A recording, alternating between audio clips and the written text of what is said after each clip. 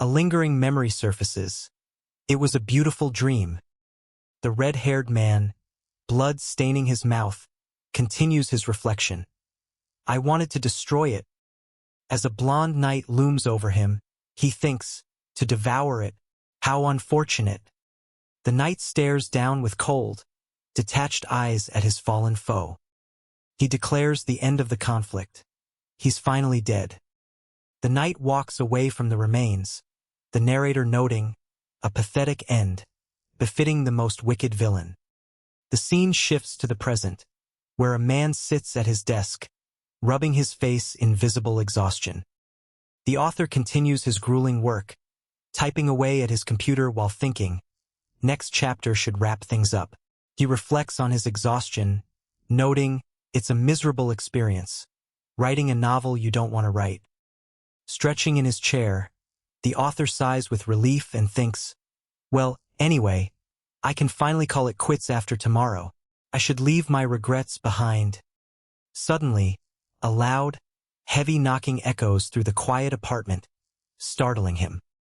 Annoyed by the intrusion, the author calls out, who is it at this hour? He rises from his desk and approaches the door, repeating his demand, who is it? He presses his ear against the door to listen, but is met only with an unsettling silence. Puzzled by the sudden quiet, he wonders to himself, the sound stopped? Finding no one outside his door, the protagonist looks around the empty hallway, puzzled by the sudden silence. Frustrated by the lack of a visitor, he sighs and decides to give up on the mystery, muttering, man, what the hell, let's just go to bed. As he prepares to rest, a mysterious glowing paper suddenly materializes and floats in the air of his bedroom, startling him. The protagonist reacts with shock as a surge of dark red energy erupts from the paper, surrounding him completely. Amidst the swirling red energy, a mysterious red-haired man with a grievous wound on his chest suddenly appears in the room. Terrified by the sudden intrusion, the protagonist recoils and cries out, W. The red-haired man, seemingly resigned to his fate, contemplates his own demise with the thought, so this is how I die. The red-haired man looms over the protagonist, his thoughts heavy with his past. He reflects, I've put in a lot of time and effort.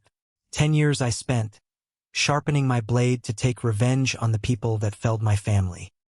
With a menacing smile, he continues his grim recollection, my family, friends, lover. I lost many things and gave up even more. Dark energy surges around the red-haired man as he tells the protagonist. Though, I'm sure you know that better than anyone. The protagonist, visibly shaken, stammers, failed? You mean why you're? The red-haired man reaches out, his dark aura intensifying. As he whispers, so please. The protagonist is suddenly gripped by a crushing wave of dark energy. The protagonist screams in agony, UAGH, as the suffocating power consumes them. The red-haired man stares down at the suffering protagonist, his red eyes cold as he thinks, do it for me. A spider sits motionless in the center of its web, a silent omen of the trap that has been set. Arson lies motionless on the bed, his body finally finding a moment of stillness in the warm, dim light. With a soft sound, he stirs and slowly opens his piercing red eyes, fully alert once more. Arson wakes up in a daze, disoriented by his surroundings and the unfamiliar clothes he is wearing. He wonders to himself, ugh, did I pass out? What the hell are these clothes? He shifts his body, the movement signaling a return to full consciousness. Arson walks toward a mirror, his mind racing as he questions his current situation. He thinks, what's going on? He stares at his reflection, noting the ominously crimson hair and the sly expression on his mouth. Arson opens his eye, revealing a striking red iris. He touches his neck and discovers a mysterious mark, letting out a sharp ha in shock. The weight of his reality settles in as he realizes that his assassination is only a few days away. Arson sits alone before a closed door, his posture heavy with resignation as he thinks, "The responsibility for this situation lies solely with me, Arson." The narrative reveals that this is the tragic backstory of the villain he created. After his failed attempt at revenge, Arson brought his own Arson Adele into this world. Knowing that he is destined to die at the hands of the Knights of the Six Families in just a few days, he commands Status Window. The interface manifests, displaying his stats: race, half-demon, alignment, chaotic, talent, position 1, and various traits like mana. He realizes that despite being gifted, his abilities cannot compare to the protagonists he wrote. He clutches his throat in distress, struggling to control his own mana. He thinks, to think this backstory I set to make him intimidating would come to wrap around my own throat. Suddenly, a mysterious glowing paper appears on the bed. Surprised, he asks, "What's that?" He realizes the significance of the object, thinking, "Wait, that's the paper that suddenly appeared before Adele put me into the novel. I had completely forgotten about it." Arson grips the mysterious paper, his expression hardening with resolve. He thinks, even if it turns out to not be of much help, I'm not in a spot to be picky. I remember it saying to ask when I needed something. As he focuses on the parchment, it suddenly erupts with a brilliant, magical glow. Arson stares in surprise, his eyes widening as the interface activates. The system displays a prompt: how to use information. I will answer anything you write on this paper, Arson Adele. Some questions do not have a price, but some do. Arson immediately takes up a quill and writes, "Tell me how I can return to the real world." Arson recoils, stunned by the system's immediate response to his query. He thinks, "Fuck, I wasn't even counting on it." A sharp sound echoes as the magical energy intensifies around him. Arson contemplates his next move, thinking, if so. Arson writes a new, urgent request: "Tell me the detailed method to use mana and how to use Adele's traits." He thinks, I need to take care of what's urgent. The system responds, "This question does not require payment." Blue mana swirls violently around Arson as the system fulfills his request. He stands calm, his eyes closed as the forbidden knowledge of mana and his own traits is imprinted directly into his mind. The system confirms that the knowledge of mana and his unique traits has been successfully imprinted into his body. Arson calmly accepts the transfer, saying yes. Arson immediately tests his new power, manifesting a swirling ring of dark energy above his palm. He proceeds to activate his killing, a skill designed to restrain opponents with his aura. The technique is a success, as a red, oppressive aura flares around him. Arson notes that while knights or trained soldiers might resist the aura, it should prove effective against ordinary people. He then turns his focus toward mastering his most powerful talent, Position 1. He remains deeply focused, mentally preparing himself to understand the mechanics of the Position 1 skill. Arson explains that the skill allows him to switch places with any object he chooses, making it an ideal tool for assassination. He decides to test it on a nearby suit of armor, which begins to glow with magical energy. Arson triggers the skill, and a surge of blue energy erupts as he initiates the Position 1 move. Arson successfully executes the Position 1 skill, causing him and the suit of armor to instantly swap locations amidst a burst of blue magical energy. The displaced suit of armor slams violently into the wall with a loud bang, confirming the effectiveness of the teleportation. The protagonist collapses against the wall in frustration, muttering to himself, "Shit, I guess I can't get it on the first try." Despite the setback, he steels his resolve, thinking, I'll do it dozens, no, hundreds of times if I need to. He reaffirms his commitment to survival while outside, his pursuers demand, "Hurry, we must ensure we kill him this time." Heavy, armored boots step into the room, signaling the arrival of a new threat. Captain Felt stands before two attendants, the clanking of his armor echoing through the space.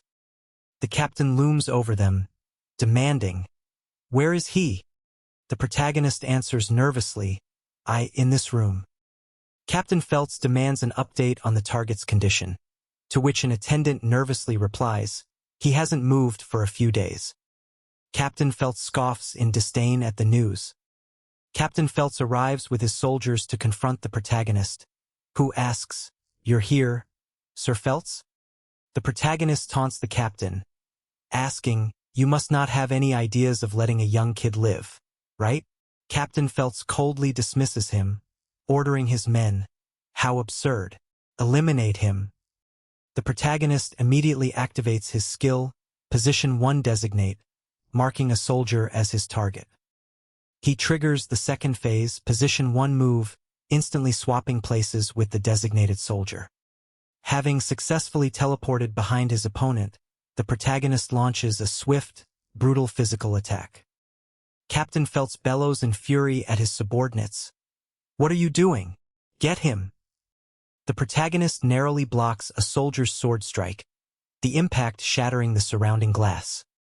He immediately triggers another burst of magical energy, teleporting himself away from the building's exterior. Moving at high speed, the protagonist becomes a mere blur as he flees into the night. He lands in a crouched position, his body still crackling with a fading aura of magical energy. Stumbling from exhaustion, the protagonist gasps, "Cook, I need to get to the arson." Captain Feltz spots the fleeing figure in the distance and shouts to his knights, "He's running away. Chase him." The chase leads deep into the dark and overgrown arson. Arson realizes that simply escaping the territory won't be enough to ensure his survival. He concludes that his best chance lies in demonstrating his talent to the demonic, which has been weakened by war and might be willing to accept him. However, he faces a critical problem. He pauses, sweating and anxious, as he wonders if his pursuers have already caught up to him. Nearby, the knights are closing in, with their leader shouting, "Spread out and find him." Arson realizes the information he possesses does not specify the exact location of the demonic gate. Clutching his dagger, he moves stealthily through the underbrush, certain that the gate must be nearby. Suddenly, a powerful strike slams into his position, signaling that he has been discovered. The armored pursuer looms over Arson, his sword glowing with lethal intent as he sneers, "You slippery bastard. So that's where you're hiding." Arson instantly triggers his teleportation skill, his body dissolving into blue energy to narrowly evade the incoming strike and dash to safety. Arson remains focused on his desperate objective, thinking, "I need to hurry and find the gate." Arson demands the location of the demonic's gate within the forest, but the merchant coldly replies that information has a price. Pay with 100 gold coins, or an artifact with a rank of relic or above. Frustrated by the exorbitant demand, Arson snaps back. "What? Hey, you motherfucker. Why would I have something like that right now?" Suddenly, a lethal strike forces Arson to trigger his teleportation skill, his body dissolving into blue energy to narrowly evade the attack. Arson crashes into the ground, grunting in pain as he struggles to recover from the impact. The armored attacker looms over him, his glowing sword drawn as he taunts, "Did you run away because you wanted to live?" The attacker glares down at him with lethal intent, declaring, "Arson, you will die here today, whether you like it or not." Arson remains cornered in the forest, his expression twisted in terror as the relentless threat looms over him. Clenching his fist in a desperate show of resolve, Arson thinks to himself, "I'm not going to die. There's still one more method left." Arson activates his skill, a vibrant blue energy aura surging around him as he prepares for a final, high-stakes gamble, thinking, "Whether I live or die, let's try it." The unknown attacker stares down at Arson with a cold, menacing gaze, his intent to kill clear. The attacker mocks Arson, taunting him with a cruel laugh. "What about changing your career to nanny? Oh, I guess that'll be difficult for you to do by yourself too. Ha ha ha." Surrounded by a lethal red aura, the attacker readies his glowing sword, preparing to deliver a final, decisive strike. The attacker lunges forward with a furious roar, shouting, "Die!" as he brings his sword down toward Arson. Arson steels himself, his inner resolve hardening as he thinks. Now, he channels his mana to trigger a desperate countermeasure.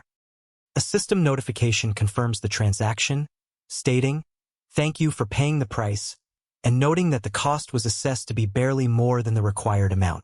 Arson releases a surge of blue energy to execute his escape. The armored attacker lunges, but his strike hits nothing but empty air. Stunned by the sudden disappearance, he shouts, "What?" Arson reappears in a different part of the forest, his eyes widening in surprise as he discovers a brilliant, pulsating energy source ahead. The system interface flashes, "Position 1, move," as Arson initiates his next displacement.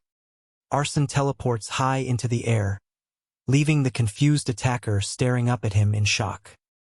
Furious at being outmaneuvered, the attacker screams, "Stop!" Arson lands on the forest floor, his frustration boiling over as he thinks, "That monstrous bastard. I can't believe he followed me all the way here."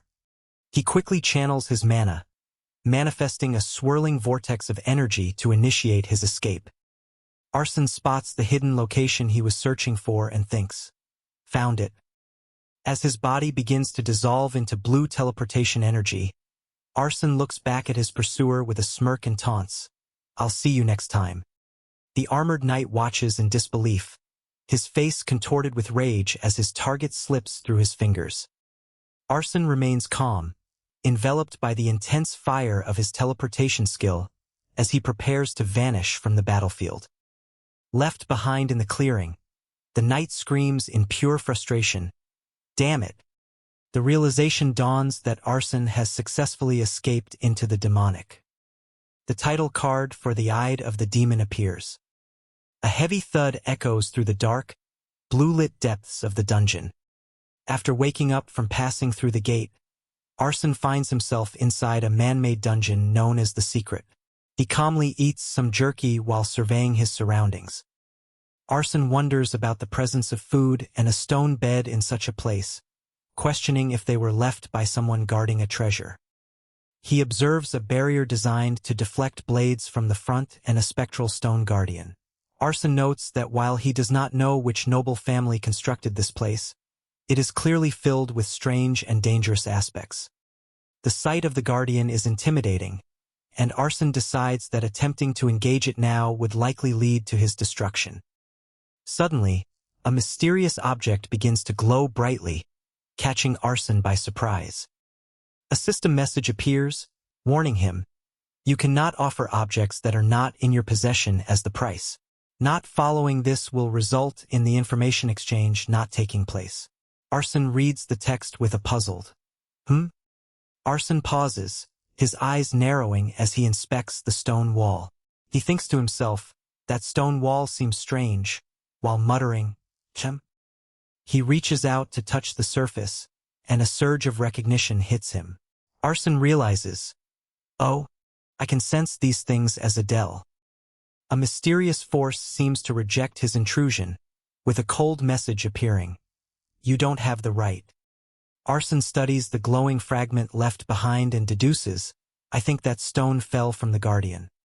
He focuses his mana, triggering the system interface to display, "Position 1. Designate," as a brilliant blue energy envelopes him. The system confirms the command, "Position 1. Move," and Arson instantly begins to teleport away from his current location.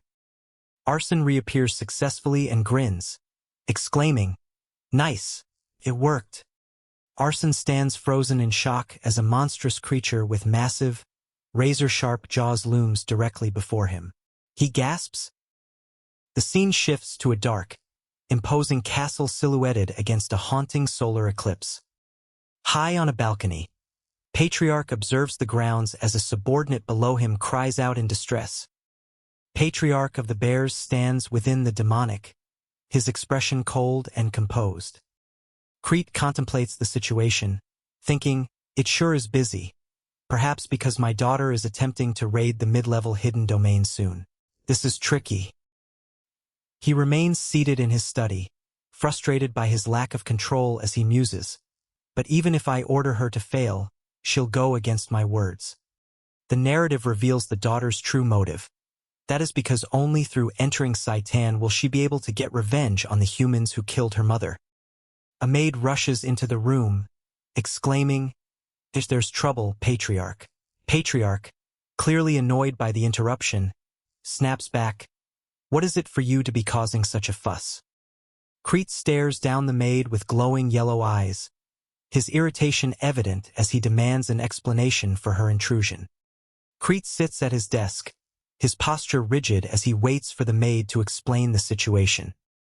The maid, visibly anxious with sweat beading on her face, asks, "Has their identity been revealed?"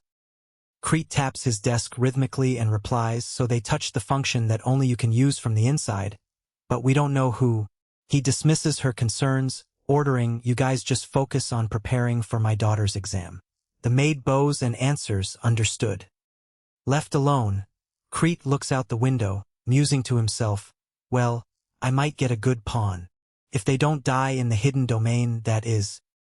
Elsewhere, a man is caught in a surge of intense blue energy, his body being forcibly transported as he cries out in shock. The man sits amidst the swirling energy of the barrier, contemplating his predicament as he thinks, "So even if the barrier disappears, it'll be trouble if I go out." He stands up, his body radiating a powerful blue aura as he decides to test his capabilities, thinking, "Nice, let's try it." Arson activates his skill. Position 1, Designate, as a brilliant blue aura envelopes his target. The stone wolf stares back with glowing yellow eyes, clearly confused by the sudden magical intervention. Arson watches as the stone wolf is struck by the energy, thinking to himself, "He'll die doing that." A more formidable creature with glowing red eyes emerges, prompting Arson to reconsider his assessment as he thinks, "I guess not." He observes the new threat closely, noting it seems more dangerous than the wolf. Arson launches a physical attack against the stone wolf, confirming his hypothesis as he thinks, "Yes, as I expected, they're inanimate." He continues to manipulate the battlefield, realizing this is possible as long as there is position in the trap area. Arson continues to exploit the environment, thinking, this is possible as long as there is position in the trap area. He surges forward, his body wreathed in a crackling blue aura as he tests the limits of his newfound power. Arson reaches the end of the path and stands before a glowing portal, where a mysterious voice greets him. "I welcome you for reaching the end." Taken aback by the unexpected greeting, Arson thinks, "You welcome an intruder? What the?" He surveys the chamber, realizing the nature of the location as he wonders. It seems like a boss room. Is there someone in there? A menacing death emerges from the shadows, its eyes glowing with a dark, lethal intensity. Arson analyzes the entity, thinking, a death? Based on his force, he seems to be similar to Feltz. The creature acknowledges his arrival, stating, "I express my respect for coming here." Arson spots a treasure box in the room and wonders, "Hugh, that's the treasure box?" He examines the object, noting its size and the intricate engraving, thinking, "It's bigger than I thought." There's also an ornament with a black dragon engraved on it. Arson recalls the high-ranking demon families: sloth, lust, gluttony, wrath, envy, and greed, and feels a surge of dread, realizing, if he catches me, then I'm dead for sure. Driven by desperation, he decides to empty the box in hopes of finding a way out, thinking, since it's come to this, let's empty the box and run. There must be a useful item to escape this place. As the box opens, a mysterious black liquid splashes onto him, causing him to retch in shock. Arson clutches his head in agony as the substance takes effect, letting out a pained scream. He gasps for air, bleeding from his eye as the dark liquid pools on the floor. He stares at his reflection, shocked to see his left eye has turned completely black, and thinks, has my left eye popped out? A black eye? He wonders about the origin of the mysterious substance, thinking, could the liquid that jumped at me have been? A system interface manifests before him, revealing his new status as a half-demon with the Eye of Superbia talent, which grants him extreme dynamic eyesight after killing an enemy. With a confident smirk, he realizes the potential of his new ability, thinking, with this, I'll never lose to groups of people weaker than me. Not bad. I made the right choice coming to the demonic. Having secured what he came for, he prepares to depart, thinking, I've gotten everything I need. I should head out now. He discovers a large, ornate door behind the chest and hesitates, thinking, I was focused on the chest, but there was a door behind here. What should I do? I made some commotion, so tons of troops will be waiting outside. The reality of the danger sets in, and he thinks, I'll die if I head outside.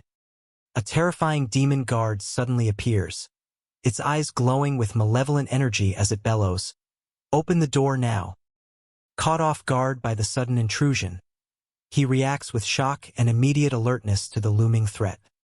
A skeleton knight violently strikes the door, shouting, Her's coming.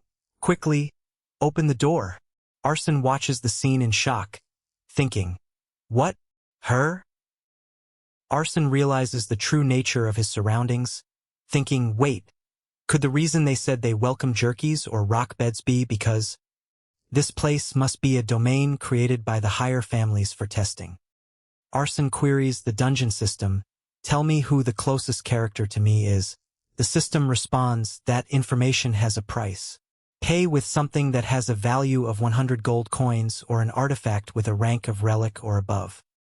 Determined to survive, Arson offers, mana, I'll pay with 100 of my max mana. He thinks to himself, it's going to be rough, but I can always recover it once I survive.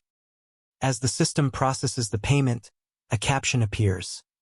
The closest figure to you is, the sound of heavy boots clanking against the floor echoes through the chamber.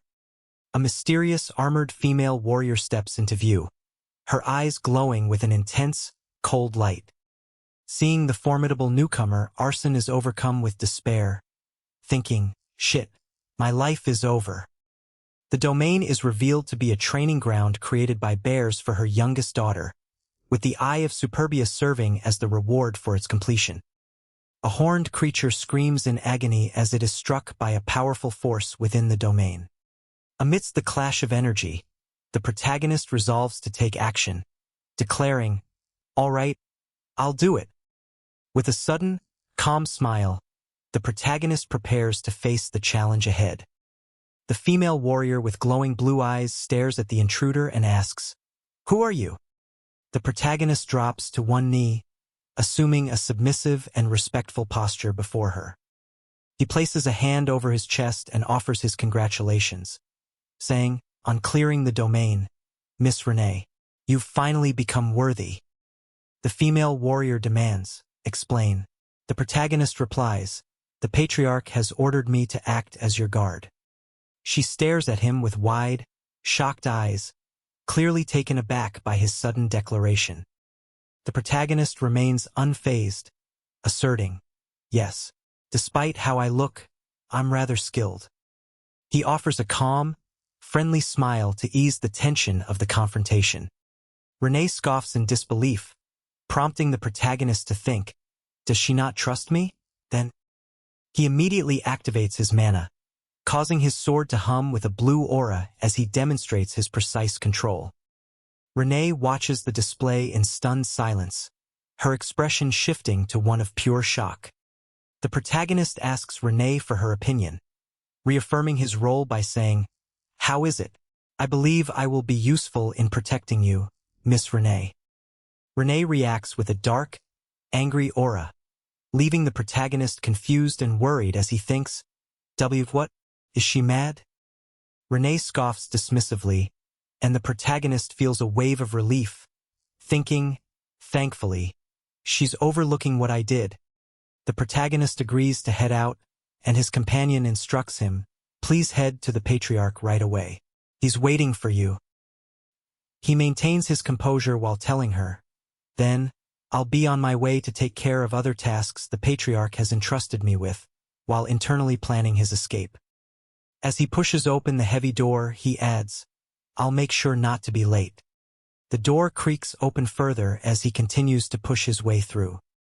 Arson steps into the room, his sudden arrival causing the female warrior to flinch in surprise as she turns to face him. Confronted by a group of figures under the shadow of an eclipse, Arson stares in disbelief and asks, "Father?"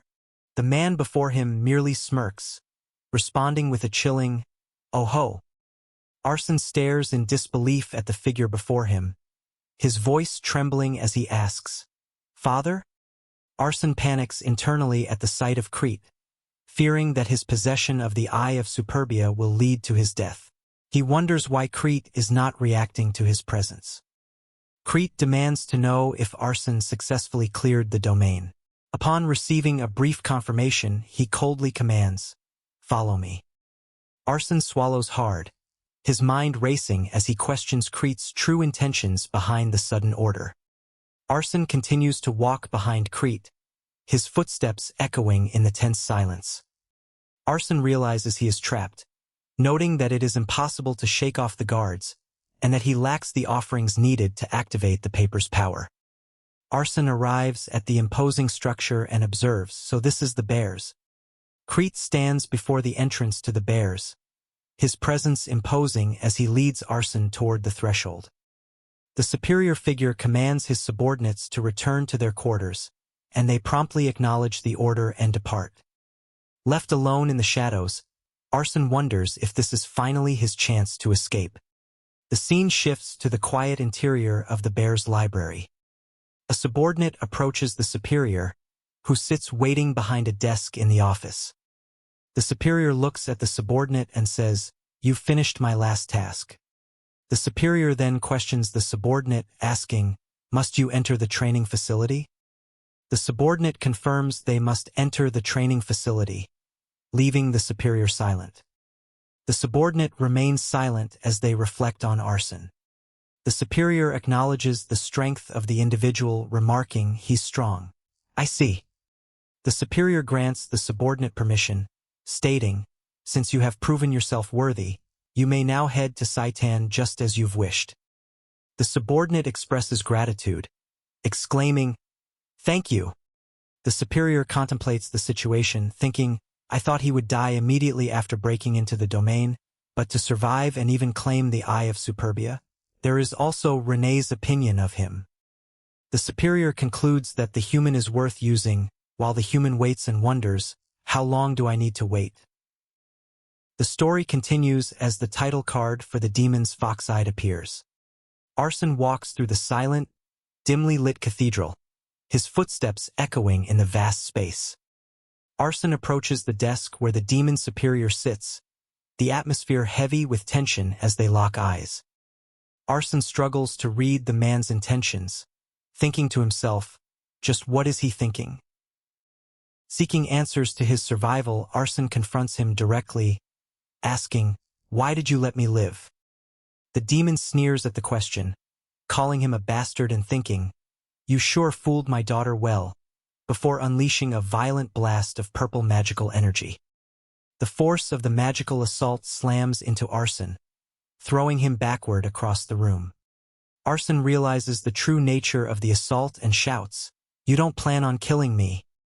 The father ignores the accusation, maintaining the relentless pressure of his purple magical energy as the air crackles with power. Adele looms over the red-haired man in the library, his presence radiating a suffocating purple magical aura that leaves the man struggling for breath.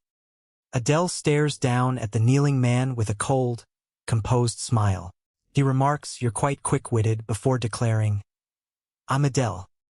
Adele channels his magic, and the red-haired man finds himself suddenly lifted off the ground, suspended in the air by a dark, crackling energy. The man gasps in shock as the magical restraint tightens around him. He cries out, "Adele," while struggling against the overwhelming force. Terrified and helpless, the man pleads with his captor, "What do you want from me?" Adele ignores the plea and issues a sharp command, "Open your mouth." With a menacing glare, Adele demands the truth, stating, "You just need to continue what you were telling my daughter." Adele looms over the red-haired man, his presence radiating a dark purple aura as he issues a chilling ultimatum. If you have any other thoughts, that poison will rip apart your heart. The man collapses to the floor in agony, gasping as Adele coldly dismisses him. I'll prepare somewhere for you to stay, so wait until I call you later. Left to his own thoughts, the man reflects on his precarious situation. Shit, just what? He realizes that he has become a dependent of this household solely because of Crete's will, while Adele adds, then please rest comfortably. Despite the grim circumstances, the man finds a sliver of relief, thinking, I'm thankful enough that he let me live. However, the weight of his position remains. As he admits, I feel like I'm being completely used. Sitting on the bed, he contemplates his standing, noting, well, I was partially acknowledged by Crete. Nearby, a dragon-like creature stirs, its movement marked by a low, shifting sound. The man focuses his intent, channeling his energy as he begins to manifest a magical effect. Arson sighs, acknowledging his limited options as he says, so I have no method but to appease it like this. With the small creature now resting peacefully on the paper, Arson finally relaxes and says, I can finally relax. Exhaustion washes over him as he thinks, I think I'm gonna pass out. He forces himself to focus, adding status window. Arson rests while reflecting on his current limitations, noting that while his position skill has reached level 2, his mana capacity remains a critical issue. A sudden realization strikes him as he thinks, oh yeah, there was that method. Renee looks at him with a cold expression, bluntly stating, I don't like it. Confused by her reaction, Arson asks, pardon? It has been 3 days since he was assigned as Renee's guard, and he is still struggling to understand her. Arson observes Renee as they walk, noting that she always maintains a cold reaction toward him. Their walk is interrupted when a servant calls out, Adele. Renee. The servant delivers a message, stating, the patriarch is calling both of you. Arson is taken by surprise at the sudden summons. The patriarch warns the protagonist, Saitan is not an easy place. With your abilities, you die after a while. The patriarch continues, setting a firm condition. If you take Adele as your guard, I'll permit your entrance. Renee immediately shakes her head and refuses. No. Arson wonders to himself, she hates me that much? Arson reflects on the history of the Imperial, where constant conflict led to the deaths of many students, including Renee. He struggles to understand why she would risk going to such a dangerous location, thinking it's the worst location, where the moment you die is just a ticking time bomb. I don't understand why she's trying to go to a place like that. If it were me... Arson realizes that Saitan is the ideal location to gather his forces, as he possesses intimate knowledge of the major incidents that occur between the Imperial and the region. Having weighed the strategic advantages, he turns to the Patriarch and agrees to the terms, declaring, yes, let's try it. The Patriarch watches the protagonist with a serious, intense gaze. Swallowing his nerves, the protagonist decides to make the most of his situation and requests, I'm requesting something related to mana. The Patriarch responds with amusement, oh, I thought you'd ask me to remove that. Internally, the protagonist remains anxious, thinking, he can't catch on to the fact that the worm poison isn't inside of me anymore. The Patriarch thinks, arrogant bastard, before agreeing to the request, stating, it's not a difficult request, so I'll hear you out. The Patriarch dismisses Renee, who bows and takes her leave. The protagonist watches her go, wondering, does she hate the idea of going with me that much? The Patriarch explains the need for privacy, saying, it's a treasure that those of the family might react sensitively to, so I sent my daughter away. The protagonist waits in anticipation, thinking, what is he going to give me? A mana elixir? An artifact wouldn't be bad either. The Patriarch notes the protagonist's lack of mana and commands him to come closer, while manifesting a surge of purple magical energy in his hand. The Patriarch offers to transfer the bear's family's mana cultivation technique to the protagonist. Stunned by the sudden proposal, the protagonist exclaims, what? The mana cultivation technique? As the transfer begins, the protagonist kneels on the ground, struggling to breathe while enveloped in a surge of intense purple energy. Observing the protagonist's resilience, the patriarch remarks, "A normal person would lose their sanity after hearing the chant. You really are an interesting one." The patriarch explains the source of the power, stating, "With this cultivation technique, mana will be bestowed upon you directly by the demon, so you will be able to get what you want." He then reveals a sinister condition, adding, "However, it seems that your family is related to the seven. Now that I've planted worm poison within you, it wouldn't matter even if you were a spy." Stunned by the revelation that he has been poisoned, the protagonist can only stare in silent shock. The protagonist reflects on the unexpected information, thinking, "The family is related to the seven? I don't remember making such setting. Oh demon." Facing the overwhelming presence of the entity, the protagonist resigns himself to his fate, thinking, "I don't have a choice either way." The entity looms over him, shrouded in a dark aura, and contemptuously declares, "You're a mongrel." Stunned by the insult and the crushing pressure, the protagonist can only tremble in dread, thinking, Don't tell me."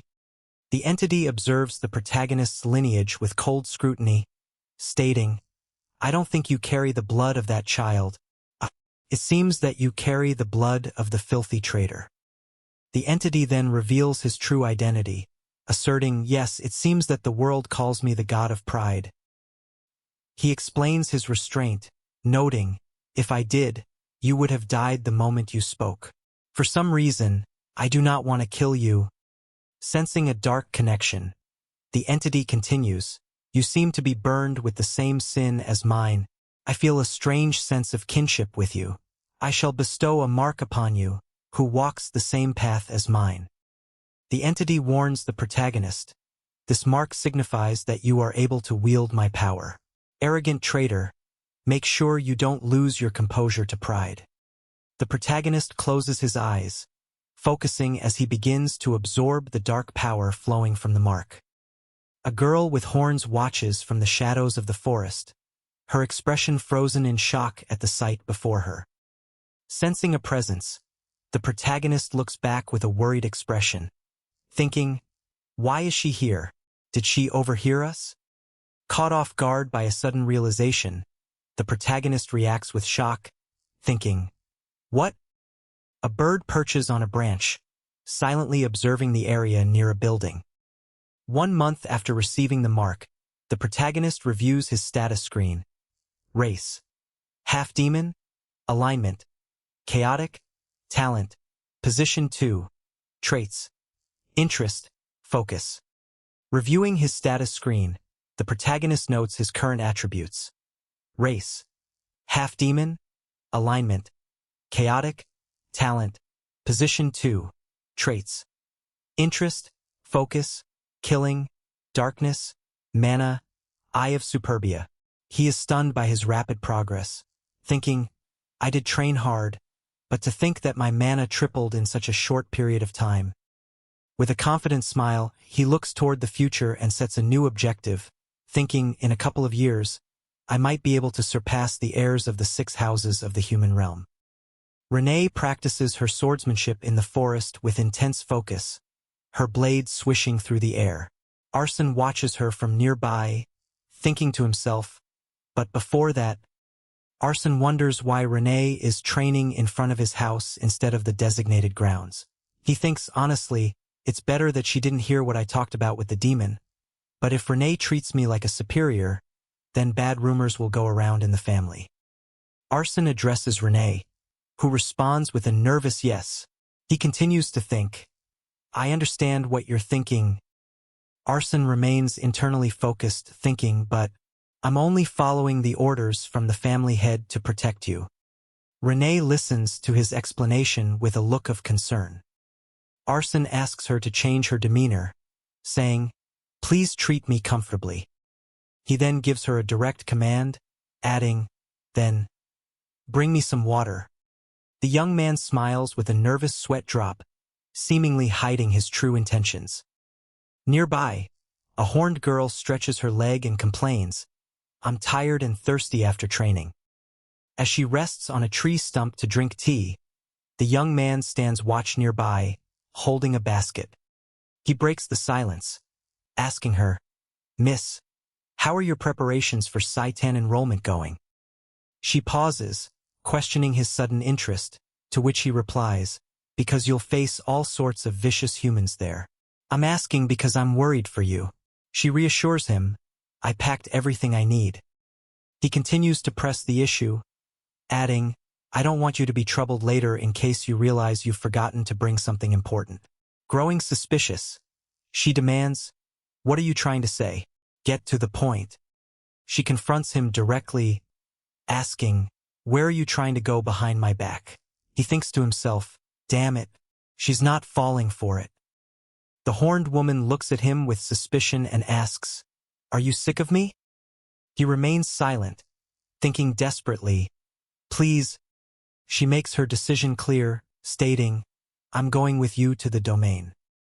He asks if they can finish the task within the day, but she cuts him off, urging, "Hurry up and let's go."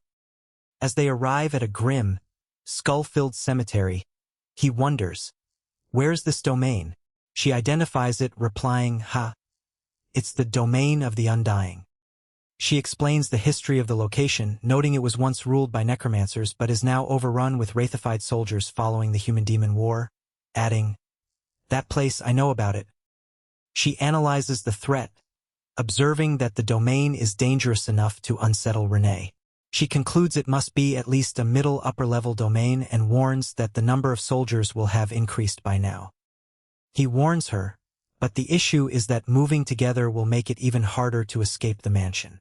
News will get to Crete if the patriarch finds out you left without his permission. He pauses to observe a weathered stone structure half hidden by the overgrown terrain of the domain. Suspicious of her behavior, he remarks, "You seem quite familiar with this place." She offers no response, maintaining a guarded silence as they continue walking. As they trek through the rugged mountain terrain, he grows impatient and asks, "How much farther do we need to go?" He chuckles to himself, thinking, "Whoops," before turning to her to explain their current situation. Pointing toward a looming peak in the distance, he tells her, "We just need to get over that." While walking, he idly kicks a stone across the path. Arsene and Renee continue their trek through the desolate, ruined landscape. Frustrated by their circumstances, Arsene mutters, "Damn son of a Cerberus." He remains internally vigilant, thinking, "I need to hide from Renee that I'm of the Arsene bloodline at all costs."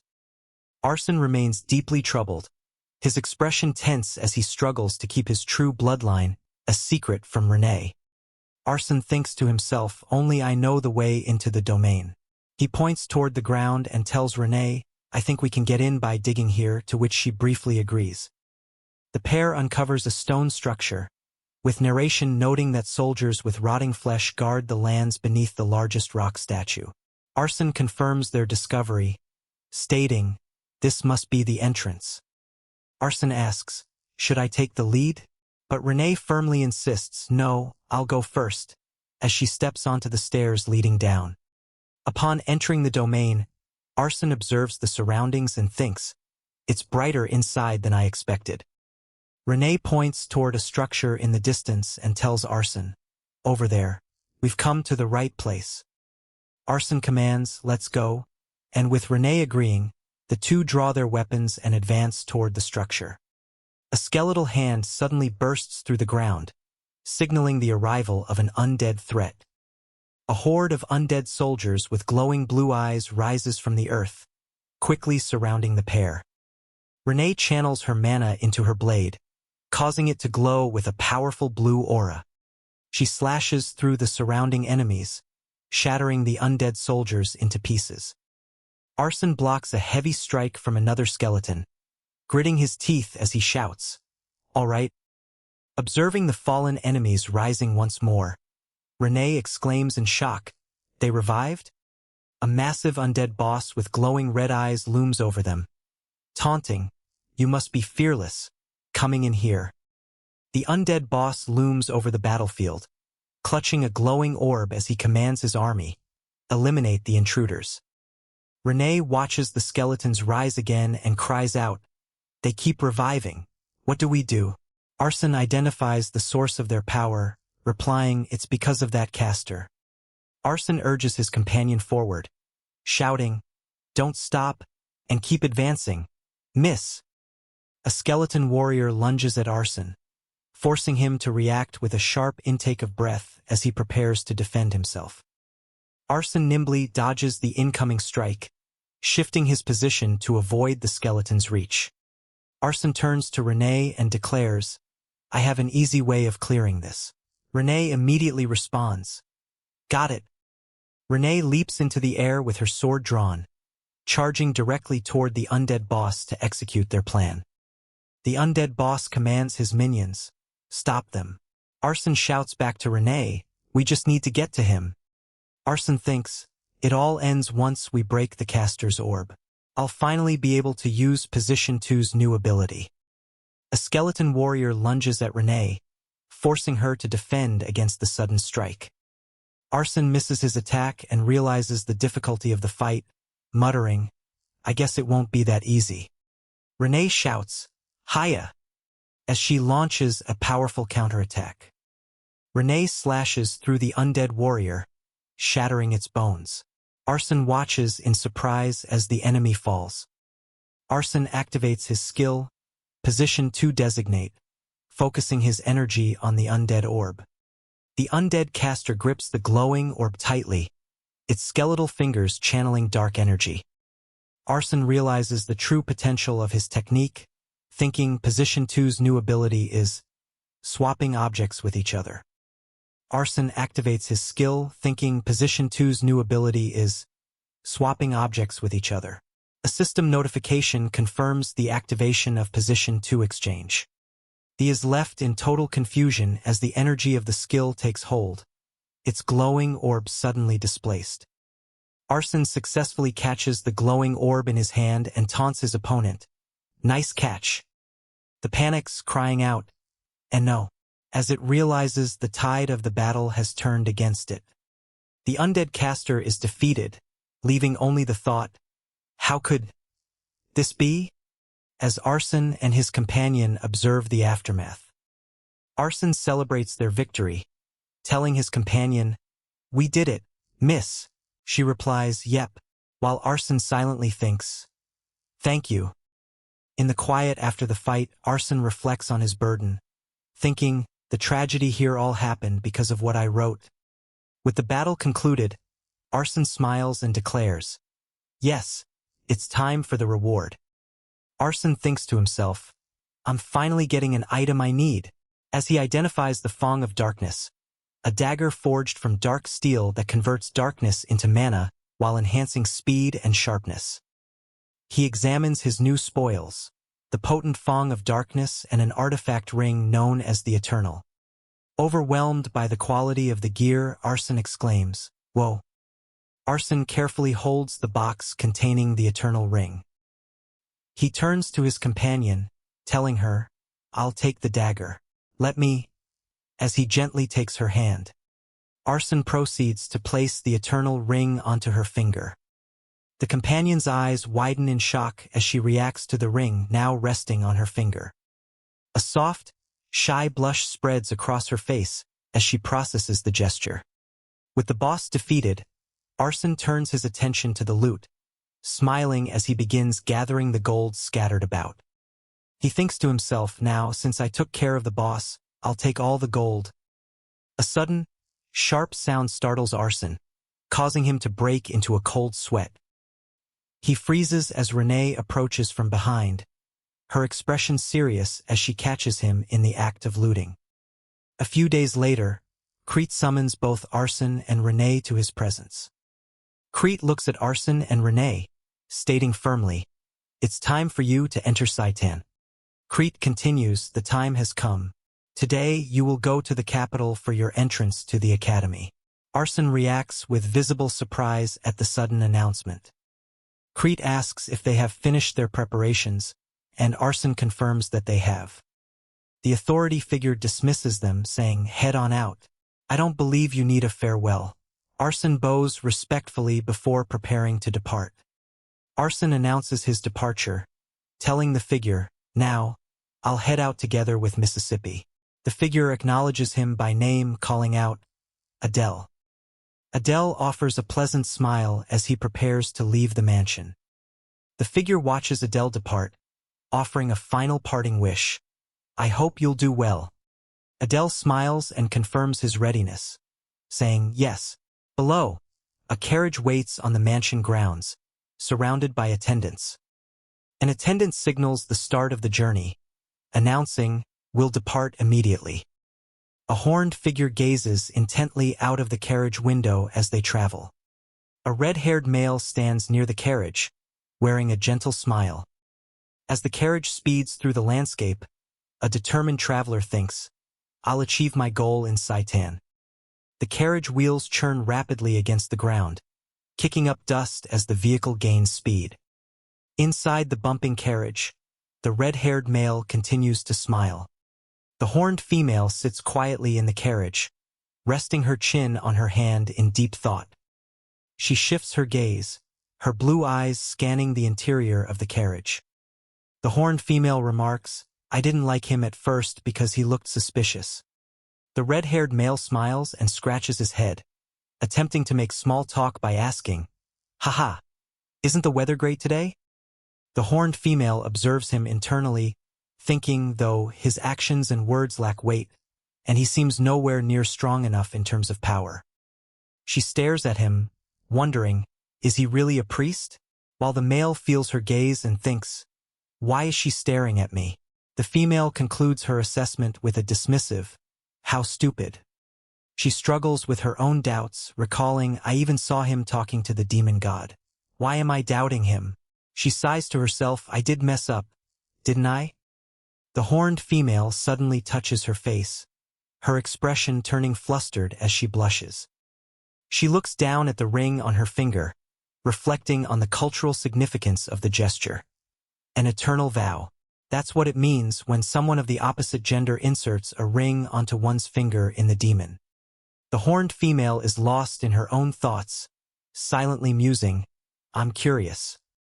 The red-haired male breaks the silence in the carriage, informing her, "We're arriving in an hour." He adds, "Sooner than we expected." The red-haired male smiles contentedly as the carriage continues its journey. The horned female dismisses his comment with a curt, "Humph. Okay."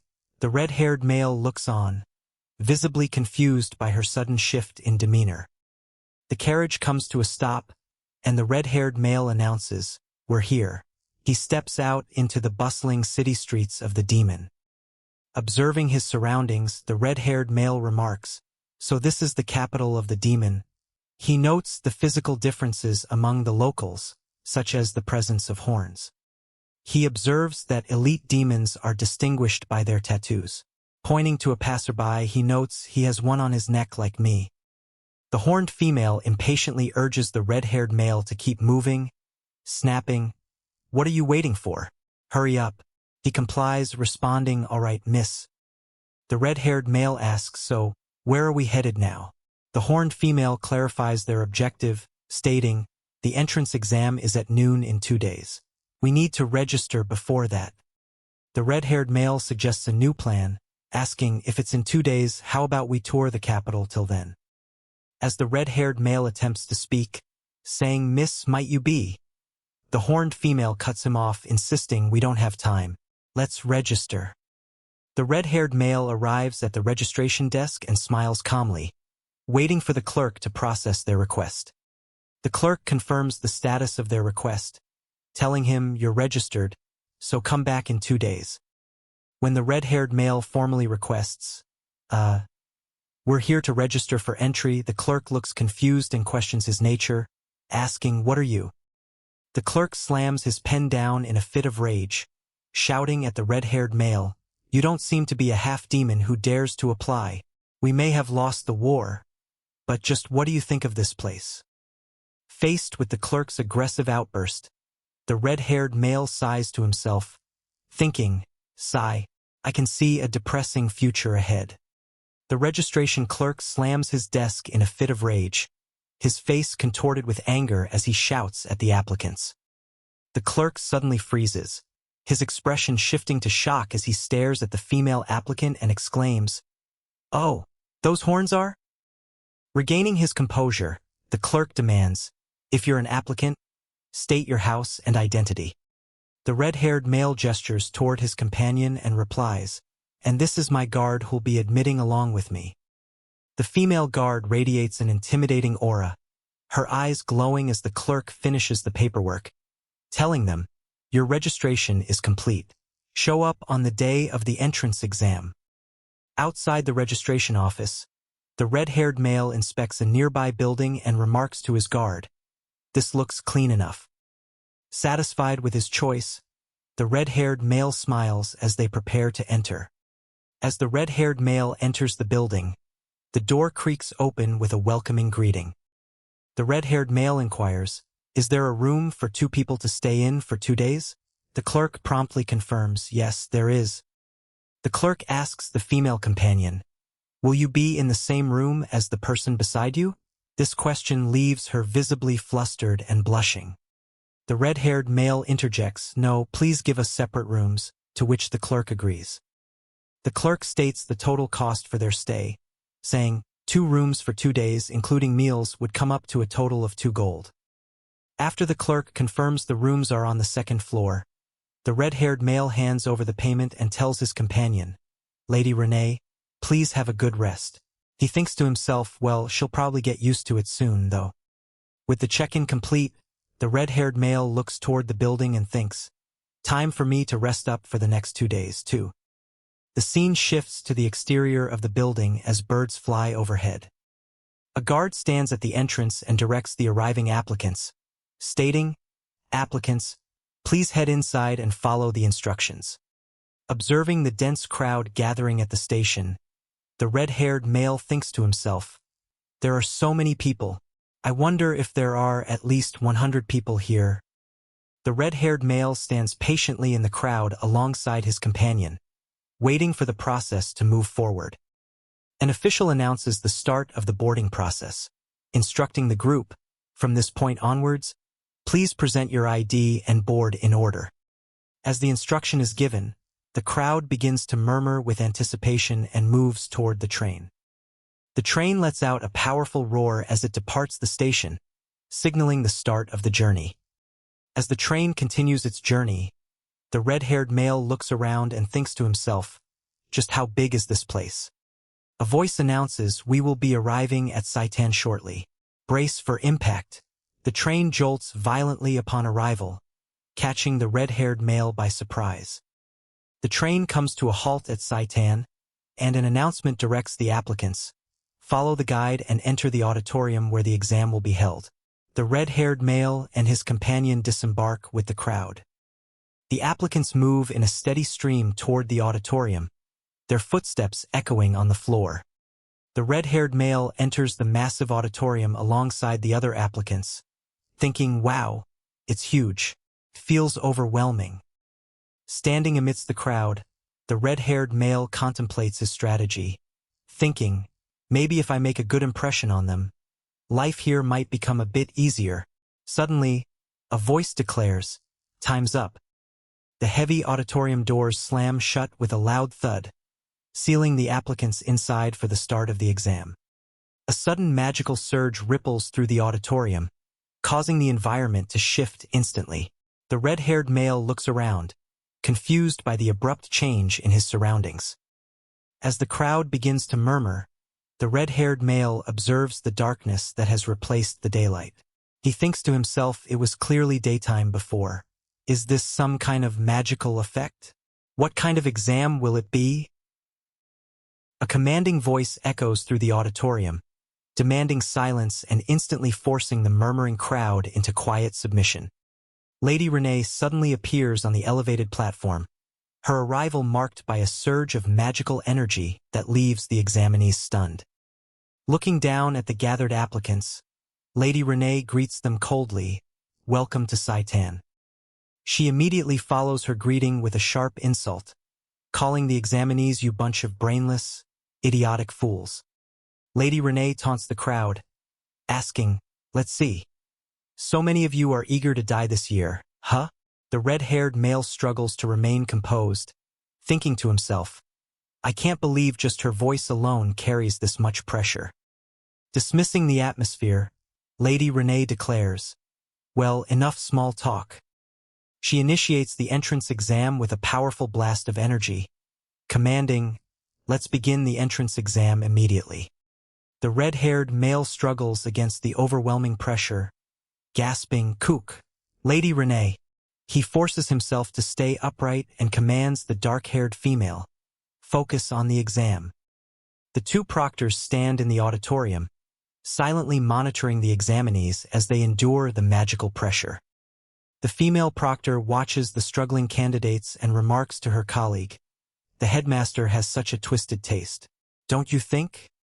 The male proctor replies, well, no matter how talented you are, if your mental strength is weak, it's useless. He continues his assessment, noting it's been 5 minutes, and almost no one is left standing. That's enough for now. Ha! Aside from those 8 over there, everyone's down. The male proctor observes the results, adding, well, about 40% lasted more than 5 minutes. Compared to the last intake, that's a lot. That's a relief. As the remaining candidates struggle to stay on their feet, observers whisper, looks like the rumors were true. He doesn't seem to be one of the 7 heirs. The male proctor continues his evaluation, remarking, right? And yet he's stayed sane for almost 10 minutes. He adds a grim prediction, but he probably won't last much longer. Suddenly, the candidate feels a shift in the environment and thinks, wait, something feels. A surge of dark, red energy erupts, engulfing the candidate and lifting him into the air as he struggles in pain. The observers watch in shock as the mysterious power manifests around the candidate. Recognizing the threat, one observer thinks to himself, that's dangerous. The observer, who previously dismissed the candidate as unremarkable, decides to eliminate him, declaring, we must kill him here. The air around the candidate shifts abruptly, thick with a sudden, emotionless killing intent. The observer recoils in shock, stammering, what? This is no primitive bloodlust of a beast, but the cold, detached aura of a seasoned murderer, as if killing were as trivial as picking flowers. The candidate remains alert, eyes scanning the surroundings as a surge of blue energy ripples through the air. The magical pressure intensifies, manifesting as a brilliant glow that envelopes the candidate. The observer grips his weapon, visibly unsettled as he thinks, when I'm up against a mere new applicant. A mysterious figure appears, smiling calmly as they approach the tense scene. The figure closes the distance, their presence cutting through the heavy atmosphere. Arson struggles to remain conscious under the crushing pressure, gasping for air as he thinks, I'm going to lose my mind soon. I need to figure out a way to endure.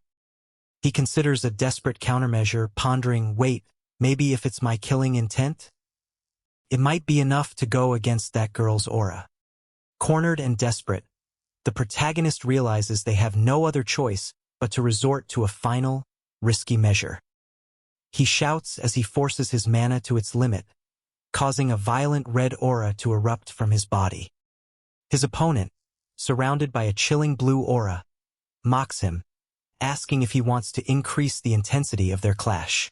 The protagonist grit his teeth, thinking, just a bit more. The protagonist unleashes his killing intent, successfully disrupting the opponent's blue energy and catching them off guard. Breathing heavily, the protagonist feels the relief of his gamble paying off, noting that his condition feels much better now. He quickly shifts his focus, wondering aloud, right, how's Renee? Observing her amidst the lingering energy, he notes that Renee is holding out well, just as he expected. The protagonist turns his attention to a new figure, whose status is revealed by the system as the heir of lust. He quickly scans the area, identifying Aaron as the heir of sloth and Guer as the heir of greed. He realizes with mounting tension, 6 of them, including Renee. A sudden, sharp realization strikes him, leaving him momentarily stunned. He fixates on the figure's distinct features, thinking that long white hair, red eyes and brown crown of thorns. There's no mistaking it. That's the demons. The protagonist identifies the woman as the demon, while the system confirms her identity as Diana, the heir of wrath. A sudden, jarring sound echoes through the hall, heightening the atmosphere of dread. The protagonist struggles to process the impossibility of the situation, thinking, "Thee is traditionally from the family of wrath, so there's no reason for her to be here. I failed? No way." The protagonist stares at the intimidating instructor standing before the examinees, thinking, "What kind of exam is this?" The instructor dismisses the examinee's concerns, stating, "I couldn't care less about what your father does." The instructor demands, "Do you understand? Those who couldn't even hold out for 5 minutes in the first exam are not needed here. Those who failed are now dismissed." As the instructor orders the gates to be closed, the heavy doors slam shut with a loud thud. The protagonist breathes a sigh of relief, thinking, "I guess I passed, thankfully." Observing the girl on the balcony, the protagonist realizes, "Now that I think about it, that girl is Saiten's headmaster. I knew I recognized her from somewhere." The system identifies the figure as Lujian, headmaster of Saitan. The protagonist grips their sword, thinking, despite her cute appearance, "I need to be more cautious because I could fail at any moment." The examinees whisper among themselves, filling the hall with a tense murmur as they process the results. Adele approaches the protagonist, remarking, "You passed as well, Adele." The protagonist feels annoyed, thinking, "But why isn't anyone paying attention to me? I was also able to withstand it." The instructor, Aries, commands the room's attention, declaring, "Attention, my name is Aries, and I am the instructor in charge of teaching you." The protagonist watches him, thinking, "Instructors and the headmaster will remember me." Aries announces the conclusion of the first phase, stating, "Congratulations on passing the first exam for your mental strength. It was a test to see if you could maintain sanity. Also, the 8 applicants who held out until the end will receive extra points. And if you also perform just as well in the second exam, you will be allowed to enter the weaponry." The protagonist smiles, relieved by the news, thinking, "The weaponry? So lucky. Thank I decided to hold out until the end." Observing the atmosphere, the protagonist notes, "And I can sense the envy from everyone else." Aries maintains a serious expression as he prepares the group, saying, "Now, I will explain the second exam to you." Aries continues his briefing, stating, "In the second exam, you will be showing us your abilities. In particular, you will be showing us what talents and weapons you can use against humans." Aries adds a stern warning, "May depend on this exam, so keep that in mind." The protagonist remains silent, his expression serious as he processes the high stakes of the upcoming test. An unknown combatant snaps their fingers, unleashing a powerful energy blast that strikes a tiger-like figure. The attacker draws a glowing sword, confronting the tiger-like figure who is identified as Nini. Adele explains to his companion, "That's Nini, the head of house." Nini adopts a combat stance, prompting a realization. That's the protagonist's father. He is recognized as the legendary sword, a man who built the most powerful house through sheer talent. An observer expresses frustration regarding the exam, asking, "Aren't they just trying to get us eliminated from the start?" The group discusses the overwhelming power of their opponent, with one noting, "If he were able to use his full strength, we wouldn't stand a chance." Adele responds, "There must be a certain standard they're expecting for a pass." An instructor addresses the participants, stating, "With your current levels, you can't face him alone, so we'll divide you into teams of 4. Aries stands with his arms crossed, his expression stern as he continues to brief the group on the upcoming exam requirements. Aries explains the distribution process, saying, "To keep things fair, the top 8 from the first test will be placed in separate locations, and the rest will be assigned randomly." The participants react with visible excitement. A participant turns to Renee and says, "Yes, I wish you success as well, Miss Renee." Aries signals the start of the team assignments, announcing, "Now, I will call out the names, starting with Group 1. A participant observes the others and wonders, are they extras who didn't have much significance in? The participants begin to gather, forming their designated teams for the second exam. Adele steps forward to introduce himself to his new teammates, saying, "I'm Adele. Nice to meet you." Chris follows suit, introducing himself and his companion by stating, "Hi, I'm Chris. This is Kina." Kina offers a friendly greeting, saying hello. A hostile candidate interrupts the introductions, sneering at the team leader, a half-demon as team leader? What a disgrace to my house. Adele sighs internally, brushing off the disdain as he thinks, sigh, now even nobodies are looking down on me. A disgrace to his house? Does he think he's one of the 7? Shaking off the negativity, Adele rallies his team. Well, let's do our best anyway. Please share what kind of weapons or abilities you use. Kina begins to explain her own capabilities to the group, preparing to reveal her unique skills. Chris demonstrates his power, explaining, my ability is mana. I can deploy this triangular prism and morph it into armor or a sword. Chris explains the nature of his power, noting it doesn't have high killing power, but it's versatile. Adele nods in approval of the demonstration, telling him that's not bad at all. He passes. He then turns his attention to the next member, adding, next, Kina. Kina steps forward to clarify her role, admitting, I'm not really the type for combat. I'm more of a support type. She begins her demonstration, explaining, yeah, I pray to the demon to enhance my ally's speed. As she speaks, she channels her energy, causing her hands to glow with a bright, fiery aura. Kina releases the spell, and a surge of fire-like energy erupts around her. Adele watches the display closely and remarks, oh. Panting from the exertion of the spell, Kina asks, huff, huff. How is that? Feeling lighter, aren't you? Adele remains silent, observing her. Adele finally replies with a blunt, yeah, I think so. Offended by his lukewarm reaction, Kina exclaims, why you're so mean? Adele laughs off the tension, telling Kina, haha, I was joking, don't be upset. He thinks to himself that's better than having nothing, but it's so weak I can barely feel it. I honestly don't know how she passed the first test.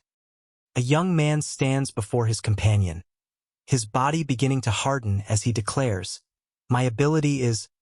He fully activates his power, his skin taking on a dense, armored texture as he shouts, this. His companion watches with a smile, impressed by the display, and remarks, oh, a hardening ability, huh? Perfect for a tank. The man points at his companion and challenges him, saying, now, it's your turn. The companion responds by activating his own power, manifesting a glowing ring of energy. In a flash of light, the companion teleports instantly, appearing directly behind the man who had just shown off his hardening ability. The man stares in shock as his companion calmly explains, that's my ability. The group marvels at the display, with one exclaiming, whoa, awesome! Teleportation. That's a really good ability. Arson smiles and replies, thanks for the compliment, while thinking to himself, still, who knows what variables may come up, so I won't reveal all the details of my ability just yet. Arson organizes the training formation, stating the positioning is simple. Chris and Sanchez, who are good at defense, will be up front. I'll take the center, and Kina will support me from the rear. Each group, prepare yourselves. Arson observes the trainees and thinks, oh. Even though we're facing they've got fire in their eyes. The then readies his blade, and with a swift motion, he initiates the attack.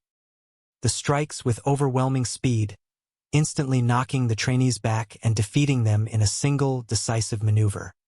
Arson and the others watch in stunned silence, their expressions betraying their shock at the sheer power displayed. Arson thinks to himself, I couldn't even see him move. That's really just 10% of his power? The instructor then bellows, next, Group 2. The remaining trainees look on, their faces pale and visibly shaken by the intensity of the training session. The instructor stands before the trainees and bellows, Group 4, Step forward. He pauses for a moment, his gaze sharp as he observes the group. The instructor then announces, "All right, you two may skip the test." A trainee thinks to himself, they're actually going ahead with it? Another trainee asks, what? Do they not need to take the test? To which the first replies, of course not. The instructor commands Group 4, begin, as the test commences. Watching the proceedings, the trainee thinks, you can't handle Cell with two people. Let's keep watching a little longer. Cell lunges forward with a powerful sword strike, effortlessly knocking the trainee's back with a surge of energy. The red-haired trainee watches the aftermath of the attack, thinking to himself, if he used real sword aura, they'd be in two pieces now. A silver-haired trainee asks in fear, can we really defeat such a monster? To which another trainee retorts, humph, are you really scared of a mere human? The red-haired trainee observes his companion's visible trembling and thinks, I can hear his legs shaking from here. The proctor calls out, Group 5, and the group immediately launches a coordinated assault against Cell, who deflects their strikes with a blue energy barrier. As the test progresses, the proctor announces, Group 20, while the trainees wait for their turn to enter the arena. The proctor commands, Group, step up, as the narrator notes the brutal nature of the test. A battle against an undefeatable opponent, and no restrictions for leaving midway. Plus, Cell effortlessly blocks a sword strike from Group. A trainee exclaims, whoa, he blocked it, and the red-haired trainee simply replies, I see. As the assessment continues, a trainee observes the ongoing combat and remarks, it'll be our turn soon. Having closely watched the previous matches, the red-haired trainee gains a sudden insight and thinks to himself, I figured out how to pass the second test. The red-haired trainee urges his teammates to keep fighting until the end, asking, why don't we? The blonde girl suggests a new plan, telling her group, sure, let's try it. It doesn't matter if we lose. The red-haired trainee reflects on his identity, thinking, what does it matter if I'm only a half-demon or not? With the talent of Adele, the strongest villain, I can win. The white-haired boy initiates the test by activating a magic barrier, calling out, now, let's begin. As the white-haired man approaches, the red-haired trainee wonders to himself, what should I do here? The white-haired boy coordinates with his teammate, saying, all right, to which the spiky-haired boy responds, humph, I know that much. The white-haired man launches an attack, prompting the red-haired trainee to shout a warning to his group, he's coming. The white-haired man swings his sword, unleashing a powerful energy strike. The spiky-haired trainee reacts with shock as the energy attack surges toward him, exclaiming. A teammate steps forward to intervene, shouting, leave it to me. The spiky-haired trainee successfully blocks the incoming strike and calls out, I withstood it, to which his teammate replies, nice. The red-haired trainee observes the combat, thinking to himself, I saw a gap right before his second slash.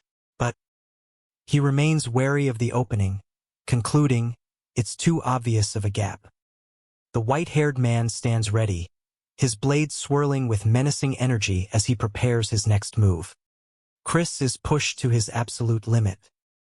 Realizing the danger, Chris thinks, this isn't good, as his opponent prepares a powerful, glowing sword strike. The opponent executes the attack with a deafening quackong as energy surges across the battlefield.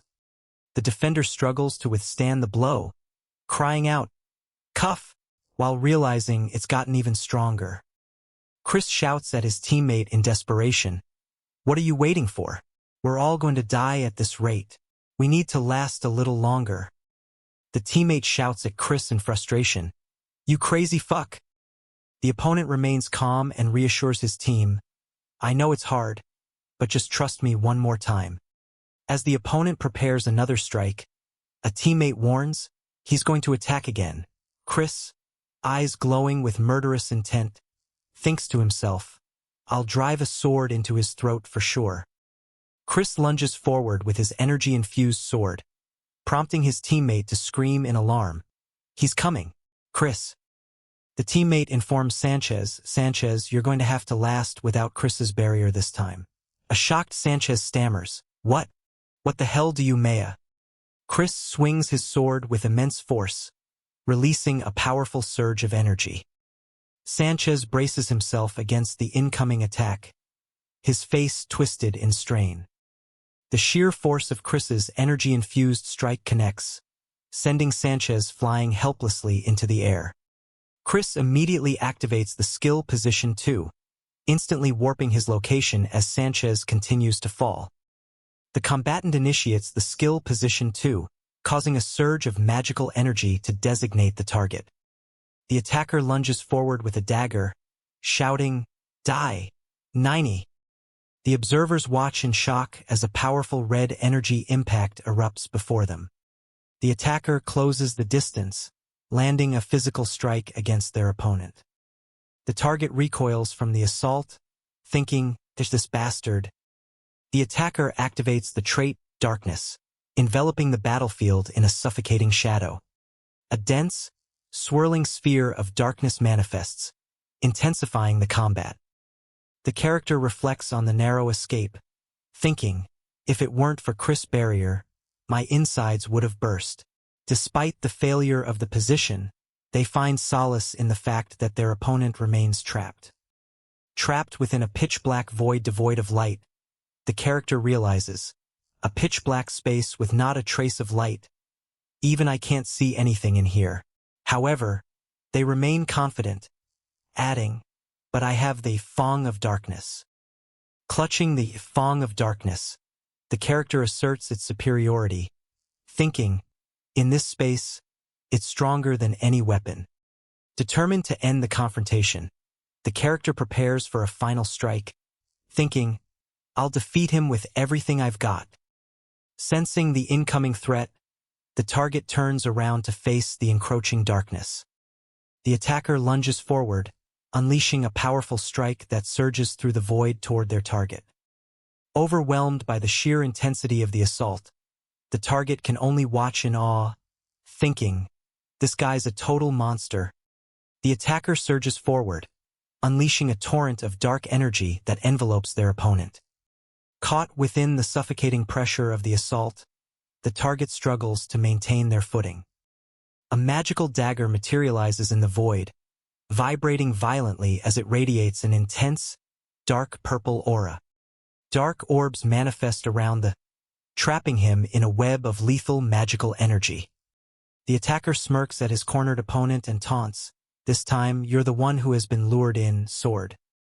Multiple glowing daggers emerge from dark portals, surrounding the in preparation for a final strike.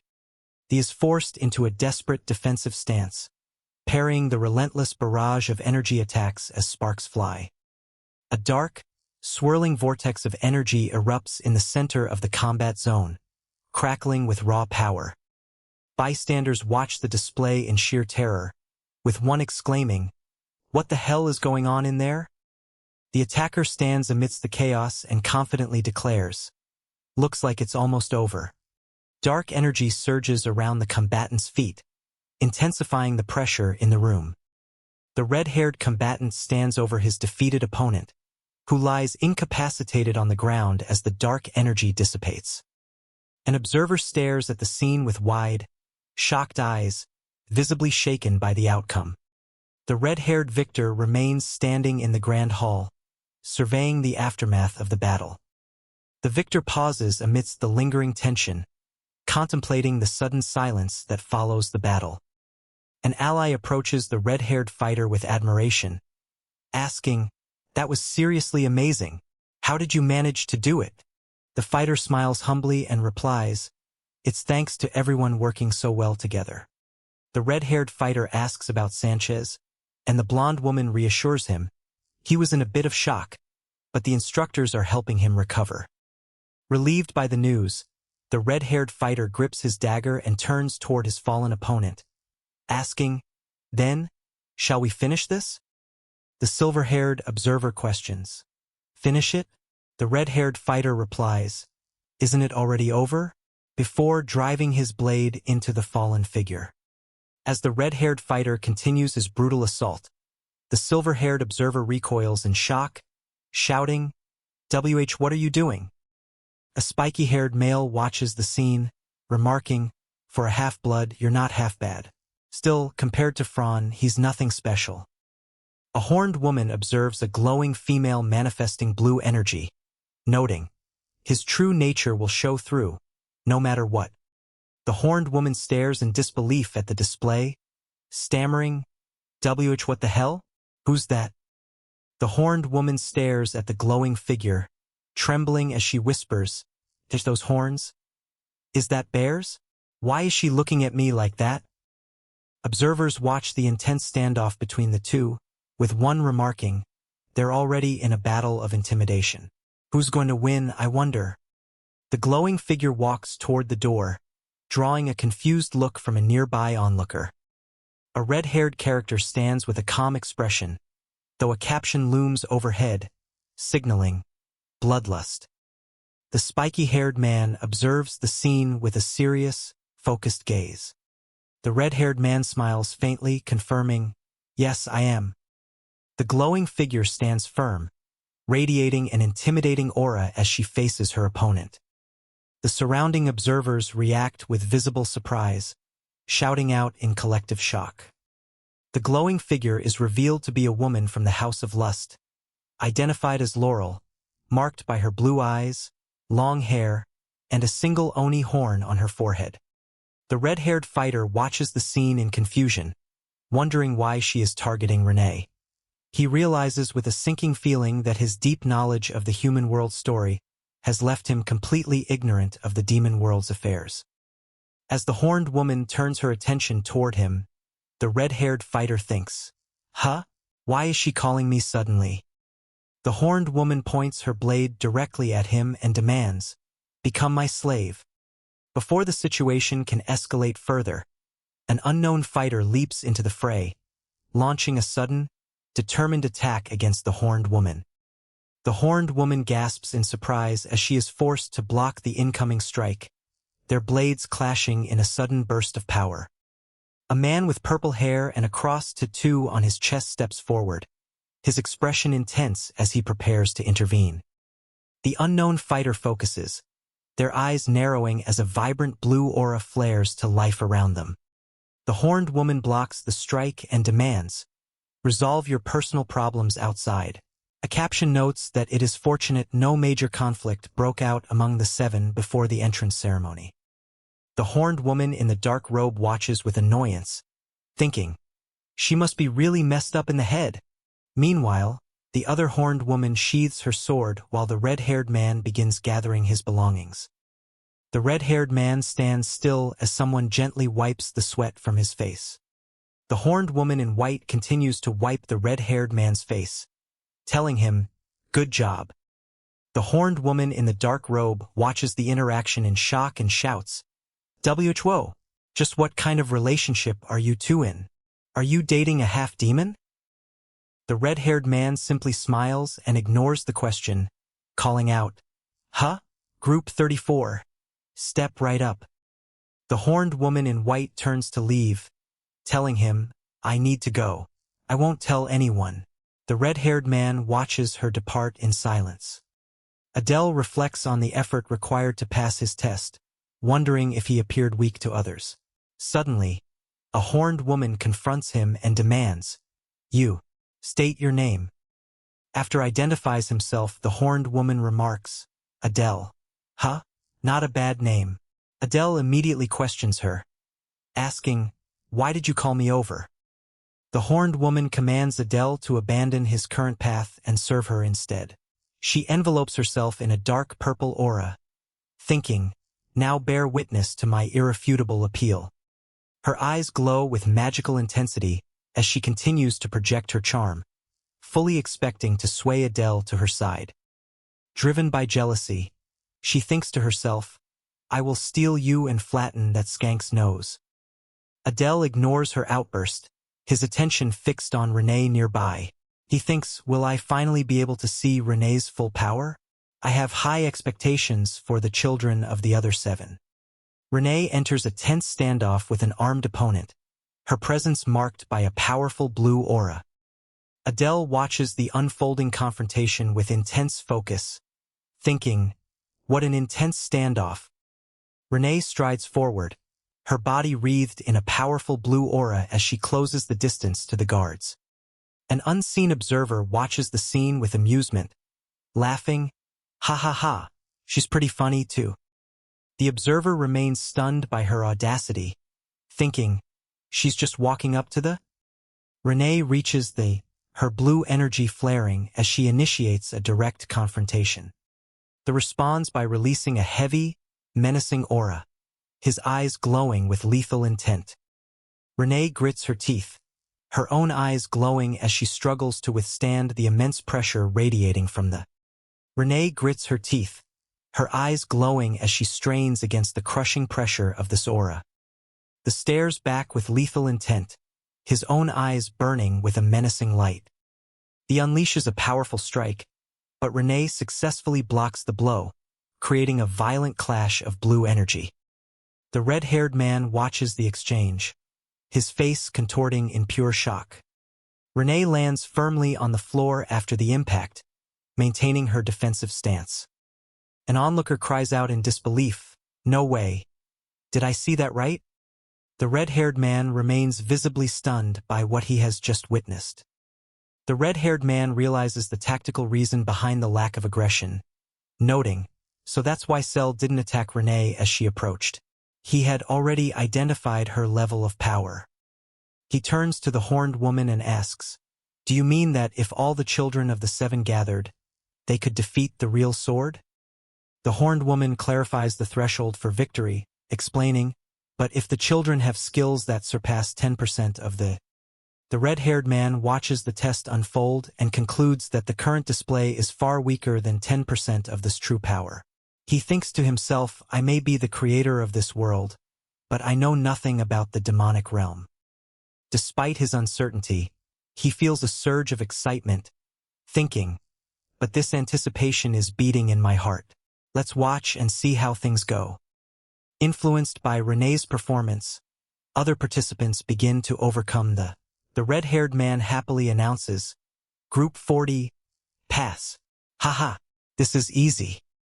He reflects on the difficulty of gauging the varying strength levels among the children of the seven, though he remains confident in his assessment, thinking, "I know who the two strongest are, though, so I shouldn't..." The red-haired man addresses the successful participants, commanding, "To those who passed, gather for the entrance ceremony in 2 days." He then singles out a specific group, adding, "As for the 8 people who defeated stay where you are." The horned woman watches him, wondering to herself, why does he want us to stay? As the pink-haired man leads the group toward the armory, the horned woman wonders to herself, why does he want us to stay? The red-haired man asks, "Don't you think he might be trying to reward us with that armory he mentioned during the first exam?"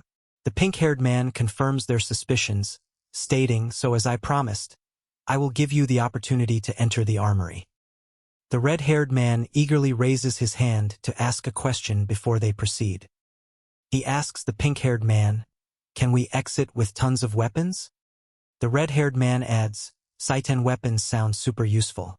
The pink-haired man denies the request, stating, "So only one will be permitted," before continuing to lead them toward the armory.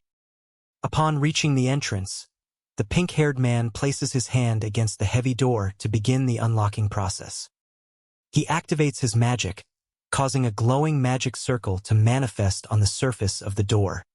The magic circle pulses with intense light, signaling that the seal on the armory is being broken. The heavy armory door groans as it finally swings open, revealing the mysterious chamber beyond. Saitan addresses the group, declaring, "Now this is the perk that Saitan is giving you.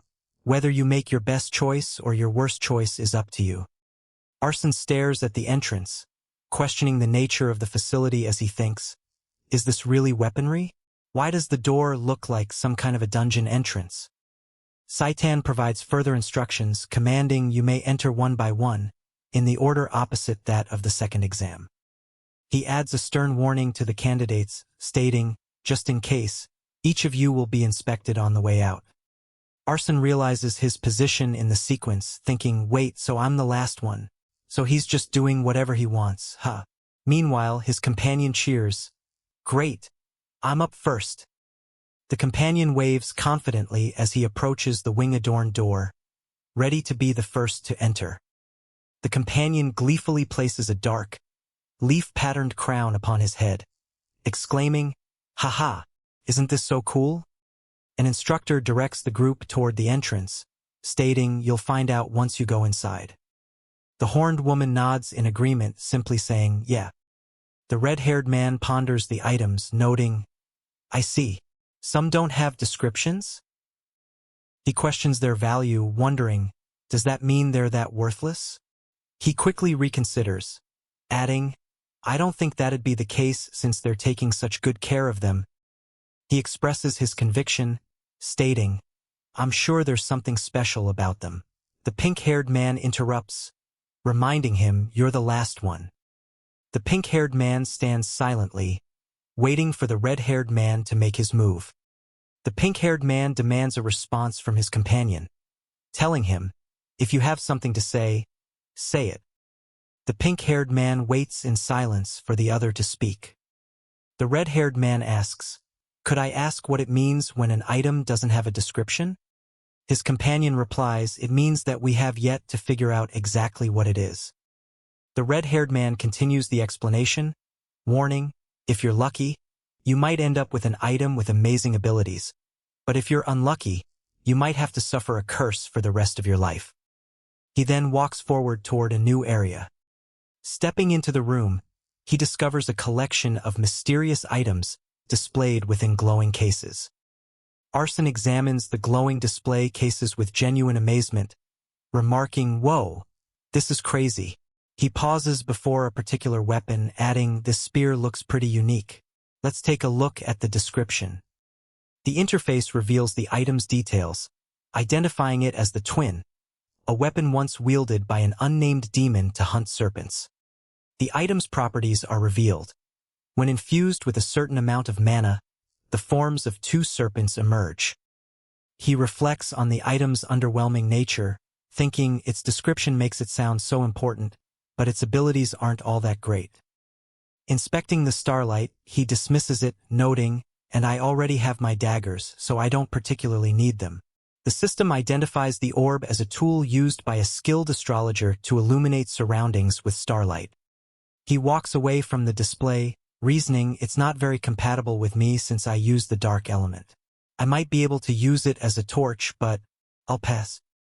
He pauses before an empty display case, wondering, "I wonder what kind of item was in here." He reads the plaque for the Great of the Victor, which grants the wearer exceptional recovery and stamina until their death. He realizes the significance of the artifact, thinking, "This artifact belongs to the owner until they die. This is the one that Baltan had on his head." Arson stands in the room, his expression darkening as he surveys the rows of display cases. He realizes the grim reality of the situation, thinking, that probably means most of the good artifacts are already. He confirms his fears upon reaching a display case labeled the of the Python, which now sits completely empty. Overcome with frustration, he clutches his head and cries out, "Wah, there's nothing left." He contemplates his next move, reasoning that took most of the good ones. "What should I do? Most of the armor and weapons are not very good." Arson inspects a remaining sword in a display case, but his disappointment grows as he finds it lacking in quality. Suddenly, a spark of inspiration strikes him, and he thinks, "Right, I could use that method." He resolves to be careful with his resources, thinking, "I need to save up as much gold as possible, but I'll use it for now." Arson submits a written request to the system, asking, "Tell me about the broken sword without a description in the weaponry." The system immediately responds with a demand. "Please pay with either an artifact above relic grade or 100 gold coins." Suddenly, he pauses in his tracks, realizing, wait a second. He tests the system again by asking for information on a damaged scroll, only to be told the cost is 50 gold. He realizes the system is transparent about pricing and decides, "I see. Since it tells me the cost, I just need to go with the item that costs the most." He continues his systematic search, prompting the interface with, "Tell me about the eagle-shaped black stone." The system's response catches him off guard, leaving him visibly startled. Frustrated by the lack of quality items, he mutters, "None of them are particularly good." He looks at the final remaining options, adding, "There's only 2 left. Please." The system suddenly displays a notification. This is an artifact of at least the mythical grade. Please pay at least 300 gold coins. He stares at the glowing item in disbelief, exclaiming, "Whoa, mythical grade?" He pauses, his expression shifting to one of intense focus as he observes the artifact's powerful aura. He reaches out toward the display case, determined to interact with the mythical item. Noting there is only 1 item left, he wonders, are these also Adele's senses? He then prompts the interface, "Tell me about this unnamed necklace." As the necklace begins to glow with an intense blue light, he is caught off guard by the sudden surge of magical energy. The energy flares violently around him, leaving him shocked as he asks, "What? Why is it suddenly?" A new, cryptic message appears before him. "You must offer a god." He stands stunned, staring at the interface as the magical pressure intensifies. Staring at the brilliant blue light emanating from the display, he wonders, is this a legendary item? He feels a surge of relief, thinking, "I thought I was doomed, but unexpectedly, I got lucky instead." He watches closely as the paper continues to flutter and glow, maintaining his focus on the magical manifestation. Arson remains deeply troubled by the cryptic requirement, thinking, "Wait, it's too early to be happy. Which god should I offer?" He turns his attention to the mysterious glowing necklace displayed before him, wondering, what exactly is this necklace? Seeking a way to unlock its secrets, he decides to experiment, thinking, maybe I should try infusing a bit of mana into it? Arson reaches out and channels his mana toward the artifact, causing dark energy to swirl around the necklace. He watches the necklace intently, but after the mana infusion, he finds that nothing happens. Frustrated by the lack of results, he contemplates his next move, thinking, if only I knew what it was capable of. It just keeps telling me to offer a god, nothing else. Maybe I should try some tricks. The mysterious interface reinforces the singular, daunting objective: offer a god. Staring at the glowing artifact, he feels a wave of despair, thinking, even if I rephrase the question, I'll probably get the same answer. Should I just give up? He suddenly shakes off the doubt, asserting, no, I'm sure of it. Convinced the artifact holds immense value, he decides to verify his theory by checking his status window. He thinks this is something way more valuable than any ordinary artifact. My instincts are telling me that much. Just to be sure, let's check something. As the status window displays his traits, including his mana level of 1297 and the mysterious Eye of Superbia, he confirms his suspicions, thinking, humph, just as I thought. An unknown man approaches him and points to the necklace, asking, what's that necklace? He quickly hides his reaction and denies any knowledge, replying, no, I don't know anything at all. The man stares at him in silence, clearly suspicious of his sudden denial. The protagonist watches the man closely, wondering to himself, he's making that face again. Why does he dislike me so much? The man interrupts his thoughts with a stern instruction, telling him, now, take good care of the artifacts you've chosen. He adds, in times of hardship, they may even serve as an extra life. His subordinate immediately salutes and replies, yes, sir. Left to his own thoughts, the protagonist muses, if only I could get some of that too. It'd be really nice. He then worries, will I really be able to make it here in Saitan? A voice calls out, all right, dismissed. We'll meet again at the entrance ceremony, as a surge of magical energy envelopes the area.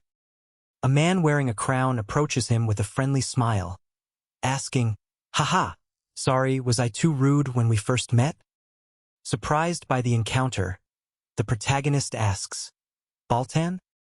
Baltan introduces himself with a friendly smile. though the protagonist thinks to himself, this came out of nowhere, but hey, it's good if he's the one approaching me first. The protagonist reacts with sudden, visible tension as a bead of sweat forms on his face. Baltan suddenly grips the protagonist's hand with crushing force, causing him to wince in pain and think, ugh, this asshole. Struggling under the intense pressure, the protagonist wonders, what the hell is he doing all of a sudden? Baltan's the kind of guy who doesn't give a damn about the weak. A flashback reveals that Baltan once stood over the protagonist on a battlefield, sparing his life after recognizing his potential and promising a future rematch. As continues to crush his hand, he mocks the protagonist, asking, "What's wrong? You seem to be struggling." The protagonist retorts, "It's nothing," before questioning why Baltan would seek him out when stronger people are nearby. Baltan activates his skill, Position 2, as a magical target set appears in the air. Baltan instantly teleports behind the protagonist, his hand resting firmly on the other's shoulder as a surge of magical energy crackles around them. Struggling against the intense pressure, the protagonist pleads, "Let's stop this. Okay? The test just ended and we're all tired." He winces in pain, thinking to himself, "Damn it, my hand." A manic individual grips his target tightly, laughing as he exclaims, "Ha ha ha, ha ha ha ha. I didn't even see that coming." Surrounded by a blazing aura, the aggressor challenges his victim, "You are strong. Let's fight here and now, until one of us dies." The victim recoils in fear, thinking to himself, he's insane, what a psycho. A third person suddenly intervenes, shouting, "Stop it." Surrounded by a surging blue aura, the newcomer threatens the aggressor, "If you want to fight my guard, you'll have to fight me too." The newcomer draws her sword, assuming a combat stance against the aggressor. Realizing the disadvantage, the aggressor backs down with a grin, stating, "Haha, as much as I love to fight, taking on both of you would be a bit much, and I'd rather not get hurt before the school even starts." The aggressor departs, leaving behind a final, ominous promise. "Well, I'm sure there'll be plenty of chances." Arson reflects on the encounter, wondering, "But he wanted to fight me to the death. Now that I've seen it firsthand, I really can't get a read on this guy." The next morning, Arson stretches and lets out a satisfied, "Ah." He notes his physical recovery, remarking, "Because of yesterday's hardships, but I feel unusually refreshed today." Arson flexes his muscles, observing, "My body feels better, too. I'm definitely growing stronger." He picks up the uniform sent by Saitan, adding, "Alright, let's try on the uniform that Saitan sent over. They knew where we were staying and sent it directly. They're being quite considerate." As he buttons the garment, he notes, "Oh, it's more comfortable than I expected." Arson adjusts his attire, concluding, "They said we aren't allowed to wear anything but uniforms for 3 years, but at least this uniform is practical." Arson muses to himself, "I gave Renee her uniform, too. I wonder how she looks in it. Should I go have a look?" He approaches her door and knocks firmly. Renee calls out from inside, "Who is it?" Arson replies, "It's Adele, Miss Renee. I wanted to ask if you needed anything before heading out." Arson waits patiently with a gentle smile. Renee opens the door, revealing herself in her new uniform. She blushes slightly as they lock eyes. Arson thinks, is she embarrassed? She has a surprisingly cute side. He says aloud, "It's a rare day off, so I thought I'd walk around the city a bit."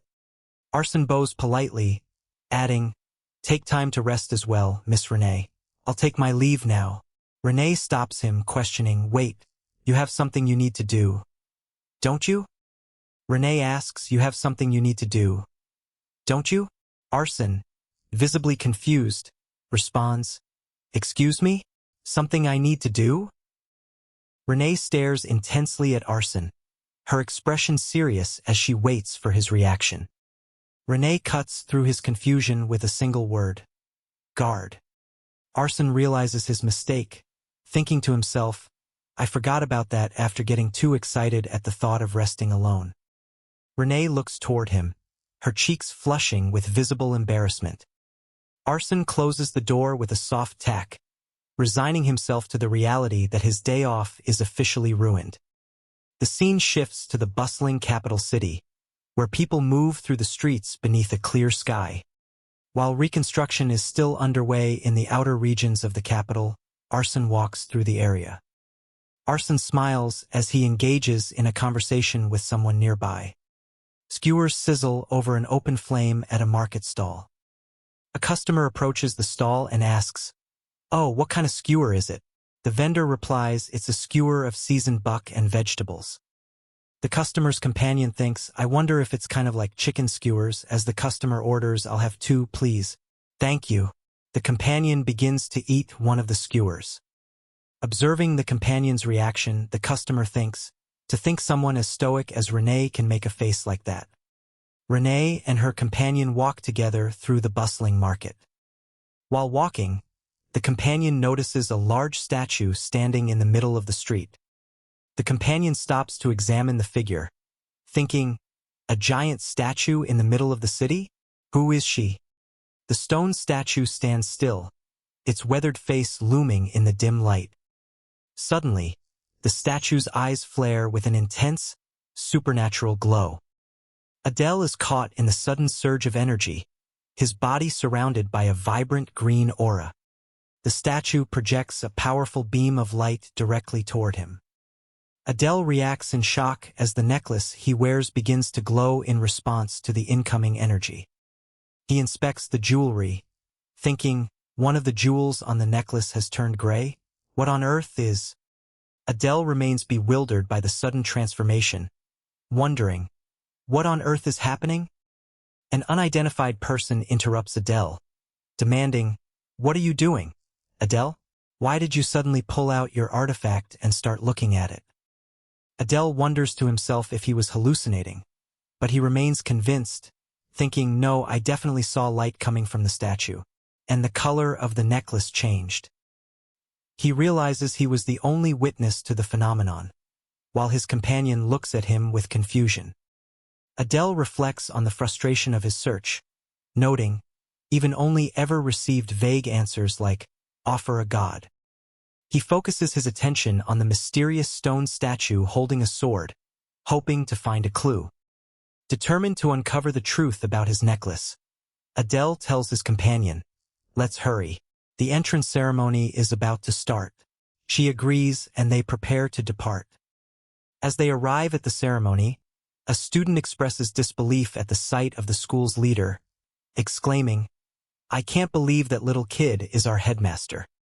The headmaster fixes an intense, piercing gaze upon the gathered students, her eyes glowing with a faint, ominous light. Adele breaks into a cold sweat, visibly unsettled by the headmaster's overwhelming presence. Adele thinks to himself, I mean, she's adorable, before realizing the truth as she stares back at him. He wonders, she can read minds too. Huh? The headmaster then commands, "Everyone, silence. The entrance ceremony will now begin."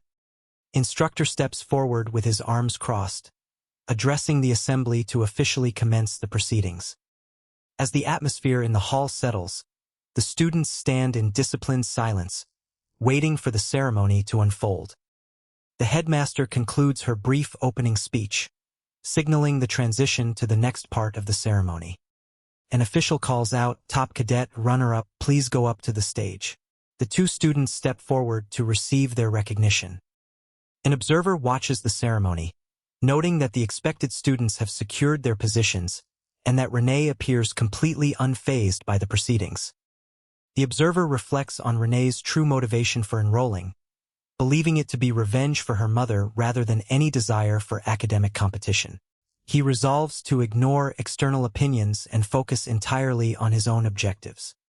The protagonist reacts with sudden shock, his expression tightening as he senses something unexpected in the auditorium.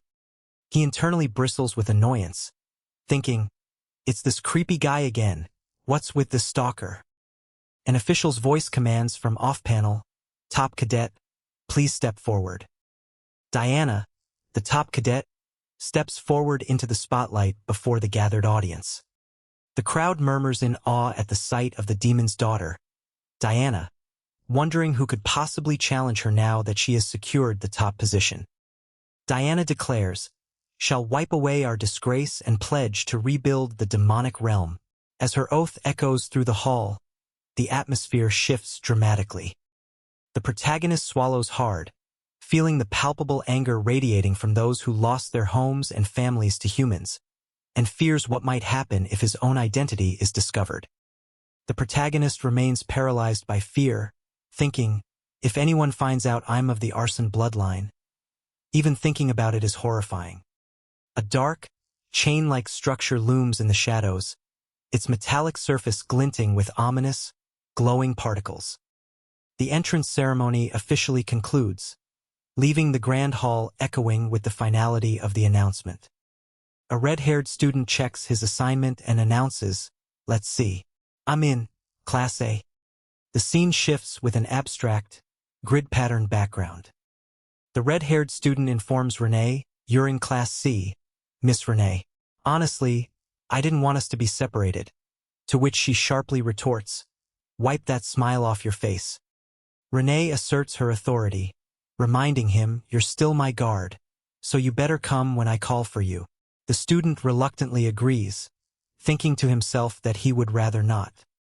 The red-haired student feels a wave of relief, thinking to himself, "Nice, looks like I'll be able to relax for a bit now." His moment of peace is abruptly interrupted when another student bumps into him, leaving him visibly confused. The unknown student glares at him with glowing eyes, snapping, "You want to die, you Cerberus-looking bastard?" The red-haired student is taken aback, realizing who he is facing. The aggressor is Samuel, son of Varus from the family of Gluttony. The red-haired student recalls, "If I remember correctly, he's pretty strong among the seven." Finding the confrontation ridiculous but wanting to avoid trouble, the red-haired student decides to de-escalate, saying, I wasn't paying attention. I am sorry." Samuel dismisses him with a cold glare, telling him, "Get lost. You're lucky it's the first day of school." Left alone, the red-haired student sighs in frustration, wondering, why are all the children of the seven like this?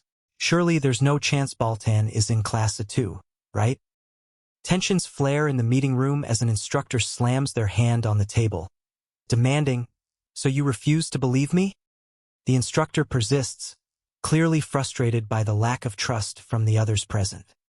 A red-haired instructor asserts his authority, arguing, "I'm a proper instructor of Saitan now. I am telling you from experience that it'll be better for me to handle them." The A instructor interjects, defending her position by stating, "They're a student already assigned to me.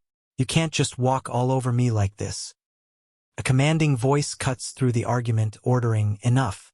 Sit down, instructor." Instructor complains, "Why is it always me?" As another instructor asks, "What's the reason you wish to switch the you're in charge of?" The red-haired instructor insists on strict measures, warning, "I've faced countless foes like that kid on the battlefield. He could point his blade at his allies at any moment, so he has to be restrained now." Other instructors challenge the need for such extreme caution, asking, "Aren't you being overly cautious about a half-demon?" Another adds, "Indeed, he's significantly weaker than the children of the seven as well." The red-haired instructor remains firm, countering, "No, strength is not just decided by power.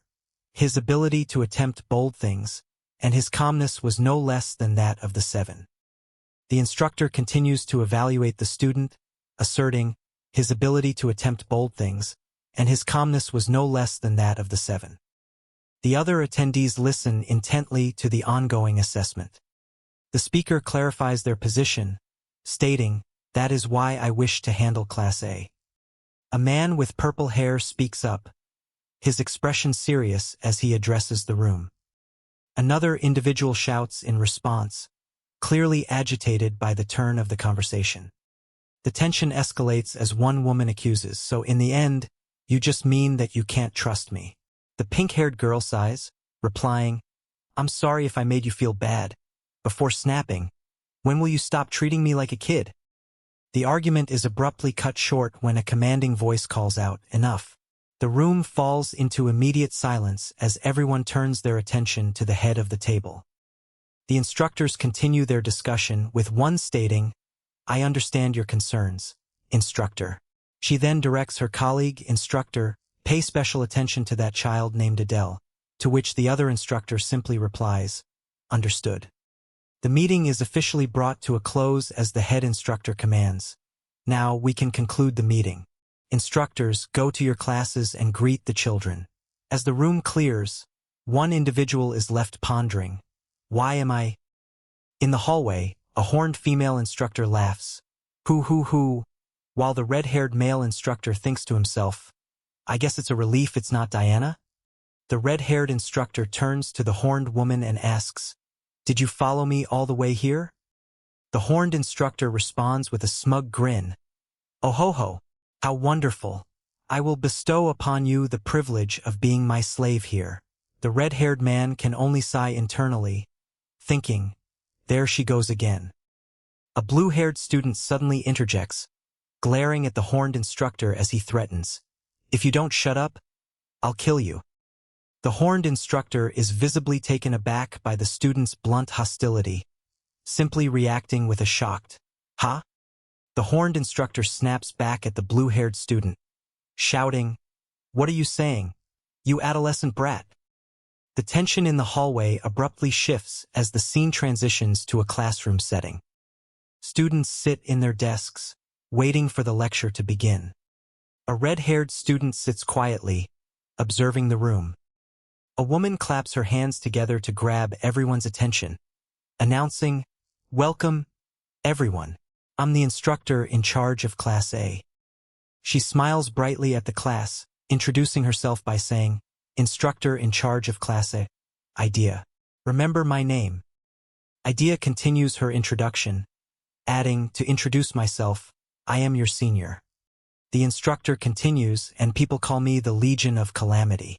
Arson thinks to himself, "Someone that strong is my instructor. I guess this improves my chances of survival."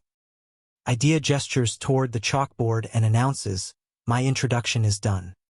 She writes hunting on the board and adds, "I'll be teaching you this." A student clarifies, "We aren't hunting animals or demonic beasts." He clicks his tongue in annoyance. The student asks, "Then what are we hunting?" The answer is simple. Humans, Arson realizes, so this is where things really get going. A horned instructor addresses the class, stating, "Magic and weaponry will be taught by the other instructors." She then checks the room, asking, "All right, is everyone here?" The character mocks the masked soldiers standing before them, declaring, "Hoo-hoo, they aren't real humans." The red-haired individual boasts about their past achievement, stating, "Oh, I created the sword at the entrance exam, but the royal far exceeds it." The instructor challenges the student, commanding, "Pass the humans and reach me." They taunt the student further, asking, "Why don't you try stabbing my throat like you did to the sword?" The instructor manifests a menacing blue aura, signaling the start of their spar. The student questions the situation, asking, "Am I not sparring directly with you, instructor?" The instructor explains their combat philosophy, noting, "There is an instructor amongst the humans, a source of mental fortitude and their leader, and if their leader is strong, they will be too." The student acknowledges the lesson, simply stating, "I see. I understand." Arson grips his knife, his eyes glowing with a cold, predatory light. He thinks to himself, subduing the leader amongst all those human soldiers. That's too easy. A masked opponent points a finger at Arson, setting the terms for their training spar. "Of course, it will be impossible for you to subdue me, so let's just call it a pass if you get your hands or a weapon on my body. Begin." Multiple masked figures immediately surround Arson, closing in on him from all sides as the combat engagement begins. Arson activates his skill, Position 2, and instantly vanishes in a blur of blue energy to reposition himself. Arson reappears behind the masked opponent and taps them on the shoulder. He asks with a smirk, "Is this a pass?" The masked opponent remains in a defensive combat stance, ready to continue the spar despite Arsen's successful maneuver. Arsen smiles, satisfied with the outcome of the exercise. He remarks, "This is great progress." The masked opponent acknowledges Arsen's skill, stating, "I get why I was told to watch out for you." Arsen reaches into his jacket as he prepares for the next phase of the training.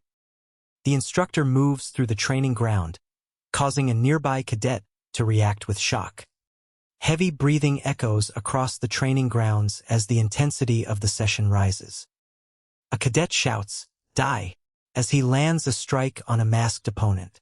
The narrator notes that while the students handle the basics well, they are ultimately normal humans without powers. The instructor smiles, using her magic to control puppets that swarm the cadets, noting that the students have only managed to take a few of them down. Cadet cries out in pain after being struck, thinking to himself, "Ouch, that's gotta hurt." A cadet leaps into the air, blades drawn, shouting, "You all," as his peers look on in surprise. Masked archers unleash a volley of arrows toward the cadets, forcing them to scramble as one cadet cries out in alarm. The instructor watches the chaos and commands, "Next cadet, move." An observer thinks, "Let's see if his cocky personality matches his skill level," while the green-haired cadet steps forward, declaring, "I'll begin," as he ignites a glowing green aura. The cadet intensifies his energy, the pressure of his aura causing the ground beneath him to crack. With a sudden burst of speed, the cadet dashes forward across the training arena. The cadet braces himself, his face tight with strain as he prepares for the coming impact. The red-haired observer watches the intense training session with a curious smile, silently wondering, "What's with this batch?" The instructor stands firm amidst the swirling debris, confidently asserting to the observer, "Well, it's to be expected. There's no way an instructor would get blown away by a cadet." The instructor stands amidst the swirling debris of the training ground, composed and unfazed as she acknowledges the cadet's performance. "That was really impressive. Enough to shock me for a second." The cadet remains silent for a moment before he begins to explain his actions, stating the reason being, the instructor demonstrates her authority by summoning a legion of armored knights, their eyes glowing with a cold, magical light. The red-haired cadet and his peer watch the display with expressions of shock, clearly taken aback by the sudden manifestation of the knights. The instructor continues her assessment, praising the cadet's display of power, "But your magic was quite powerful." With the evaluation concluded, the instructor calls out, "Next cadet," prompting an annoyed grunt from the cadet as he walks away. The red-haired cadet glares at the departing student, huffing in clear frustration. "Humph." The red-haired cadet scoffs, "Humph," as a narrator observes, "Samuel, your overconfidence in your abilities is why you failed." The instructor continues her critique, lecturing the cadet, "If you had focused on the target like me, you would have passed without any issues." Fran steps forward with excitement, announcing to the gathered cadets, "It is finally my turn now." Fran introduces herself, Fran of the Seven, prompting a red-haired observer to remark, "Oh, I wonder how she will pass." Fran confronts the masked minions, demanding, "You lowly minions dare block my path?" But her laughter fades into nervous confusion when they remain motionless. Fran breaks into a cold sweat, thinking to herself, "Ho! Why? Isn't she moving?" As panics, thinking, what should I do?" The narrator reveals that as a child of lust, she does not fight directly but controls her minions like a queen bee. Fran stands in the training grounds, trembling as she thinks to herself, I need to do something," while she desperately eyes the red-haired cadet for assistance. Fran shouts, "Help me, my slave," causing the red-haired cadet to think, "A slave?" and leaving the surrounding cadets stunned as they whisper, "Did she just call him a slave?" Fran impatiently commands her cadet minions, "Hurry up and help me already," as she prepares to mobilize them. The instructor points directly at Fran, identifying her as the source of the disturbance, which causes Fran to react with a startled exclamation as the cadets surround her. As the cadets begin to attack, Front screams, "Kaya, help me!" while the red-haired cadet observes the chaos, thinking, no, that shouldn't be the case. Maybe she has some special reason. The red-haired cadet watches the unfolding scene and says, "Thanks," as he notices a magical intervention occurring nearby. An unknown individual casts healing magic, manifesting a glowing green aura that begins to mend a wound. The red-haired cadet watches the healing magic in disbelief, thinking, healing magic? But that's a power only humans can use. He realizes the implications of the display, musing, which means, this child must be a half-demon too. To think I'm in the same class as someone with the rare healing talent. Determined to make a connection, he thinks, I don't remember her name, but I need to find a way to connect with her. Should I try approaching her now? The instructor interrupts his thoughts, ordering, Cadet was asking you for help earlier. Now that the test is over, it'd be nice if you could help her walk. Adele complies, replying, oh, I understand. As he moves to assist, Adele thinks, ugh, her timing couldn't be any worse. While the healer continues to treat the injured cadet.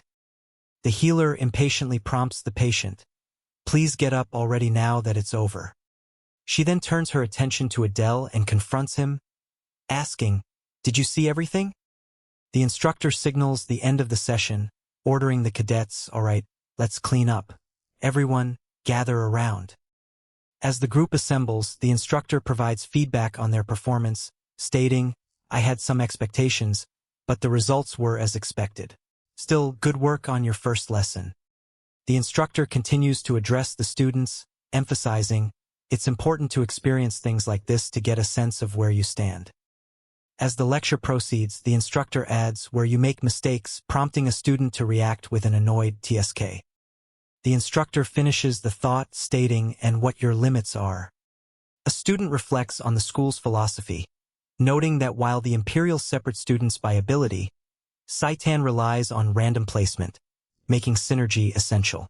The student concludes, instructor is probably trying to emphasize that. A bell rings throughout the school, signaling the end of the current session. Following the previous class, the students move on to their next lesson. A new instructor stands at the front of the classroom and introduces themselves, saying, nice to meet you all. I'm the instructor in charge of theoretical education. The instructor continues the lecture by explaining, and our body structure is quite similar to that of humans. Before adding, next time we'll have a quiz on today's material. The instructor sternly warns the class, if you want to avoid remedial lessons, be sure to memorize everything. The threat of extra work leaves a student in tears, while the narrator notes that they have no friends to rely on. Adele notices a pink-haired girl sitting nearby and thinks to himself, oh, right, there's that girl. Deciding to make an effort, he thinks, maybe I should talk to her this time, and stands up from his desk. Adele walks across the classroom toward the girl's desk. The girl looks up at him, clearly hesitant, and softly says, Adele smiles and introduces himself, saying, it's nice to meet you. I'm Adele. Suddenly feeling the weight of the room's attention, Adele thinks, wait, why is everyone looking over here? The girl replies, yeah, nice to meet you. Adele observes her discomfort and decides to end the interaction, thinking, she seems uncomfortable. I should save the rest of the conversation for next time. Adele tells her, I'll talk to you again at another time. Goodbye then. As he turns to leave, another student abruptly enters the room. Adele encounters a student in the hallway and thinks, ha, what terrible timing. The blue-haired student glares at him and demands, you again? Adele remains calm, stating, I was just about to leave. Go ahead. I'll go after you. The student sneers, humph, you nauseating, low-class creature. Provoked by the insult, Adele releases a menacing, dark red aura. Adele retorts, your family must be amazing. Huh? To have produced garbage that can walk and talk like you? Adele senses the student's pure hatred and hostility, thinking to himself, if this guy is going to get in the way of my plans, then it'd be better to eliminate him right now. Adele prepares to unleash his magic, coldly calculating, if I use magic, no one would mind if I blew off an arm. Suddenly, an instructor appears and intervenes in their confrontation, ordering them, "Stop right there." The instructor smiles calmly at the two students and says, "We're about to start the class, so please take your seats, the both of you." Adele and the student are caught off guard, their aggressive stances faltering as they realize their magical auras have been suppressed.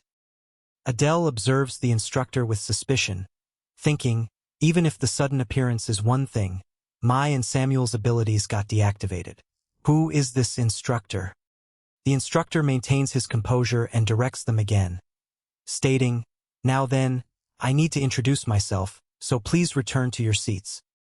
Adele walks away from the instructor, his expression tense as he heads back toward his seat. The instructor introduces himself to the class, stating, "My name is Instructor." Adele addresses his classmates, stating, "Before learning magic, there's one thing you absolutely need to know." He continues his explanation. Attributes are based on the four elements: earth, water, wind, and fire, and when you add darkness and light, there are 6 basic attributes. Adele observes the classroom as he prepares to demonstrate the testing process.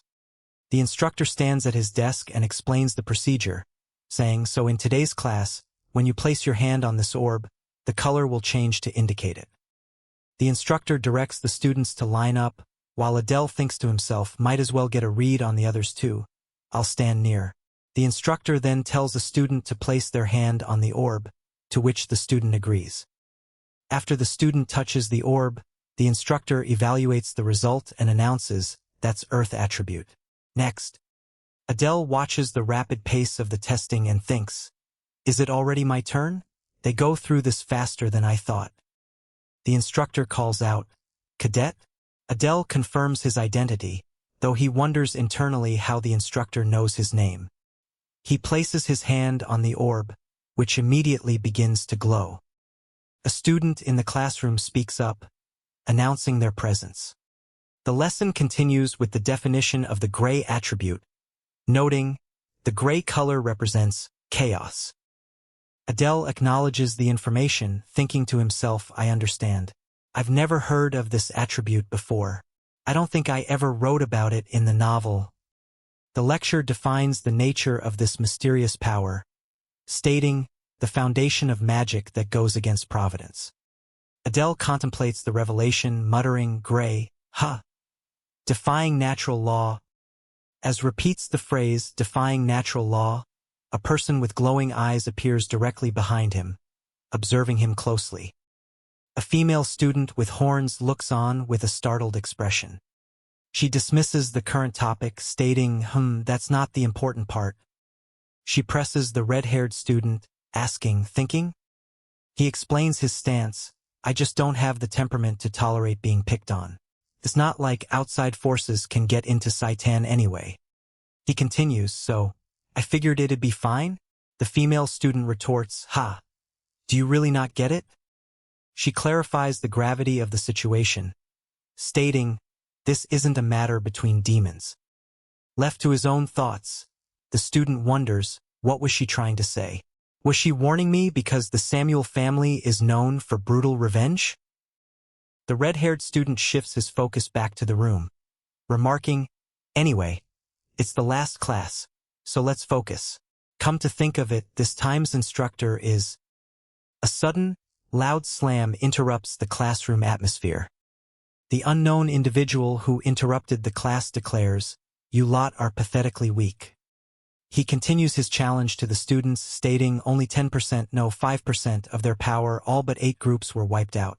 Am I wrong? The red-haired student listens intently to the aggressive lecture. The speaker adds, "So even if you die, at least take one of their arms with you." Standing at the blackboard, the instructor announces to the class, "I'll teach you swordsmanship." The students suddenly break into a run, their faces showing panic as they scramble to escape.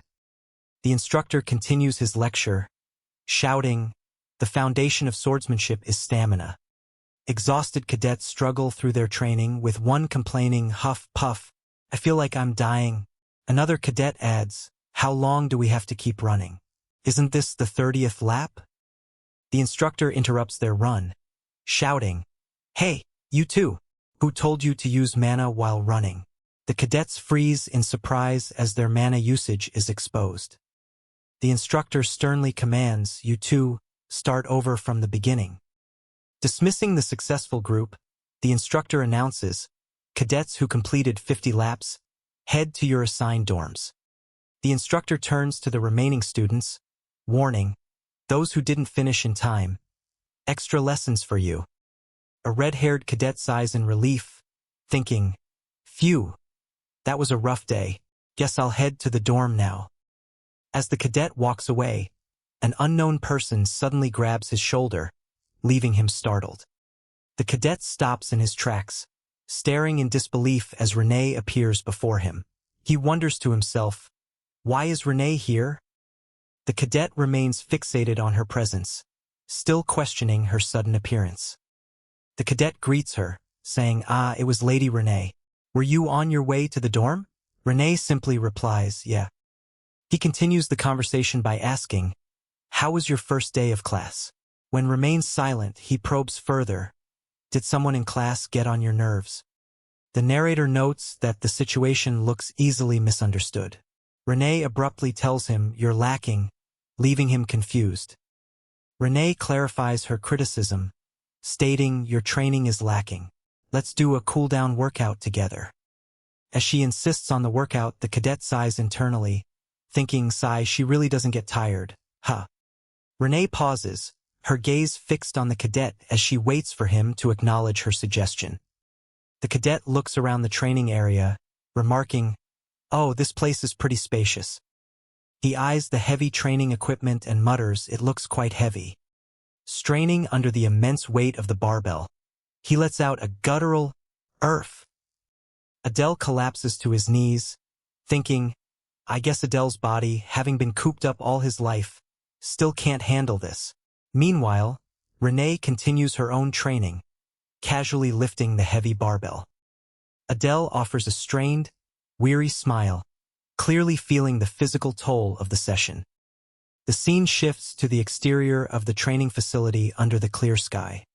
Adele observes Renee and thinks, I'm curious about her condition. Maybe I'll check quickly while Renee is getting dressed. Adele pulls up a status interface to inspect Renee's details, revealing her race as a half-demon with a chaos disposition and the talent position too. Adele analyzes the data, noting everything else is the same, but her mana is at 1321. Even though she practiced mana control every night, it only went up by 24. Adele ponders his findings, thinking, well, this is the slowest growth period after all. Should I get an elixir or something? Renee then interrupts his thoughts, stating, I'm done changing. A system alert appears, urging the reader to support the creators by reading at their official website. Exhausted from the training session, Adele tells Renee, Phew, I'm seriously about to collapse. Let's head to the Bali dorm and rest. Adele navigates the dorm building, leading the way as he says, up the stairs and to the right. Arson pauses in the hallway, recalling the details from his acceptance letter as he thinks, let's see, my dorm room number from the acceptance letter was... He reaches the 4th floor and confirms his location, musing to himself, 4th floor, here it is. I wonder who my roommate is. A smile spreads across his face as he anticipates the encounter, thinking, this is kind of exciting? Adele creaks the door open and begins to greet the person inside, saying, Hello, nice to meet. His greeting dies in his throat as he stares in shock at the individual sitting on the bed. Overwhelmed by confusion, he can only stare blankly at the unexpected roommate. Adele's shock quickly turns into an angry confrontation as he shouts, Why the hell are you here? The roommate continues his aggressive outburst, demanding, Why the hell are you here? As he taps his finger impatiently against the desk. Adele winces at the confrontation, thinking to himself, SHT, this is seriously messed up. Frustrated by the situation, Adele muses, of all people, I ended up sharing a room with him. He glares at his roommate, thinking, TCH, filthy half-blood. Should I just get rid of him? Adele turns away from the roommate and walks toward the door, deciding to leave the room to avoid further conflict. The roommate stands up abruptly, shouting, "You want to go right now?" Adele remains calm, retorting, "Are you out of your mind? You want to fight here?" Before simply stating, "I'm just stepping out." Walking through the grounds, Adele thinks, just when I thought I could relax, he turns out to be my roommate. I'll walk around and come back after he's asleep. He reflects on his roommate's identity, noting, come to think of it, Samuel was the child of gluttony. Maybe it's something like how my disposition is chaos? Adele ponders his recent conversation, thinking, I didn't think much of it until instructor mentioned it. What does chaos actually mean? Does it refer to a mana attribute? He considers his options, wondering, should I ask the information paper? He quickly dismisses the idea, reasoning, no, if it had known, it would have explained it when it taught me how to use the engraved abilities. It would have given me knowledge about chaos too. Let's not waste money for nothing.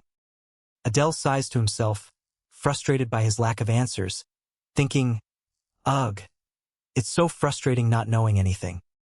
A bird chirps loudly from a nearby tree branch, drawing his attention. Noticing the bird's unusual red eyes, Adele observes it closely and thinks, interesting. The silence is broken as a nearby door creaks open. The door swings open, revealing the interior of the room. Entering the bedroom, the protagonist collapses onto the bed and immediately falls into a deep sleep. The protagonist remains soundly asleep, resting peacefully. A figure with glowing eyes stands over the sleeping person, watching them intently in the darkness. The observer stares down at the sleeping face, thinking, even his sleeping face looks dumb and irritating. Reflecting on their past conflict, the observer thinks, and he even insulted my family. Even if I was in the wrong, I won't be the one to apologize first. The observer recalls a memory of the sleeping person's power, thinking, but that presence he showed in class, seeing that made my heart throb as if it were being squeezed. The protagonist sits alone in the quiet of his room, troubled by a lingering sensation as he thinks, it felt like a pain I'd experienced before. Why is that? Suddenly, a low rumble echoes through the room, causing him to jolt in surprise as he stares ahead with a sharp, startled expression. Arson wakes up in a cold sweat, his mind racing with a familiar, gnawing dread as he thinks, damn it, is gluttony's rampage starting again? The physical toll of his condition intensifies, leaving him to struggle with the sensation that his very insides are drying up. Arson watches a red-haired male sleeping soundly nearby, his annoyance peaking as he thinks, I seriously want to punch him in the face. As morning light fills the room, Arson groggily realizes it is already time to start the day. He ponders the security of Saitan, wondering how a non-cadet lifeform could have possibly bypassed their strict defenses. Suspecting he is being watched, Arson moves to the window to investigate. He wonders if instructor is the one behind the surveillance, given the man's deep-seated wariness toward him. Arson performs a quick mana scan on a small bird perched on a branch outside, confirming it is a living creature rather than an illusion. He attempts to lure the bird closer, thinking, should I try taming it with food? His thoughts shift to his own hunger as he considers his next move, musing, come to think of it, Samuel's probably already off eating. Arson remains preoccupied by his hunger, wondering to himself, but where's the dining hall again? A teacher enters the classroom and greets the students, saying, good morning, everyone. Arson sighs internally, frustrated that his inability to locate the dining hall caused him to miss his morning meal. He settles into his seat, attempting to compose himself as the lesson begins. Despite his efforts to remain calm, he worries about his ability to concentrate, thinking, I'm worried if I'll be able to focus in class today. The teacher stands at the front of the room and asks, there's an important announcement to make. Is everyone here? Arson wonders what she could possibly be referring to. She continues with her announcement, stating, today during homeroom, we'll be selecting a class president. The sudden announcement of a class president selection catches the students off guard, leaving them whispering in confusion. A student raises their hand to interrupt the teacher, asking, "How will the class president be chosen?" The instructor dismisses the idea of a vote, declaring, "I was going to have you vote among the candidates, but I changed my mind. The class president I'm appointing is—" The classroom falls into a tense, expectant silence as everyone waits for the instructor to reveal her choice. The instructor proposes a new arrangement, stating, "Let us lead the class together from now on." A student stands up to evaluate the candidates, suggesting, "Well, I guess Fran is the most suitable. His intelligence is a bit lacking, but his charisma and buffing abilities are top-notch." Fran remains calm and offers a faint, composed smile as he is singled out by his classmates. A student impatiently urges the instructor, "Don't be shy, instructor. Go ahead and announce it." The instructor can only respond with a weary sigh. A sudden, shocked exclamation of "What?" erupts from the class. An unknown student with a distinctive lightning mark on their face smiles brightly at the news. The instructor names Pixie as the new class president. Pixie is left stunned, thinking to himself, "Naming a half-demon like me as class president. What on earth were they thinking?" The instructor directs Pixie, "Please do your best to lead the class." Pixie hesitantly accepts the new responsibility. The instructor explains, "I have to teach another class, so I'll just leave some announcements and go." He informs the students that the curriculum will now focus on practical training. The instructor adds, "Training will be done in teams of 3, so please form your teams by the end of the day." Pixie reflects on the mounting pressure, thinking midterms and training. Pixie contemplates the upcoming practical training at Saitan, thinking if it's practical training at Saitan, then most likely it'll involve killing humans because killing is essential in combat. As Smiles, a female student with horns reacts with frustration, exclaiming, "Gee." The narrator notes that she is putting Fran in his place. The instructor directs the class, also, "Class president, please submit your team list during final period. Then, everyone do your best in today's class." Arson remains composed, his expression unreadable as he considers the situation. A man with spiky hair and a cross tattoo enters the room, his heavy footsteps echoing as he approaches Arson. He calls out, "Instructor Idea." Arson looks up from his desk as the man arrives, calmly greeting him, "You're here, senior?" The senior acknowledges Arson's demeanor, remarking, "It's nice to see your serious face again, senior." The senior continues to speak, his expression intense and focused. The senior rests his hand on the hilt of his sheathed sword, signaling his readiness for conflict. The senior gestures emphatically while warning, "You can't possibly not know what that implies." He continues his explanation, noting it's only temporary, but it gives him command over Class A as a unit. His companion reacts with disbelief, exclaiming, "And you still went through with it? You're out of your mind." The spiky-haired man demands, "It's not too late, even now. Change the class president to someone else immediately. If you don't..." The woman maintains her composure, listening intently as the threat hangs in the air. They stand in the library, the tension between them palpable as they lock eyes. She firmly rejects his demand with a single word, "No." The man is left stunned by her refusal. The male instructor clutches his head in frustration, exclaiming, "This is driving me crazy." The female instructor remains composed, countering his frustration by stating, "Senior, I like that student. He's top tier in ability and not arrogant like the children of the Seven, and since he's backed by the Bear's family, his identity is guaranteed." The male instructor retorts, "Just because someone's identity is verified doesn't mean they're trustworthy. Nothing is more dangerous than a blind sword." Sighing with annoyance, the female instructor crosses her arms and rejects his interference, saying, "Ha! I'll handle my class myself, so please stay out of it, senior." The male instructor stands his ground, asserting his own judgment by declaring, "I may be a new instructor, but I'm confident in my eye for talent." Left alone in the hallway after the heated exchange, the male instructor vents his lingering anger, muttering, "Damn it." Reflecting on the encounter, he is consumed by regret and worry, thinking, I should have taken over that class no matter what. I shouldn't have left someone that dangerous to idea. The instructor remains troubled by his memories, thinking, more importantly, that half-demon who gave me an unforgettable.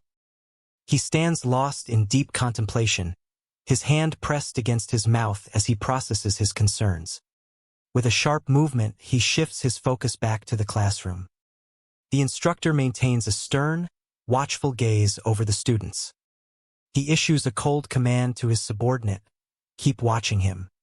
He reiterates the order with intense focus, warning, don't take your eyes off him for a second.